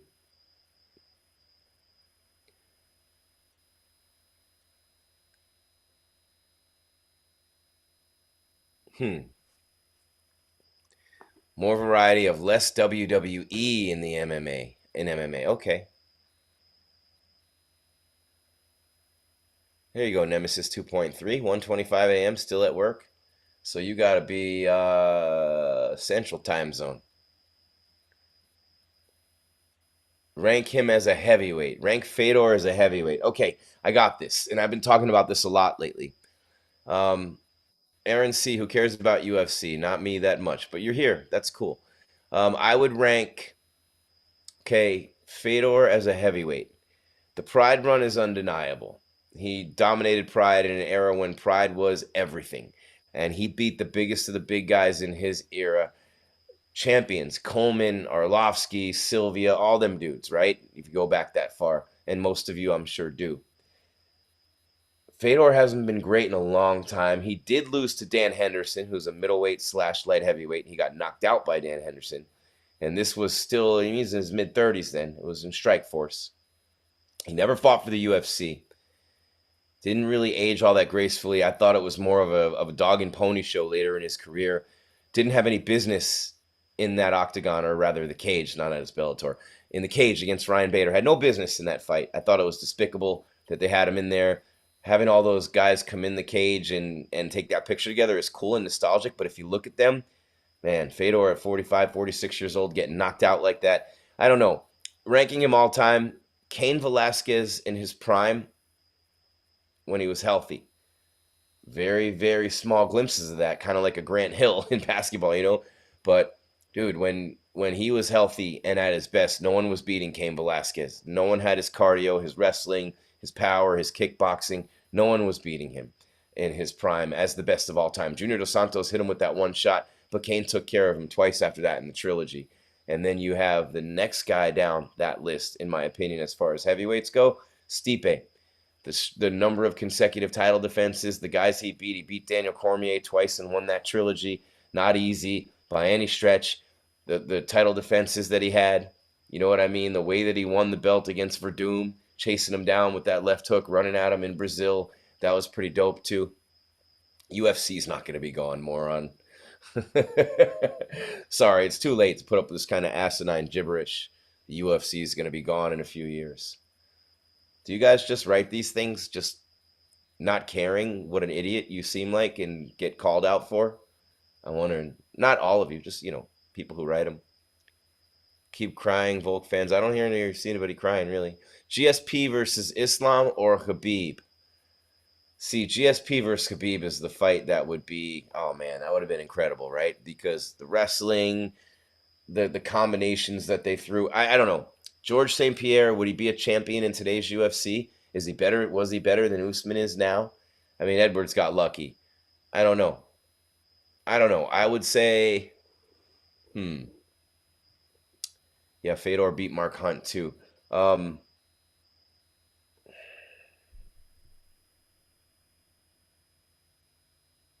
mean, he's a bigger guy fighting at 170. He would have cut down, or they would have gone up.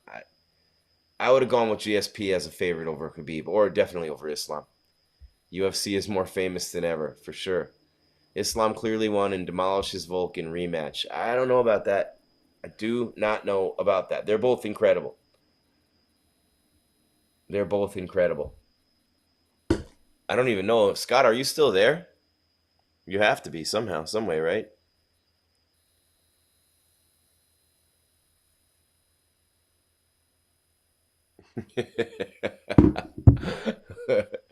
Oh, Scott. The things we do for the shows, man. I love it. Too much credit is given for ground control time and takedowns. Why? You could take another man down and control him. That shouldn't be rewarded. It should be heavily rewarded. You know how hard that is? GSP was juicing. Boxing is real whack right now. UFC comes in with the saves for sure. Yeah, boxing's losing me. I mean, I did a couple events for Triller, and I look at them now, and they're doing like small shows in small cities, not even, you know what I mean? They went from Jake Paul and Jones versus Tyson to this. Yeah. I'm not really feeling that. I'm not a fan of BKFC at all. I hardly watch Bellator or PFL. I mean, am I a UFC snob? I don't know. Are you guys? Am I an NFL snob? Yeah. I am. I'm a UFC snob. And boxing's pissing me off more and more. Davis and Garcia aren't going to fight each other. You know what I'm saying? I mean, what Errol Spence and Bud Crawford are not going to fight each other. I mean, it's just blah, blah, blah. Fury never fought Joshua, but I'm the greatest of all time, and I'm undefeated, and yeah, you never fought Joshua.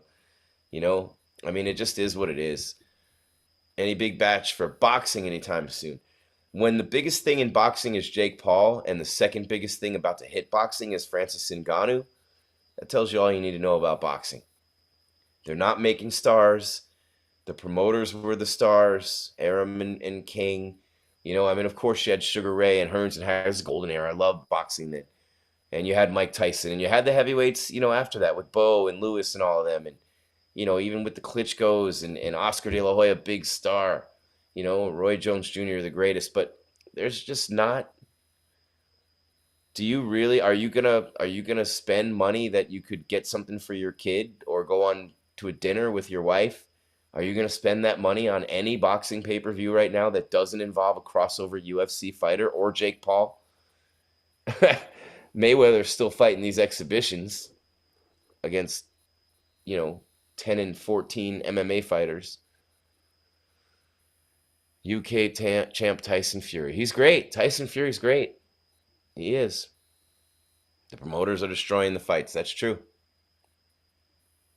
Islam is trying on sunglasses but can't find any to put on his face, to cover his face. Usyk versus Fury will be good. Usyk is, I mean, he's not a heavyweight. Fury's going to kick his ass. He's not a heavyweight. Fury's going to beat the shit out of him, I think. And even then, I don't really care. Boxing's losing me, hanging by a thread. I had someone offer me a boxing podcast recently for pretty good money, and I said no, because I don't want to talk about boxing. I just don't. I'm talking about it now. They do get mad money. Way too much money. Dana White's right when he rips boxing. And you know what? Fertitas and Dana, when they came in and they knew they were going right at boxing, easy target. And boxing just let them. Easy target. Easy pickings. And if it weren't for the UFC fighters who aren't in the UFC anymore crossing over and doing boxing events against the Jake Pauls of the world and trying to get other exhibitions. You know, Mike Perry's actually doing well for himself. I like him. He's a cool dude. He's crazy, but he's a cool dude, and I like him. And what he's doing in BKFC and what he did in the Triller Fight Club thing, and you know, that was cool. He's doing all right for himself. The Fury Wilder trilogy, man, Tyson Fury is just too big, too long.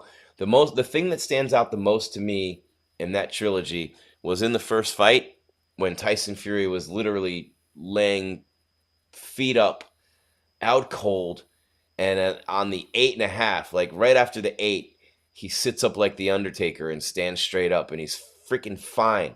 It's like he completely snaps out of it, pops right back up, and he never was touched after laying down like he was dead for 8.5 seconds. Why can't Ngannou have a go? You know what? I'm all for the free market. I'm all for Francis getting what he wants. I love the guy. He's great. I've known him for years, and I hope he gets everything he wants. And you heard what Izzy said about him. We were showing that earlier here on MMA Weekly. Adesanya was talking about Francis's contract situation, and he took Francis's side. Look, it's not really it's not a far-fetched thing for Francis to get a big boxing fight because he's the UFC heavyweight champion and he's got that power, the one-punch knockout power. But if Wilder couldn't do it and he was undefeated in 40 fights, if he couldn't hit Fury barely a couple times, he did lay him out a couple times. He did rock him. He knocked him down twice in the third fight. But I don't know. Those gloves, yeah, I know. It is what it is. I don't trust boxing. I just don't trust it. I don't trust the people in the sport. I just don't. I don't. I've had enough experiences in boxing and worked with enough people in boxing. You know, it's been Groundhog Day. And here's the champion, Islam Makhachev, the lightweight champ and the pound-for-pound #1, defends his belt in Australia against Alexander Volkanovski, hands him his first loss in 10 years, and now he meets the media on MMA Weekly. Islam Makhachev, pound-for-pound #1.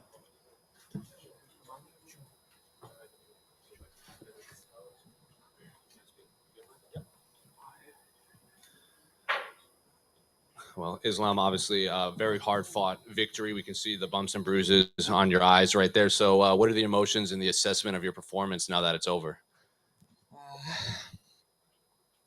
doesn't matter how I won today, and now I'm not just champion, I'm best fighter in the world, and I am very happy.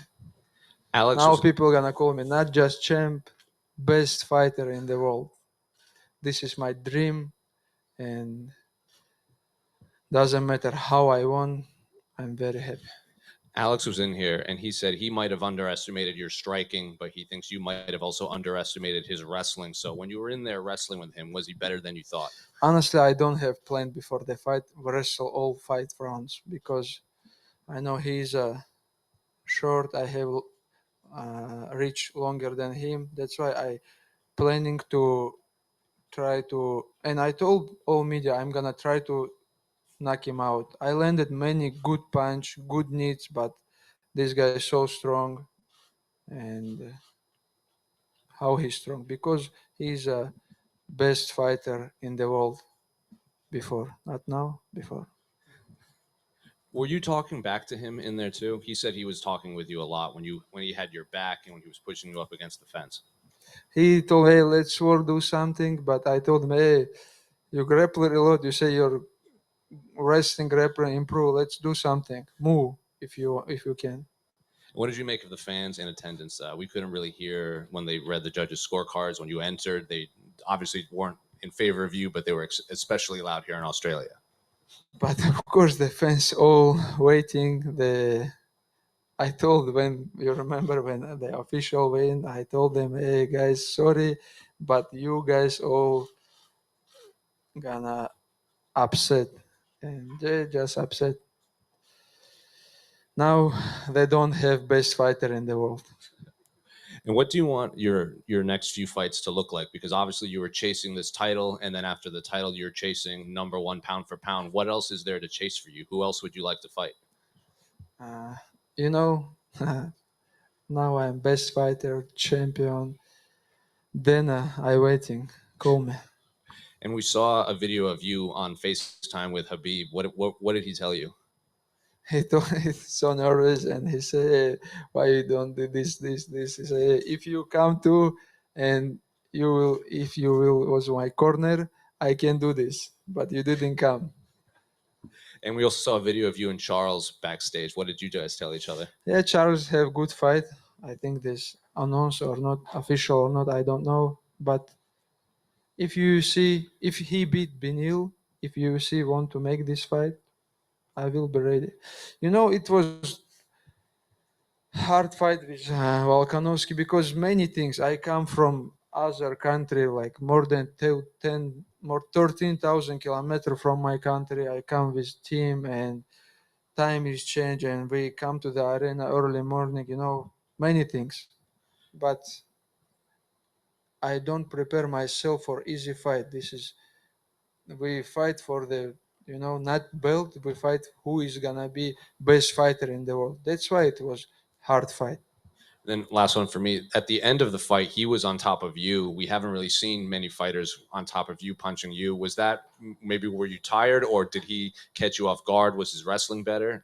Honestly, last round he landed good punch, and I don't know. I just go down and on my mind, I think I won 4 or 3 rounds, and just I don't want to do some mistake. That's why I played a little bit there. Салам алейкум. Поздравляю с победой. Если я не ошибаюсь, Хабиб сказал о том, что когда ты приедешь в Дагестан, вы поработаете над ошибками. Вот сейчас на холодную голову, какие ошибки ты, может быть, выявишь в своей игре, и что бы ты сделал по-другому, что ли? Знаешь, там много таких маленьких ошибок. Может, я ему дал чуть поработать стойки, и у него такая необычная стойка, необычные там удары, не просто так же. Все просто сейчас такое обсуждение идет боя, как будто там все ожидали от меня просто легкой победы, как до этого, и бой получился не таким легким, и начались эти обсуждения. Но это же не с улицы, пацан, это лучший боец в мире был. Из-за этого такой тяжелый бой. И я полностью согласен с решением, я доволен я от этого боя получу очень большую пользу. Вот в Абу-Даби, когда ты дрался, у тебя на восстановление после взвешивания было около 30 часов. То есть в пятницу утром взвесился, в субботу вечером бой. Здесь получилось так, что в субботу утром взвесился, в воскресенье утром бой. Будешь ли ты в дальнейшем соглашаться на такие поединки вот с таким суточным интервалом? Если честно, мы этот нюанс должны учесть, потому что, ну, если ты всю жизнь так восстанавливался, как, понял, утром взвесился, на следующий день вечером бой, а я здесь утром взвесился, и на следующее утро я уже был на арене. Вообще это, ну, у меня хоть чуть было время, последний бой. Тухугов приехал в 3 часа утра на арену. Ну, это я не знаю.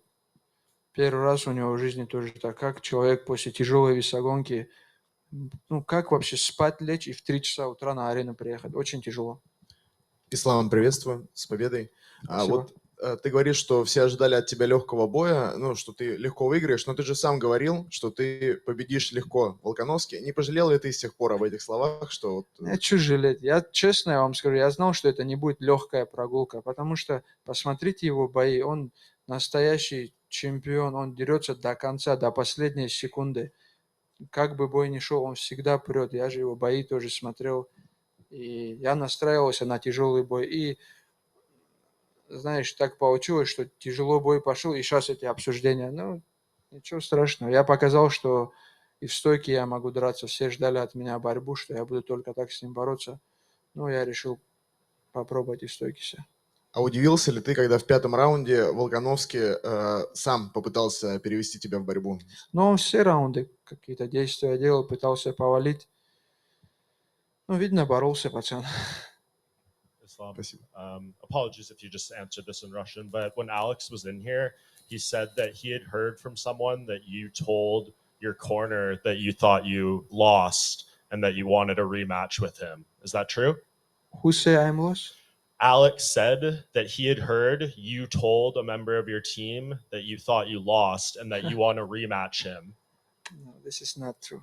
I don't say that I'm a loser. I know, like, in my mind, when fight is finished, I know minimum I want 3 rounds. I don't say I'm lose nothing. How big of a learning experience is tonight for you, going the 5 rounds, you know, getting hurt, overcoming adversity, just all these things you can take away moving forward? This is my first 5 round. It was crazy and big experience for me, and I'm very happy because fighters need to know like some hard fight, because from the fight, like easy fight, from like 1 or 2 rounds you not improve a lot, but from the 5 rounds I'm sure I improve a lot. Would you be down for a rematch with Alex at some point? You know, he has to do his fight with Yair, but if he, you know, gets some wins and you're still the champion, would you want to do this again? I'm never choose the opponent. When Dana call me, I will be ready. What did you say to Craig Jones in the I told him, hey, why you don't teach him like escape from the triangle from the back?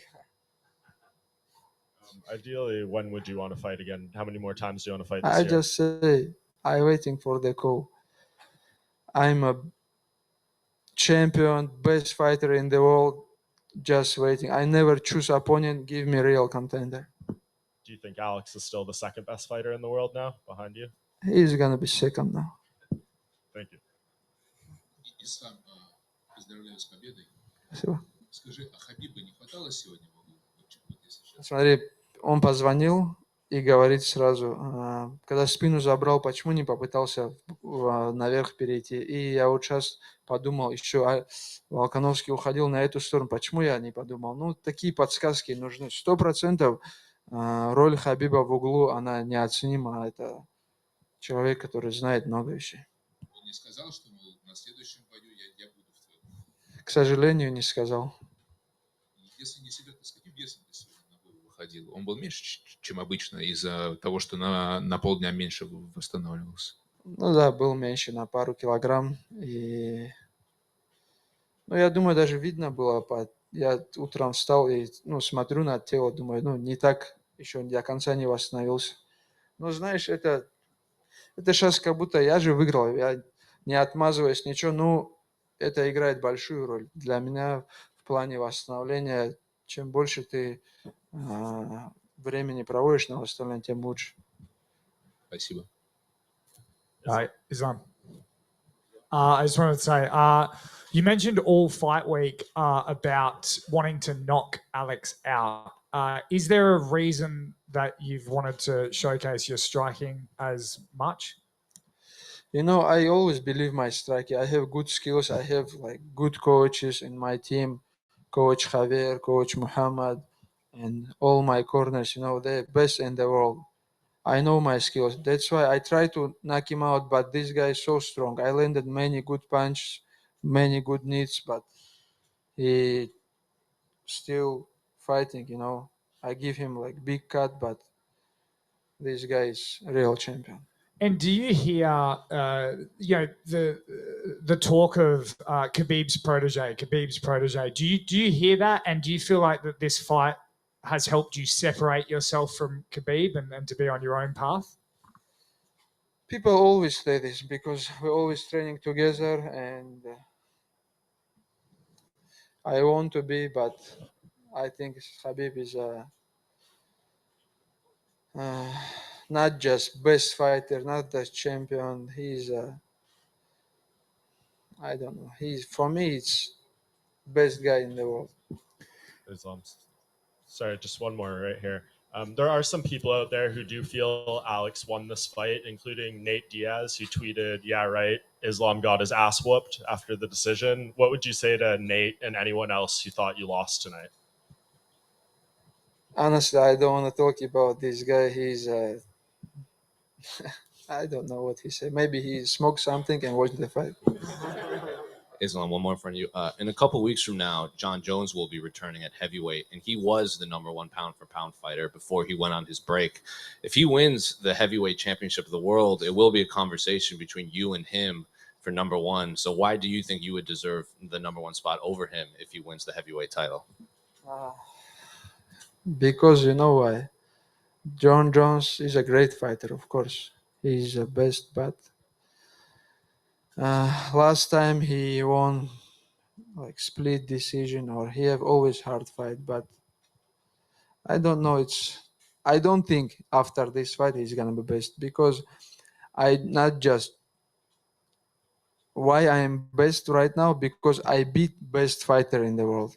That's why I think I more deserve this. And if somebody want to be best, I'm ready, coming.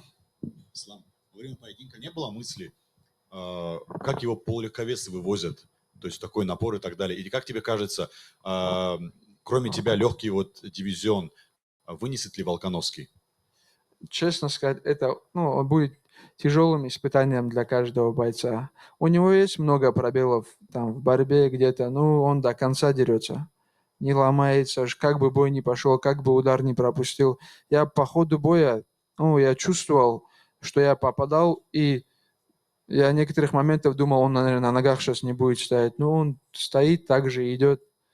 Знаешь, это такой крепкий орешек, и таких мало, я думаю, в этой организации. Ислам, а вообще, как часто ты в своей жизни сталкивался с бойцами, которых ты не мог ни задушить, ни болевой сделать? На мой взгляд, сегодня в Волкановске он очень хорошо оборонялся. Да, очень хорошо оборонялся. Но бывали такие тяжелые бои.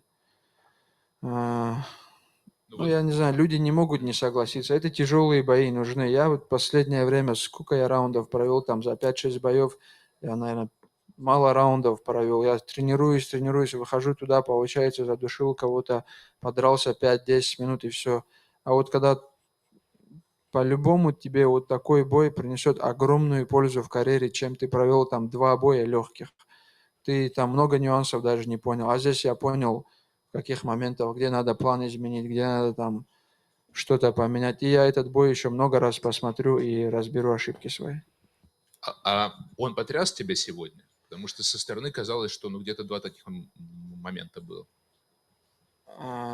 Знаешь, потряс, чтобы он меня там ушатал, такого не было. А вот чтобы хорошо попал, в 5-м раунде я почувствовал, вот где-то в районе сзади уха он хорошо попал. И не было, что я вот так потерял там его из виду, но это был хороший удар. И чем тяжелее эта победа, тема на слэше 100%. А во втором раунде такого не было, то есть, потому что это... Не было, ни в каком раунде не было, что он меня ушатал, что я там потерял его из виду или там поплыл. А ты помнишь, вот в третьем раунде эпизод, как раз вот с зала выглядело так, как будто бы он тебя потряс, и ты прошел в ногу. То есть Не, это там такой момент был, по-моему, он зашагнул, и я как-то уйти пытался, и нога зацепилась, я упал, а там можно повтор даже посмотреть, точно не было нокдауна. А почему поскальзывался несколько раз, то есть падал? Не потому, не от удара, а от того, что именно Не поскальзывался? знаю, может, там же, не знаю, да, это надо посмотреть. Если в коротком этом посмотреть, там не было никакого, чтобы я от удара там наклейки или что-то, может, от этого я споткнулся.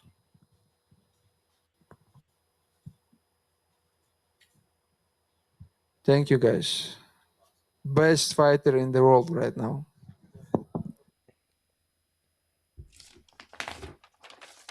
All right, there he is, Islam Makhachev. Whatever you think of him, he's the champ, and he's the pound-for-pound #1.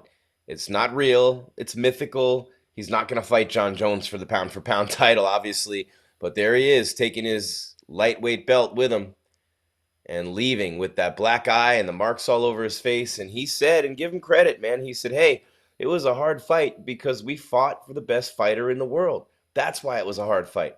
People were trying to get him to say all kinds. He said, look, it was a hard fight. And I love how he said that he passed the test in his first 5-round fight. It was good for him, good experience for him. Called Volkanovski a true champion.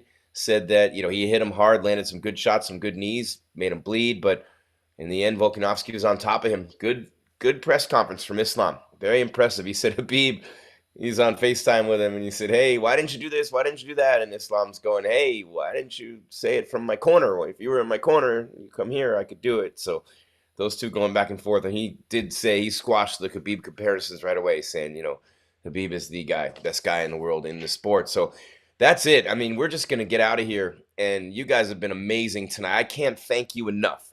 I would literally sit here and just thank you. Thank all of you from the bottom of my heart. I can't tell you how happy we are to do this for you and to be here. We're going to have close to 1 million people watching this thing. So whatever you think of the fight, whatever you think of what happened tonight, you saw or heard me describe what happened in Australia, where two great fighters and champions, legends in the making, put on an epic performance for us, for you tonight as a fan. That's what we need to keep in mind. That's what sport does. It takes us away for a couple hours. It gives us an escape from whatever's going on in our lives, or it just gives us something fun to do in that time.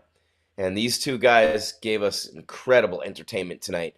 And I, for one, am just pumped that I was able to be here for it. We had a great show. Really appreciate all your contributions, as always, in the chat. Thanks to Scott Peterson, as always, Jeff Kane, and the whole team, at MMA Weekly with MMAWeekly.com. We got a lot coming your way in the near future. We'll be all over the Jones-Cyril Gane fight in Vegas.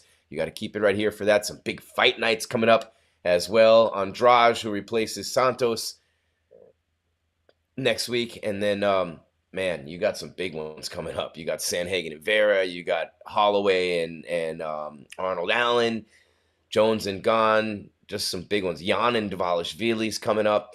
So some big fights. And I am pumped, and I am thrilled to be a part of this and to be here with you. So that's going to do it. I just would be monotonous at this point if I keep going. Thanks to all the fighters. Thanks to the UFC. Thank you to Scott and MMA Weekly. Most importantly, thanks to you, the best fight fans in the world, and the reason why we bring you the best UFC coverage. And I'm biased on MMA Weekly, the largest independently owned website in El Mundo. That's all there is, fight fans. There is no more. I'm Jim Grease, Gries, at Jim Grease _ at Cageside Grease on social media.